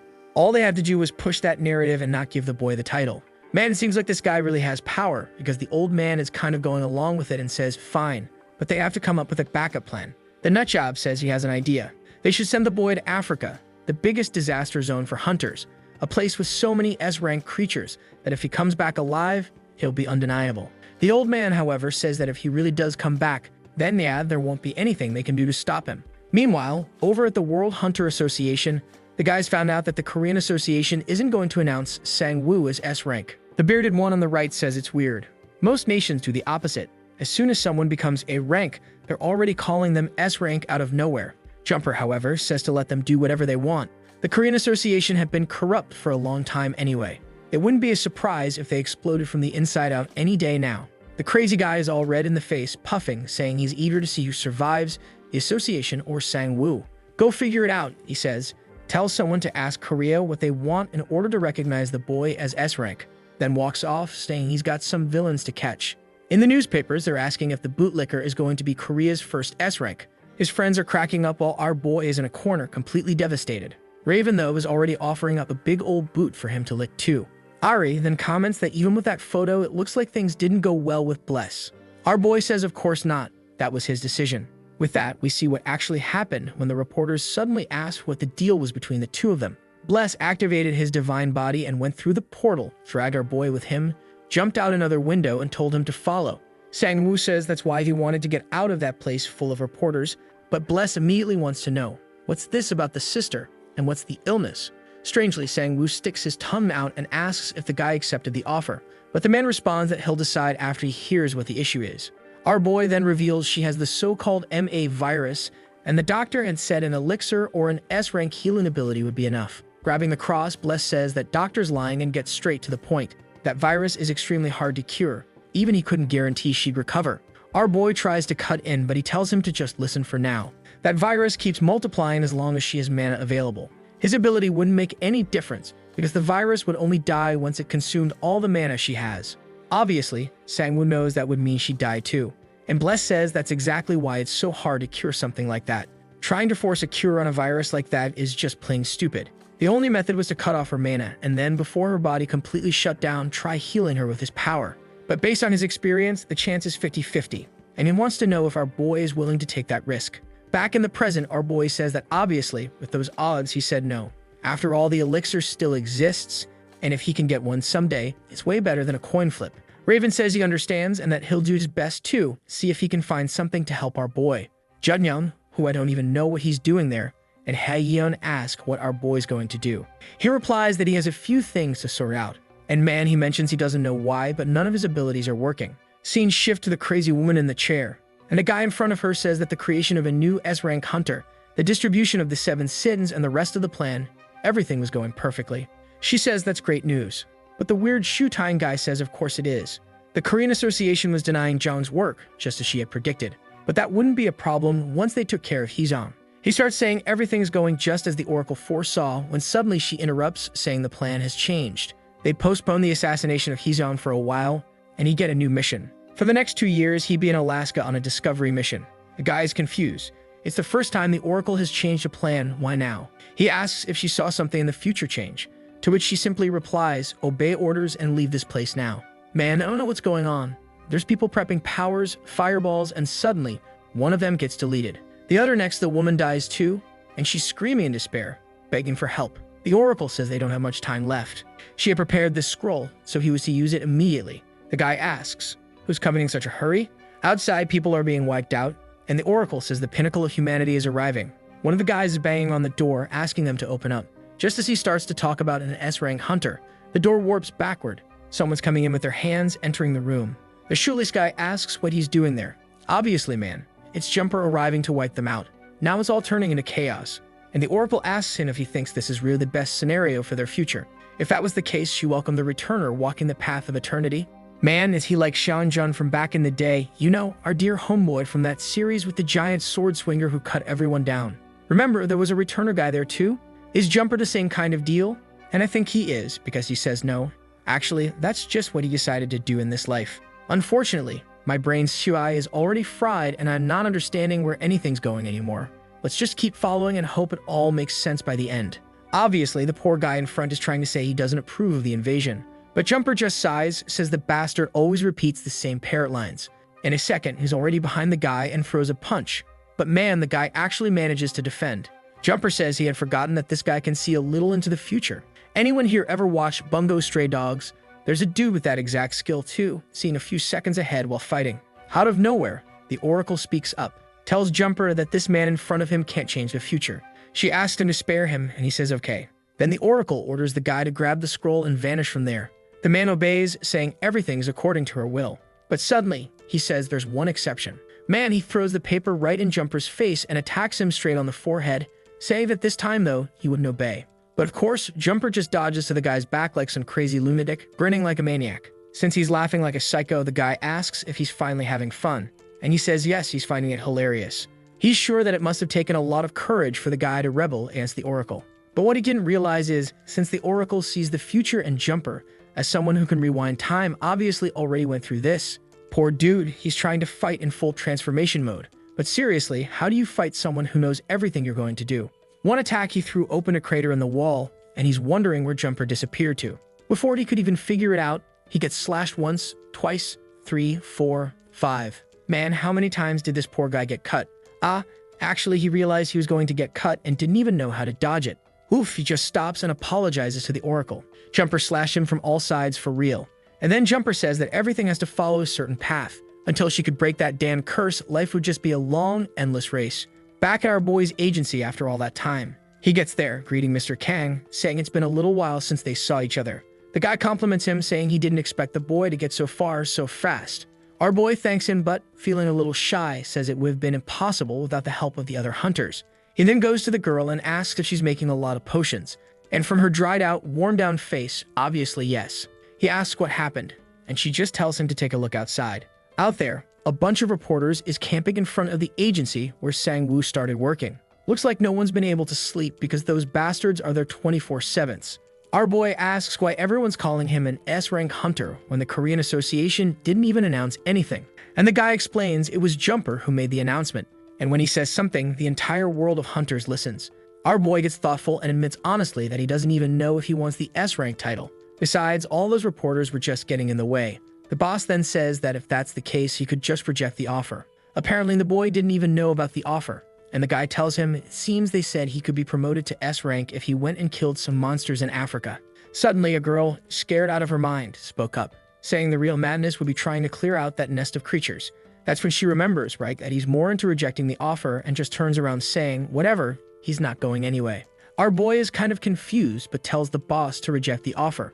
Now I get it. The boss knew about the offer because since Sang-woo works at his agency, the offer obviously came to the boss first. This hunter world is way too modern, man. But next scene, Leber is talking, saying that the boy's next destination should be Africa. Look at our boy's face, man, asking himself what the heck he did to deserve this. He decides not to even bother explaining everything he went through to Leber and just wants to know why Africa. Leber explains it's because that's where he'll find the next of the 7 deadly sins. Not only that, but it's also the perfect place for him to start practicing a certain kind of training. The protagonist wants to know what he's talking about, and Liber comments that by now he must have noticed that the clones are being affected by the deadly sins. He's sure the boy's abilities aren't working properly. He should know that this stuff causes interference with the system's functioning. That's why from now on he has to use his abilities without placing them into the system. Because in Tiber they use the same thing. It's just called magic there. With that classic scene jump we all love, the story switches back to the Oracle before the situation finishes. Apparently, she's pissed that Jumper killed the guy, saying it wasn't necessary. But He-Man couldn't care less. He just asks why she told the guy to run, and why she gave him a teleport scroll. She already knew he was going to refuse, try to attack, and die in the end. Man, it's a pretty interesting argument going on here, but seriously, it's just 2 neurons fighting each other. One guy who doesn't see the future, but can rewind time, and the woman who sees the future of this timeline, one arguing with the other. Fascinating. The Oracle says that even for her, there's more than one path the future can take. It wasn't destiny that killed the guy, it was himself. Everything he does, even going back in time, is still the consequence of his own actions. Man, before even answering, Jumper just slices her neck. What the heck? Telling her not to talk about free will around him. Someone who, for the longest time, actually believed in that idea. She has no idea how many countless times he's already seen the system devour Earth on Harvest Day. She doesn't get that there's no other way. No matter how many people he saves, the result is always the same. And it doesn't matter how strong the hunters get either. The final outcome is always Harvest Day, and it's unstoppable. And he doesn't want to hear about free will from someone like her, who doesn't even have a body to act on what she believes. Whoa, man. Looks like she really is just a brain inside a capsule. Wait a minute. Now it all makes sense. Back when everyone was hallucinating about what they liked the most, Jumper saw a doll. This guy is peculiar, at the very least. The Oracle says she'll take a look at his future, but he responds that she didn't hear him right. This isn't the first time he's gone through this. He remembers her saying that his path will continue forever, and he will never obtain what he desires most in life. The more he tries, the more he'll fail. The life he's living will never lead him where he wants to go. He should just give up, because there's no way out. Man, seriously, what a motivational speech right there. Jumper places his hands on the tube, saying he already knows exactly what she's about to say. Oh right, what mouth? Technically, there's no mouth. She says that even so, he came all the way there to hear the prophecy once again. She knows, just like he does, that if she tries to look into his future now, she'll die. All she can see is a tiny compressed glimpse of causality from everything that happens. She finds it sad and asks how long he's been suffering like this. Man, to end everything, he blows up the whole capsule. But strangely, he sees a green-haired girl telling him not to give up. Eventually, salvation would come for him. I think it was just an illusion, right? Because clearly, there's nothing actually there. The scene then shifts to a desert, where Sang-woo is wondering why the damn girl came with him. She responds that she's there to understand the items he might obtain right in case he gets something she doesn't recognize. Besides that, she can make various potions.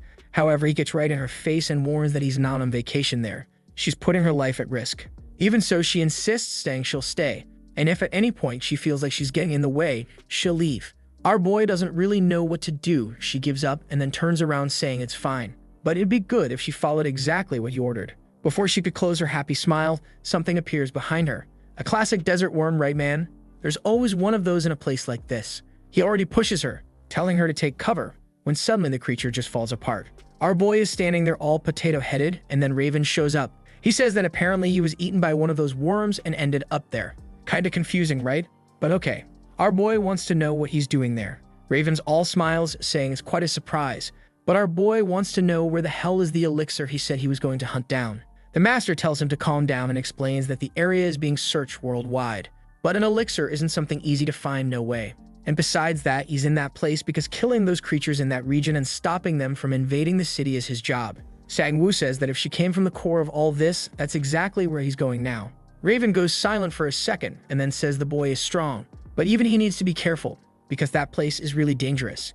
It's a place that operates 100% by the law of the jungle man. The strongest monsters eat the weakest and no one forgives anyone. He remembers when he first arrived, it was a good place to train. To get an idea, Sang-woo wants to know how strong that big worm is compared to the creatures over there. Raven says, obviously the worm isn't in the core because it got kicked out for being weak, which makes it clear that it doesn't stand a chance even among the weakest. Now back to Jumper, washing his hands.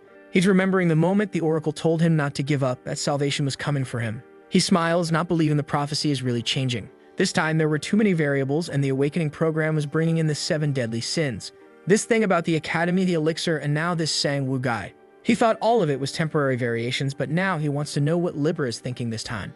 Back in the desert, our boy turns into a pile of skeletons and already notices the place is quite different. It seems like there's a terrible smell of blood in the air. Nearby, there are some creatures eating each other, and one suddenly looks back and lets out a roar. In the same second, Sang-woo already summoned all of his clones and pulled his sword. He's walking in full swag, slowly saying it's time to find out who's gonna be at the top of the food chain. But he remembers Liber said it's time for him to learn true magic. And Sang-woo man is going to try using his power without relying on the system. He goes in motivated to throw a fireball, but the clones cast it first and kill the monster. He stands there kind of bummed out, right, because as always the clones do everything perfectly. So he decides to try finding an opening, goes after other creatures, and tries to use a freezing strike. But again, the clones anticipate the move and do the attack before he does. He's biting his lip in frustration and decides to settle it with the sword like always. Even though he's suffering, the girl next to him is shocked at how much stronger he's become. While our boy's wondering if there's really something wrong with his skills. Suddenly, he calls the clones and drops to his knees, begging them to teach him how they're using skills without the system. Sometime later, the clones are really giving him a lesson, explaining how simple it is to make a fireball. All they have to do is gather mana in the shape of a sphere and then feed it with fire energy. With enough energy accumulated at the center of the sphere, it would turn into a fireball, just like that. Obviously, though, the moment our boy tries to do it, it falls apart in his hand. Our boy apologizes, and then one of the clones wants to know from 1 to 10 how harsh he wants the criticism to be. Our boy says that from 0 to 10, an 8 is enough so he won't be shaken. But the clone already slaps him in the face, which leaves our poor guy devastated. The clone says he's putting mana nowhere near enough. What's this, man? The game is flipped. The boy is learning from his own clones now, people. A while later, he asks Allegra for help, who used to be an archmage, right? Wanting to know how to use magic. The old man says he thought he was going to learn from the clones, but apparently it didn't work out. Our boy, face all beat up, is asking for a teacher, just a little less cruel. Liber explains that he won't be able to do things exactly like the clones. Their mana manipulation is something completely different. But he has to understand that right now his abilities are weak, but at least he can still activate them. The question is, what about when he completely loses control of the system? What if you and the clones disappear? Well, man, Sang-woo reveals that he tried to unsummon and resummon clone number 1, kind of to separate him from the 7th deadly sin. But when his hand reached out, the clone turned around and grabbed his hand, saying it was a shame, but that wasn't going to happen. Our boy got scared. These clones were more alive than he thought. Liber says he never imagined something like that happening and says, all right, he'll help him learn magic. Sang-woo says he's a determined guy and just needs instructions, until the man tells him to get fired up. Meanwhile, outside, the girl is watching him, wondering what the heck this lunatic is doing or not doing. Suddenly, he wakes up and throws his clothes into the air. She covers her eyes, saying he's completely lost it, but he says this is the teacher's lesson. Liber said he had to get closer to nature and become one with it. That was the first step to mana control. Our boy says he knows how to control mana, at least without the help of the system. So in that case, he could put his clothes back on. The poor girl is all confused, thinks it's crazy how much Sang-woo trusts other people like that. Meanwhile, at the association, Byong is smashing the table. He's angry because Sang-woo said he had no interest in becoming an S-rank hunter, but now he accepted the mission to Africa. Hai Seong, however, says it's fine. This was perfect. With the document in hand, he throws it in front of the old man and says that's exactly the place he most wanted the boy to go. The moment the old guy takes a look, he's shocked, and he comments that the names written there were all assassin groups. Hai Seong says that's exactly what he's going to do. It's better than believing the boy is going to die naturally to monsters. Back in the desert, our boy is facing the creatures, showing off man with a magic circle in his hand. Liber is giving instructions, teaching him how to maintain the power. The problem is that in the middle of the fight, he ends up losing focus every time the spell falls apart. So as always, he has to rely on physical strength and finish with the sword. Then Liber says his physical stats are way too high. He'll have to find a creature that relies solely on magic for it to actually be worth it. However, the moment he turns his back, suddenly there's a kunai coming almost at his head. Obviously, it was those assassins from earlier, and one of them celebrates, saying now he's finally dead. But of course, our boy simply shifted into stone form and tanked it easily. Then he turns around and asks who's up next. The assassins reveal themselves, saying it's amazing that he survived something so stealthy. And these guys are bold. It went straight up in front of Sang-woo, who asks what kind of stab was that aimed at his head. While that mess is going on, the girl and the clones are over there making instant noodles. What she finds strange is that Sang-woo hasn't come back. Number 1 seems to notice something and says the boy looks a little busy. Yeah, man, the assassins didn't even last a few seconds and they're already all messed up. Our boy is even a bit sad, saying he thought that would have been a bit more worth it. The white-haired guy asks why he was hiding his powers, but suddenly he pulls out some kunai and goes for one last attack. Yeah, he really wants to die now. Sang-woo obviously just catches it in his hand and says it's sad to see the guy thinks he can kill him like that. Our boy tried to activate a magic circle, but as always, it failed. Still, the fool is shaking all over. He knows that if the boy had managed to activate the ability, he would have died right there. But he's thinking that our boy forgave him, when obviously it's just that his magic failed because he's useless. The guy starts laughing, asking if he really believes he's that strong. So superior that he doesn't even want to use his abilities. Sang-woo laughs through gritted teeth, saying he's realized the truth. Turns and says that yeah, that's it. He's so strong he doesn't even feel like using abilities. As if he were someone who can't use his own skills. That wouldn't make any sense at all. A while later, there he is again back on the monster hunt. Apparently, he just left the guys behind. Liber, however, says he's getting lazy. He's just killing the creatures and not even trying to practice. But Sang-woo man is upset, saying nothing is working. At least the monsters really were getting stronger bit by bit. Then the old man says that this ability of his to absorb mana from creatures really was extremely powerful. He was constantly getting stronger and stronger just by going straight ahead and killing those monsters. Our boy says it really is good. The only problem is that he has to keep facing stronger and stronger things or else he doesn't gain experience. Well, at that moment, our boy says that now the fun is here. He looks over at the guys who came to attack, saying that apparently today's new training session has arrived. Man, we're already on the next day. The guy who got beat up yesterday says they're back, but this time they got unshakable tactics. They're already charging in, and there's Sang-woo once again trying to form that tired magic circle in his hand. Man, he compliments the guys on their speed, and the mummy guy blows some poison breath in his face. Strangely, Sang-woo says that it's refreshing. The guy tries to use another skill, an earthquake, to drain his mana. Then the white-haired guy says the perfect chance has come. He unleashes an explosion that sends a cloud of smoke in front of our boy, saying it's impossible for anyone to survive that. But obviously in the same second, Sang-woo just passes right through and punches him in the face. Then the mummy guy tries to activate a magic circle, but it falls apart right in his face. Then he tells the guy he still won't get to see the amazing ability he's secretly keeping. The guy obviously gets even more pissed, telling him to just use the power already. But then blood splatters and we're already on the next day.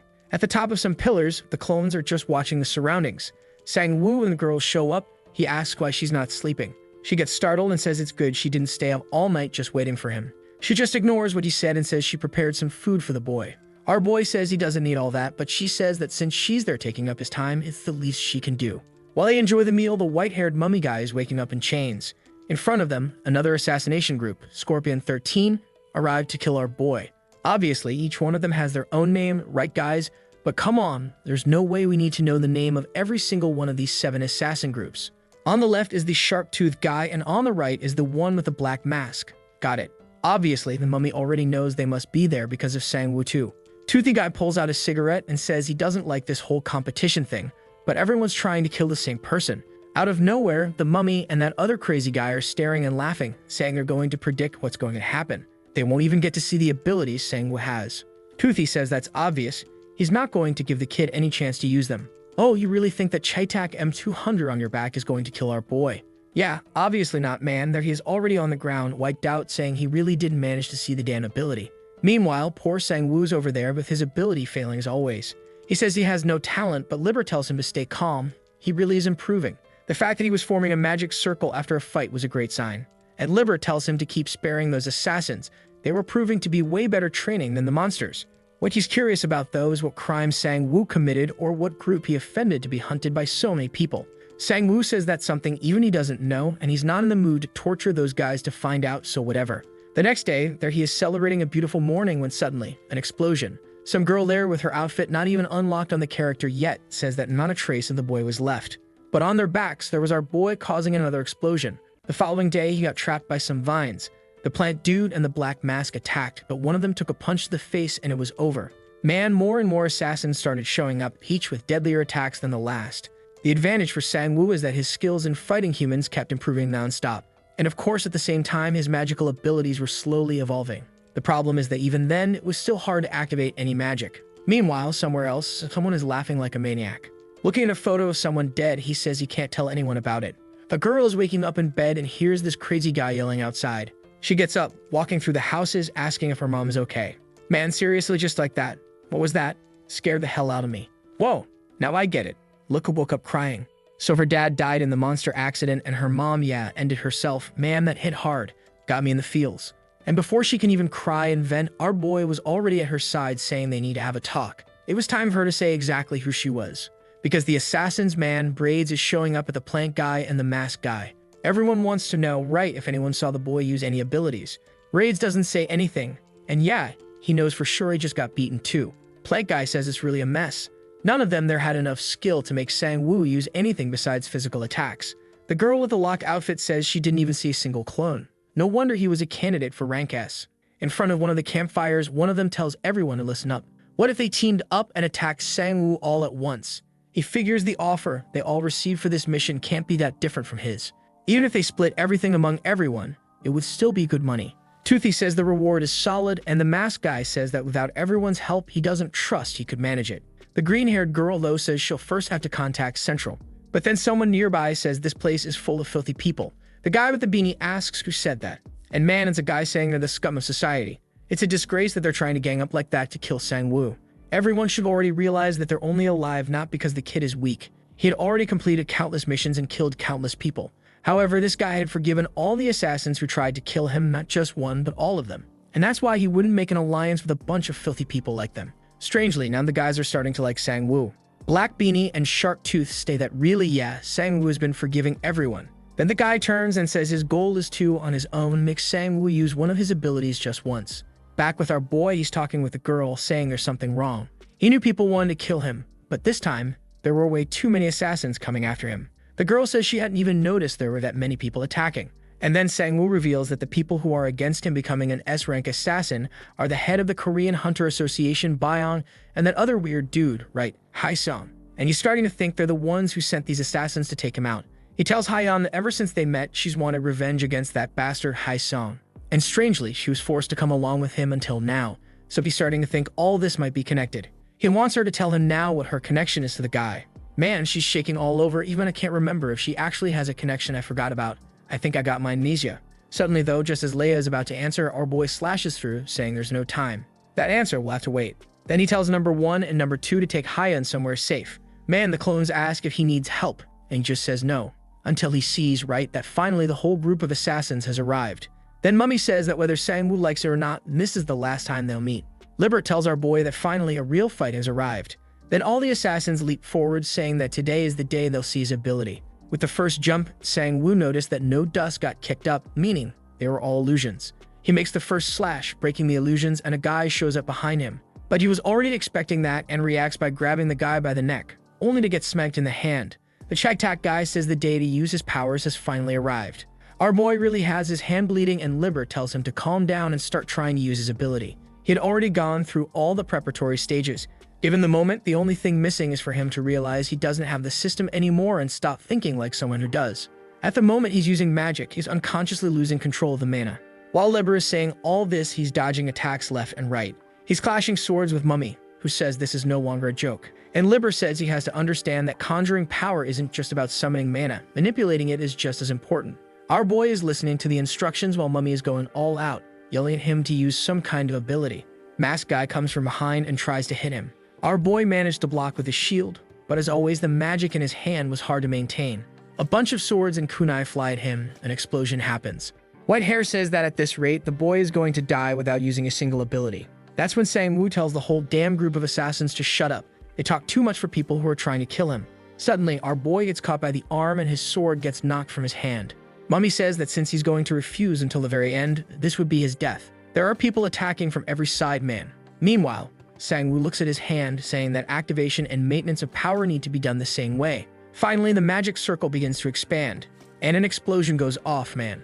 All the assassins are lit up in flames, and our boy now has a little smirk on his face. But the second he celebrates that the power worked, he's got that potato face expression again. The assassin group was strangely kneeling. We actually made this part up earlier when they were wondering what they would do against Sang-woo. That's when Mummy said that at the very least he wanted to see him use an ability once. And when he managed to do that, then he joined the boy. Mummy is standing there saying, man, that from now on he's a loyal follower. Oh damn, just because I made a point of not giving anyone names, now everyone's going to keep showing up forever. But Sang-woo instantly refuses, saying he's not going to accept a bunch of trash like them who kill for money. He turns around waving goodbye, but Mummy wants to know if they were the first. He's sure other assassin groups must have come after him. Our boy says he doesn't care at all about that. But Mummy says he should know nothing's better than an assassin to prevent assassinations. From now on, he didn't have to worry anymore since he spared everyone's life there, and they'd all defend him and make sure no one attacked. All he wanted was for him to admit that he's now the leader of the group. A while later, Mummy and the group are walking through the desert, remembering how Sang-woo said that if they wanted him to be a leader, they'd have to prove their worth. The girl unlocked the outfit, guys. Or am I going crazy? Wasn't her hair green with that black outfit you could barely see? Now her hair is red and the outfit's green. I think I unlocked the Alzheimer's skill. Tuthi, though, was warning that if they come back with no results, obviously they're as good as dead. That's why he accepted the suggestion to surrender to Sang-woo. But now, what are they gonna do? Mummy turns and says it's obvious. They'll prove they're worthy, just like he said. The fact that he didn't accept them right away makes it even clearer. Joining that boy was the best thing they could possibly do. This was their chance to live as humans again. Ah, I was mixing them up. Look, man, there's the green-haired girl with the locked outfit. Gray hair says they don't have to go that far. They already forced the boy to use his ability. Blondie wants to understand why, out of nowhere, they're trying to form a team. As far as they remember, assassins hated each other, and everyone thought they were more noble than the next. Mummy says that's exactly why they were assassins. Man, everyone, there's an idiot. Back with our millionaire boy, he's explained the whole story to Hae-yeon. She says she understands what happened, but it's strange to say the least. He replies that at least it's clear now. The head of the association and that guy were the ones who hired those people. He already knew about Hae-seong. After all, they're basically sworn enemies. Then Hae-yeon says he was sent to this place because it was exactly there that it all began. The great disaster of the Korean Hunter Association. Back in the past, with her mom telling her dad to be careful. Her dad, who was an A-rank hunter, told them not to worry, man, and put the little cap on Hyen. But even though he looked all sweet like that, we already know what happened. Her parents were awakened, who had been chosen at the start of the Great Disaster. Back then, awakening wasn't as common as it is now. Creatures showed up everywhere, so people were mobilized into task forces. Her dad was part of one of those and one of the most renowned in Korea. You could say they were one of the most successful teams. But obviously, in those days, casualties were common. And that's why several bunkers were created to reduce monster entry and start containing the incidents. Until the great accident happened. Walking around the area, people commented that Monster Cores really was the perfect name. Her dad said the smell of blood there was awful. Look, man, who's that with him? Bio on the left? Is that guy from the association, you know, the dude who's short and bald now? I think it's him, not sure. There's another girl with a lock outfit, and once again I don't want to give names. Because they introduce like 15 characters at once and expect me to list everyone. Like, come on, slow down, my brain doesn't work like that, man. And right when they were talking about the place, some creatures appeared behind them. Man, the monsters showed up already conjuring stuff in their mouths. The girl with the lock outfit this time grabbed her whip and landed it clean on the monster. But as soon as the first one went down, an even bigger one appeared behind them. The group seemed kind of hesitant after all. It was an A-rank creature. They tried to use a chain ability just as Byong went in to punch it. The hit landed perfectly and a mage summoned some rocks to fall on the beast. The red-haired girl says that this time it was a much tougher creature. But seeing Hyen's father attack, he says not to worry. That guy was specialized in killing monsters for sure. As soon as he touches the creature's forehead, the magic expands and explodes from the inside out. The blue-haired girl says it's undeniable. That bastard was stronger than she expected. No wonder they were considering him for Korea's first S rank. Hearing that, he turns and says he doesn't want that title. He not only has no interest, but also doesn't want to get any busier than he already is. Oh, look who's there, man. To this day, that guy's still trying to become S rank. For the love of God, that Hai Seong really is a damn failure. Her dad was there saying that if he could retire before 40 with a good salary, that'd be perfect already. When suddenly, a creature appeared behind them. Red-haired girl quickly pulls the whip and manages to restrain the beast. She says it'll be easy, charges a power, but from 1 second to the next, something pierces right through her chest. Man, the creature had created a crater so big you could see the mountain on the other side. Blue-haired girl screams in despair and runs to help her. And look, man, I thought Byong would be kind of traitorous, but he went in for the brawl for real. Obviously, the monster seemed untouched. Nothing was affecting it. It grabbed Byong's arm and threw him far. The girl tried to use those chains of hers while the other two attacked from the sides. There was lightning, explosions, fire everywhere. Hyen, who's the girl's dad, touched the creature again and it expanded and expanded, but stayed completely intact in the air. Not even the implosion worked. Damn man, the green-haired one with the mask got whipped in the neck too. At that moment, the group realized that creature was way above anything A rank. He gave the order for the whole group to scatter so they'd have at least some chance to survive. Once they were spread out, they regrouped at the field they were in 2 days ago. That was their only chance, or everyone there would die. The ground explodes, and after some time, we see one of them fleeing. I think it's Hai Seong, the cursed failure from the future who's trying to kill our boy. The masked guy died right next to him. He knows that if he had been the target, he wouldn't have even reacted. But just as he thought he had escaped, a bird appeared behind him. He turns all crooks, saying that his goal was to become the strongest. But after seeing the monster's attack, he knows this is the end. That's when suddenly, something appears in front of him, causing an explosion. The creature shoots up into the sky, and the guy asks if he's that Hai Seong guy. Ah, it was Hyen's father, saying he should be grateful now for having his life saved. Meanwhile, with the red-haired girl, the guy from the group is just crying, saying they never imagined they faced something so strong. Blue-haired girl gets up to heal Byong a little, who tells her she better go help the others for now. Even so, she uses a bit of healing, when something else lands beside them. Obviously, it was the creature, who seemed to have tracked them down. Or actually, not 100%, because they were just behind a rock. Byong remembered the crater that the monster left in the girl. They were going to die there, and he wouldn't even be able to react, just like with everyone else. Man, he throws the blue-haired girl out from behind the rock, so she become the creature's target. Dude, this guy is really the leader of the Hunter Association. I think he's the worst association leader I've ever seen in any story, man. Man, that scene even made me mad at the bastard. Meanwhile, Hai Seong is walking with Hyen's dad, wanting to know how he distracted the monster. He just explains that he's sure that creature is hunting the weakest first. That's exactly why it killed the long-range folks before anyone else. He ends the talk saying they didn't deserve a death like that over something like this. But man, Hai Seong asks why he came straight toward him. And that's when we already know this is going to hit hard psychologically. Hyen's dad says the creature was focusing on the weakest. Ah, but actually he was being real humble. He said that, Hai Seong has kids, so be sure the guy must have other priorities in life. But that only made the bastard even angrier, saying his priorities never changed. He wasn't faking anything, he still dreamed of being the strongest hunter in the world. But right in the middle of the speech, the ground starts shaking. Poor blue-haired girl is using her chains to try and trap the creature, while begging for someone's help. And like a Marvel hero, the guy appears once again and blasts the monster away. He asks why she's alone, says he only saw Byong running off. Then he tells her to hop on his back and focus on healing her leg. They'd escape from there. But nearby, Hai Seong is watching all of this. He's in disbelief at how this guy managed to create an implosion in midair and launch himself in an instant toward that spot. Suddenly, some rocks rise and he says that, yeah, the guy really is strong. Maybe so strong he'll never surpass him. And that's exactly why he's going to settle this now. Man, with that, he fires a pure energy shot at the guy's back. And from afar, he says that if the monster goes after the weakest, now it has a new target. But he doesn't need to worry. He'll tell the family everything that happened. And that's how Hyen's dad died. Damn, I'm already looking forward to our boy erasing this pebble-faced bastard, along with that scumbag Byong, who's out here running away and crashing on the ground like a sack of trash. He's there full of regret, asking himself what he did. But man, you deserve death. That's when he runs into Hai Seong. When he goes to ask what happened, Hai Seong just says they're the only survivors. And he tells Byong that everyone else died trying to save the two of them. Right then, Byong understands what the guy meant. And Hai Seong says that's the only story people will believe. The heroes died trying to save the weak ones, meaning them. They were now tied to that same story forever. Man, and apparently, Hyen knows the whole truth because she tells our boy, who's asking if that's true. She wants to know how she found that out, and Hyen says it was actually her mom who figured it out. Her mom was at home crying desperately. She had a kind of extrasensory perception ability, and it was with her father's death that everything started to fall apart. In the interview, Byong and Hai Seong said that the group of people back then were heroes. The S-rank creature they had encountered was unfortunately too powerful. On TV, it was announced that 5 of the top 7 heroes had been defeated by a single monster. The news was broadcast, but Hyen's mother just said it was all lies. She grabs Hyen and asks if she believes in nonsense like that. One day, she would have to take revenge for her, and she had to promise not to let them go unpunished. Poor Hyen, just a kid, only replied, okay, not even knowing what to say. But her mom said that her life's mission was to avenge her father. Then her mom started going around trying to tell the truth to everyone. But people like Byong and Hai Seong, they saw them as heroes. 3 years went by and her mom's mental state couldn't take it anymore. And exactly 3 years after her dad's death, she took her own life too. Man, that's how Hyen started living alone on the streets.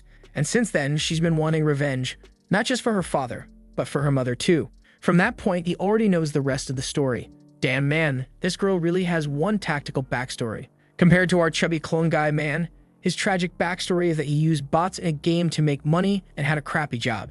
Yeah, it's a little unbalanced. He stands up and says he knows she's not lying. Suddenly, Raven shows up, saying it looks like they're lost in thought.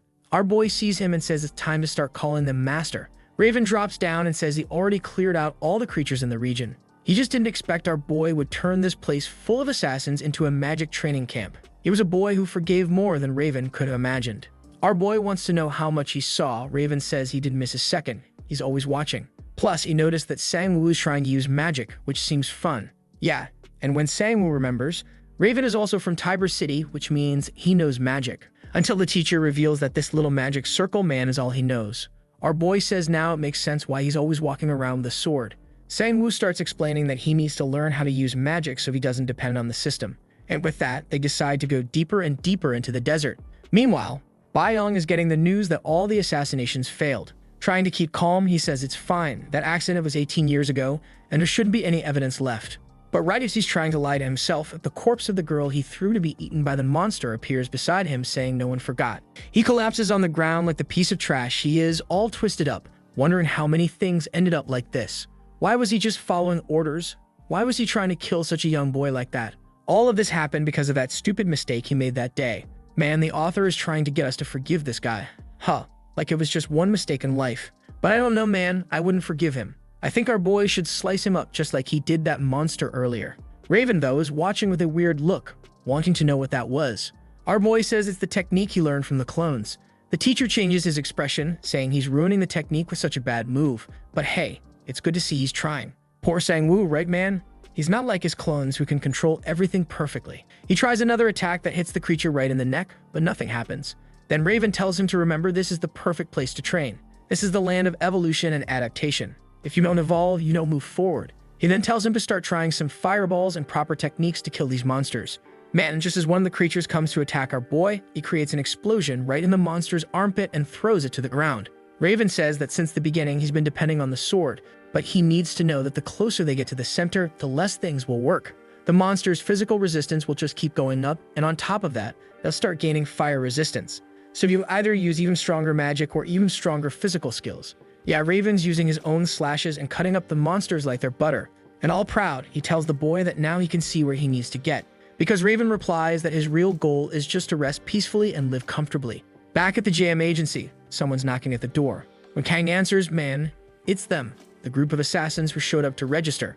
Confused, Kang asks how he can help this little gang. Mummy immediately says they're there to get qualified. His group was tired of walking the bloody path. He's about to say they're looking for a more human life when Kang interrupts and asks if they're there for an interview. Mummy says yes, so he tells everyone to come in already. Back in the desert, man, Hyen finally started making some potions. And as always, this story, right, went back to her, just to go back into her thoughts of a moment when a reporter asked Hai Seong what he thought of the woman saying he had betrayed his friends. Hai Seong replies that woman's husband saved his life, so he won't speak negatively about her. However, even if she had heightened sensory perception, not everything she saw was the truth. Woo Hyun is wondering if maybe her mom really didn't lie. This thing about Hai Seong having killed her dad, it has to be true. Looks like the mom said something peculiar, but we're not going to find out what, apparently. Meanwhile, our boy is tossing out his fireballs. The problem is that some of the creatures are already so resistant that he's not even doing damage. He says he'll try something different and rushes at another. But this time, man, look at the little glowing heart. He's gonna try Raven's technique. Ah, slick. He managed to land a clean slash and slice the monster in half. Our boy's all excited, but Raven, with that weird face, says Scone did it better on the first try. Our boy asks for some praise. Come on, he's a hardworking kid, not an evil clone. Raven says he only praises those who call him master. The moment our boy says master, Raven's already like, did the student call for me? But in the middle of all that chit-chat, another creature rises beside them. Our boy wants to know what he's gonna do against a monster where fire, swords, and even ice don't seem to work. To which Raven now says a pupil who acknowledges his master doesn't need to worry. The path of the storm sword is endless. Raven's all smiles. His dream was to finally say these simple lines to a real student, not those damn clones. Meanwhile, back at the agency, the recruitment was about to begin. Kang wants to know what the two foreigners are trying to do in a Korean company. Mummy immediately says they're there because they owe their lives to Sang-woo. Kang is surprised and starts thinking that apparently Sang-woo is recruiting some foreigners. Whitehair is about to say that it's true, even though he tried to kill the kid, but Mummy cuts him off. He apologizes, saying the guy next to him is still a bit dizzy from the flight, but he'll be back to normal soon. When Kang asks what their specialties are, the red-haired girl says assassination, but Mummy cuts her off too, explaining that they could never be good at assassination. Actually, she's also a bit crazy from the flight, but he guarantees everyone's had a good night's sleep. Kang, already sensing something's off, says it's better to stop the test right there. It's something he was forced to implement by Sang-woo himself. To evaluate each person's compatibility, they'd have to fight one of his clones. Eesh, man, they're screwed. The clone's already better than the main character. Meanwhile, back in the desert, our boy wants to know what's the next step in the sword technique. Raven says he's already learned it, as they talked about when he was working on the form of the first strike. He tells him to remember that fight against the Titan and the Skeleton, where he used his attack and all the clones' attacks on the same spot to blow up the creature. He had to do exactly that, but as one single person. In other words, 5 times faster. Then a sequence of attacks called 100 Slashes cuts through the creature, leaving a crater. I've already realized the author of this story loves leaving holes in monsters, and in people too, sometimes. And of course, Raven says that now it's the student's turn. But Sang-woo man already admits that he can't pull it off alone and summons the clones anyway. Since they're all students of the professor, there's no problem with them attacking together. However, among the swarm of clones, some strange guy shows up, man, saying that the situation is worse than the director imagined. Sometime later, countless defeated golems lying on the ground. Our boy's exhausted, saying for the love of God, these monsters just don't end. On the other hand, Raven is emotional, saying that Clone 1 and Clone 2 were the best students he's ever had. Our boy wants to know what his grade is, and as always this story. But Raven completely ignores him, saying he's receiving a message and someone needs help. He tells the boys to just be careful, they're getting close to the center of this place. Very few creatures have leaked out of there, and they've been sort of managing things, so it's best they be cautious. What if an S-rank monster shows up? Sang-woo thinks to himself that wasn't very encouraging, but says okay, he won't go overboard. With that, the boss steps through the portal, telling him to be careful and not die. A while later, he's back talking with Hyen. He wants to know what she developed. She says she managed to create an adaptability potion. Jesus, it's Eminem man, that word was hard to pronounce. It increases his resistance based on what's nearby. But once the effect ends, resistance to everything else starts dropping. Right away, he says to hand it over. Seems like that side effect is manageable. After that, there's a weird silence in the tent. It seems like the distance between them only grew after he heard all that backstory. Then Hyan calls out to him and says there's something she hasn't told him yet. Oh man, right as she's starting to say it, things start approaching outside. At least the two clones are always on watch. Well, look who it is. The demon beast that killed her dad. At least it's missing 2 arms. Number 1 is just observing, and now that I think about it, right, doesn't number 1's horn look like that monster's? In the tent, Hyan says she's going to tell him her mom's final words and the real reason she's in this place. Grinning like the Joker, her mom told her to keep that secret with her forever. Hyan says her mom kept watching the monster pit ever since that day of the disaster. While she's talking, man, the clones are attacking the S-rank monster. Problem is, both of their attacks that should have launched the thing away didn't do anything, and it's already rising with an energy ball in hand. Number 1 looks over and thinks how dumb this is since he's not going to be able to block that. Oh man, and one of the clones tried to block the monster's strike with his arm. At that moment, Hyan says she finally understood why her mother always made that same motion. Going mad, the mom tells her to listen very carefully. Her dad was actually still alive. Ah, now it makes sense. That's why the monster was missing an arm, man. Actually, now it has an arm, right? It arrived armless, but now it has one again. Back in the cabin again, man, as always. This story keeps flipping back and forth so much it's hard to explain what's going or coming. Our boy was about to ask what happened to her dad when the whole place started shaking. Sang-woo sensed in that moment that number 2 had been vaporized in an instant. He immediately stands up, telling her not to leave the tent because something was happening. Outside, he asks what happened to number 1, who just turns and asks what took him so long, telling the boy to look at what they were facing. The creature in front of them was the next piece on the list. Oh, turns out it's not number 1 anymore, right? It's the devil inside him who took control of the body to face the monster. The Sin says he's just borrowing the body real quick. Besides, he's sure number 1 wouldn't have a chance against that creature alone. Another explosion in the desert, man. Every 5 minutes, I swear. The two jump into the air. Number 1 says if he takes a hit like that directly, he'll blow up in an instant. Sang-woo seems to notice something. Suddenly, he tells everyone to wait. He has to check something. Man, did he send everyone back through the portal? He goes alone toward the monster and unleashes the 100 cuts to its chest. But the beast is still standing. Now the golden head. Number 1 says that since he wasn't enough, now it's his turn. He fires that precise laser attack. But of course, it does nothing either. Oh wait, it actually destroys the head and reveals Hyan's dad's head inside the monster. And that's a full-on exploding twist. He looks to the side and sees all the clones watching. Suddenly, it starts rebuilding its armor and tries to fly away. Strangely, number 1 says the creature is using his abilities in an incredible way. Apparently, it's the monster's survival instincts kicking in. I don't get what this lunatic's talking about. Is it really part of him? His powers? I don't get it. But he turns to our boy and says it'd be a good time for them to make a deal. If he hands over the part he's carrying, he'll help kill that thing. And he'll tell him what that guy's weakness is. Meanwhile, inside the cave, Hyan saw everything. And man, she recognized it was her father. She immediately starts crying, saying at least her mom wasn't lying. Well, the out alive might be a strong word. He's got the same face, I'd say. Sometime later, number 1 says that the monster they found is actually its torso. Our boy is already imagining him all in separate pieces, trying to understand how that even works. Ah, the 7 sins explain, right, that he imagines there are 7 parts. 1 head, 1 torso, 2 arms, 2 legs, and a weapon. And each part had a different power. Look at that. It's gone full Jujutsu Kaisen hunting fingers mode.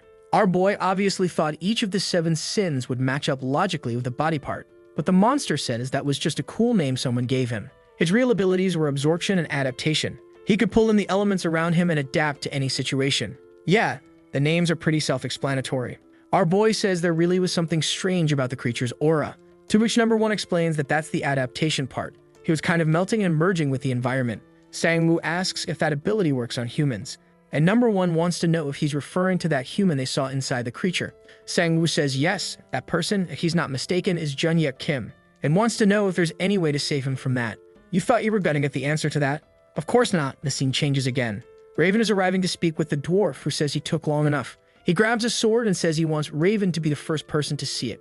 Raven's expression changes when the big dwarf shows him the Earthshaker, or Earthquake Maker, whatever. Looks like it's the sword Raven used before, right? And he wants to know how the dwarf managed to restore it. He explains it wasn't easy, not to mention, the sword isn't what it once was. A true relic from the Empire of Urantia. The sword of the first emperor, said to shake the earth with a single swing. And the time had finally come for that sword to see daylight again. And he believed Raven was the one capable of doing it. But man, Raven just says he's not qualified. He's just a defeated soldier who couldn't even protect his own empire. Not to mention that this sword doesn't work with his storm technique. The big dwarf says he already knew that and wanted to hear Raven say it. What he really wants is to test the sword's durability. Raven pulls his own sword, saying if that's the case, then he won't hold back. Then he's already prepping one of his 100 storm attacks and fires 3 at the blade, thinking he'll have to get ready for the second round since an artifact like that won't break so easily. But the artifact is completely destroyed, and the two of them just stand there with potato faces. Back in the desert, our boy is tearing off the arm of one of the creatures and handing it to Hyan. Taking the item, she says that's the only way to get her dad out of that body. She could use creatures that can adapt to their environment to make an adaptability potion. Then she'd intentionally intensify the side effects to reverse the effect. The result would be a potion capable of returning someone to the state they were in before they adapted. She's all genius mode now, saying she's gonna save her dad like that. The problem is, while she's out there gathering stuff, who's watching from behind? Yeah, it's him, her demon father. Looks like he forgave her because sometime later she's back at the tent and finished what she wanted to do. The problem is that right after that, she collapses and falls to the ground. In another spot nearby, number 1 says that place isn't going to work. They didn't have enough cover. Meanwhile, we see that Sang-woo is tied up, being carried by the clones and trying to figure out what's going on. He asks if number 2 forgot it was him who brought him back to life. Number 1 interrupts the whining and says he's not getting it. The top priority for any monster living in that place is survival, and hunting is part of that. If they just go wandering around, drawing attention and showing all the clones, the monster won't show up. That's why they're setting up a trap, leaving an easy target for the creature. Someone who'd be distracted long enough to take a stab without even noticing. Sang-woo says he must be talking about one person.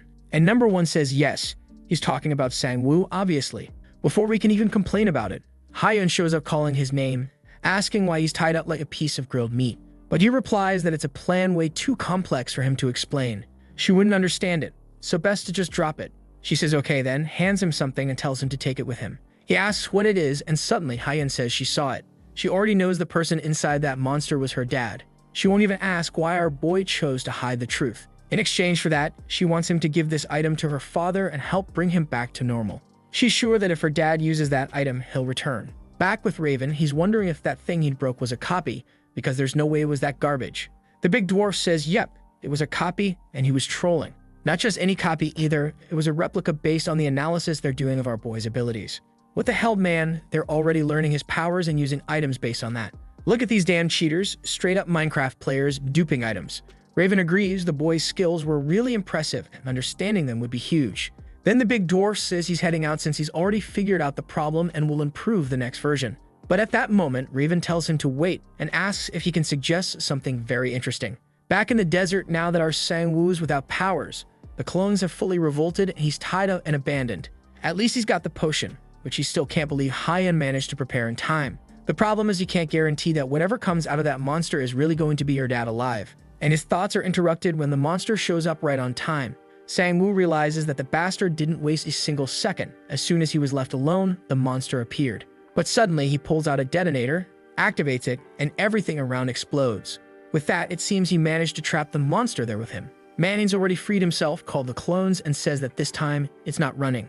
The kid's got swag, and the creature that killed everyone is now cornered. Meanwhile, back at the agency, the clone beat up everyone. The poor assassins are wrecked on the ground.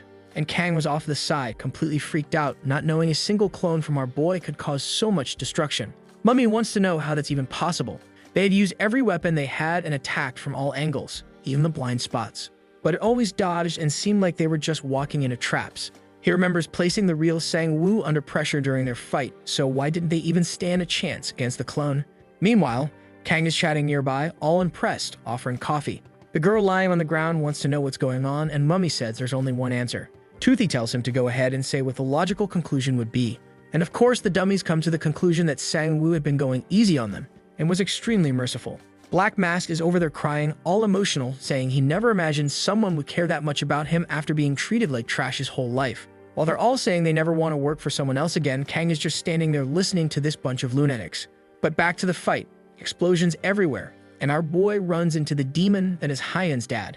Now he's just walking around with that little magic circle in his hand, back and forth. The problem is the monster is already immune to fire. Number 1 explains that unfortunately, this creature adapts instantly. The weak point though is that there's a limit to how many things it can develop resistance to. So the clones come in hot with the Todoroki relief special and throw in a spinning fire combo attack. The problem is, even then, the monster adapted in real time and blocked both of them. But in that opening, Sang-woo took advantage and landed a physical cut right to the monster's arm. Since the creature was adapting to magic, he'd settle things the good old-fashioned way. Number 1 starts whining and our boy tells him to hurry up and help. So the three of them team up and make some sort of weird fire-ice mix. I don't even know how that works, and hurl it at the boss. The creature stands still for a second, and Sang-woo charges in. But just then, Number 1 yells for him to stop. The creature had already adapted to the ice. Before our boy could react, the monster grabbed him by the gut. And the worst part, just like Hyeon's dad, it was using the implosion skill to blow our boy up from the inside. He decides to activate that indestructible ability, obviously, to not be destroyed. Makes sense. The problem is, it didn't look like it was working. Until suddenly, Number 1 strikes him hard in the back, and even says that one mistake in this fight could lead to death, and he had just made one. Man of our boy lit up like a firework and blew the whole place apart. At least when the smoke cleared, he was intact. For a second, I thought he didn't even get scratched. But turns out, he did die, man. Because Number 1 says that, yep, he just died and won't get another shot like that. If he hadn't shoved his hand inside our boy and used his powers, he wouldn't have survived. Sang-woo wants to know how he did that, and the guy explains that each part of the 7 deadly sins does something. And he, being the head, can cancel out any ability if he makes contact with it. Our boy says that apparently he can count on him, only to take a punch to the face right after. While they're bickering like a couple of idiots, the monster starts approaching again. But this time, Sang-woo lands a clean hit to the stomach. Still, Number 1 keeps roasting him, saying that with the stats he has, he shouldn't be struggling at all. So why is he getting distracted and taking so long? Our boy says it's because he wants to finish it, but I think the translation bugged a bit. Probably meant that he wants to defeat it without too much help from the clones and master the abilities himself. Meanwhile, in the lab, we see a bunch of rats in cages. That little doctor guy is bringing out a load of DRP, that drug that makes people go berserk. And guess who's back again? Hye-seong, who just refuses to die. He grabs one of the rats, gives it some DRP, and watches. Suddenly, the rat turns red and explodes in his hand. Hye-seong says there's clearly something wrong with it. The old man pulls 2 vials from his pocket, saying those are the only 2 completed ones they've got. But he needs to be careful. Suddenly, Man, the rat, even dead, gets up and starts biting his arm. And the doctor explains that even incomplete creatures are showing boosted stats and near-death immunity. Obviously, these monsters get extremely dangerous, so it's not something to mess around with. But Hye-seong says it's perfect. That's exactly how he wants the item to be. Back in the desert, there's Hyeon, doing absolutely nothing, right? After making the potion, there's not much else she can do. She knows the fight is raging and knows it's going to be really hard for our protagonist to get the potion to her dad. Not to mention the potion might break or the creature might just reject it altogether. She decides to check her backpack to see if she has enough ingredients to make another dose. As she leaves the tent, one of the clones asks where she's going and she says she's heading to Sang-woo to deliver the potion. Strangely, the clone says she shouldn't, but still tells her to be careful. Where Sang-woo's right now isn't exactly a safe place. Underground, the brawl is still going on. The monster keeps activating its power and Number 1 says that damn thing just won't stop adapting. Another attack now with lightning. At the same time, one of the clones is heating up Sang-woo's blade with fire. Man. He lands a clean slash and finally reveals the face of her father. Our boy has a quick flashback of her asking him not to kill the guy, but even so, he already threw the slash. At least it looks like for a second. Her dad regained consciousness. Maybe. I don't know if it's really him, but Sang-woo says there's no escape. But then Number 1 says if he's thinking about saving that guy, he's completely wrong. Suddenly, he's already behind him, saying he temporarily blocked the transformation. That way it couldn't adapt and therefore couldn't build resistance. Man, the clones are already chucking chunks of ice full turn of the monster. Sang-woo also goes in for an attack, but in the middle of the strike, he remembers Hyeon's request. But man, he just apologized and went to strike the blade right into its head. Only at that exact moment, someone yells for him to stop. It's Hyeon falling down like an idiot. She wants to know why he's pointing a sword at her dad when they'd agreed to try and save him. Right then, Number 1 says now he gets why he was so hesitant. Hyeon, all flustered, says that if the potion broke, she brought another one, so he doesn't have to worry. But man, our boy just calls her name with a serious voice, saying the thing is not her father, it's just a monster. The creature simply took on the same appearance to replicate the same ability. It's not even like it's partially controlling her father, it's literally just an act by the creature. That's why even with a potion that resets everything, all it had returned to is a monster. She's standing there, devastated, saying that's not a monster, it is her father. She only knew him as a child, but she has vivid memories. The face is exactly the same, so she's sure. But Sang-woo says she should realize something was off by now. Suddenly, Number 1 steps in and says he'll prove what they're saying. He raises his hand, says he's going to stop the blocking ability, and lands an attack. The dad screams, Hyeon cries, and then suddenly, it transforms into a woman with blue hair. Now I don't know if that's her crazy mom or that other hunter girl. I think it's the hunter, the little mage who died. Hyan is speechless, and number one asks why the silence. He wants to know if that was another family member too. Sang-woo comments that maybe it was someone else from the task force that died there. But number one just says, whatever. Either way, this creature was changing forms constantly. It was best to kill it now so they could get out of that place. At that moment, Hyan is still there, poor thing, opening the potion, begging them to at least try.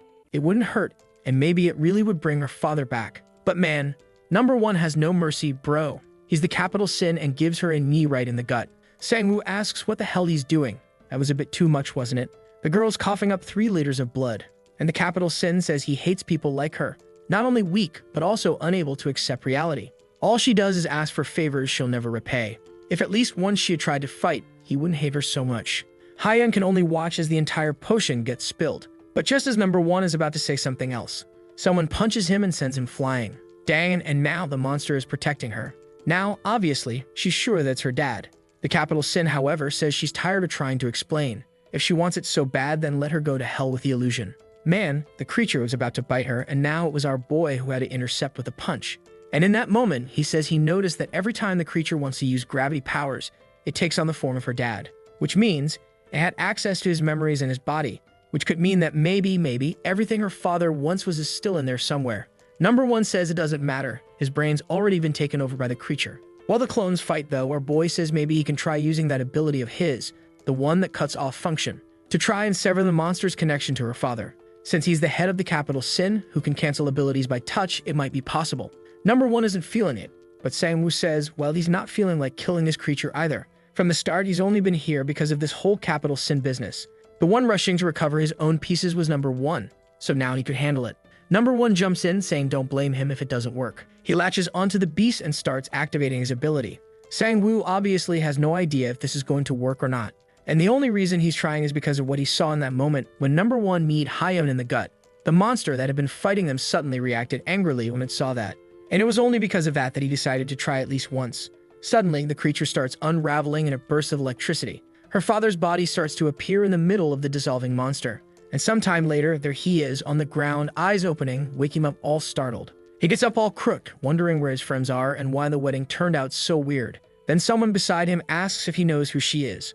Of course, it's Hyan, wanting to know if he even recognizes her. Right away, he says her name and she gets all emotional, guys. Meanwhile, our boy and the clones are there by the portal, just watching the scene. And he tells number one, sometimes it doesn't hurt to try. Sometimes it works. The sin replies that they just haven't realized yet that that thing is still a monster. Soon they'd see. It might have the face of her father, even his memories might even talk like him. But it was the thing that killed him. And now comes the philosopher, talking about the ship of Theseus. We've already seen this story in like 3 other stories, right? Koreans love this thing. It's that idea, like the little ship that keeps getting its parts replaced bit by bit. Then after 100 years, none of the original parts are left. And the question becomes, is it still Theseus' ship or is it a new one? Because technically, none of the original parts remain. Oh my god, such a philosopher. But Sang-woo just replies that for Hyan, that question doesn't even make sense. It's not up to him to judge whether she has the right to see her dad as human or not. All he can see is a happy girl. Give to like this video that helps Mamoru make more juicy content for his viewers. Activate the cheeky little bell, and I'm out.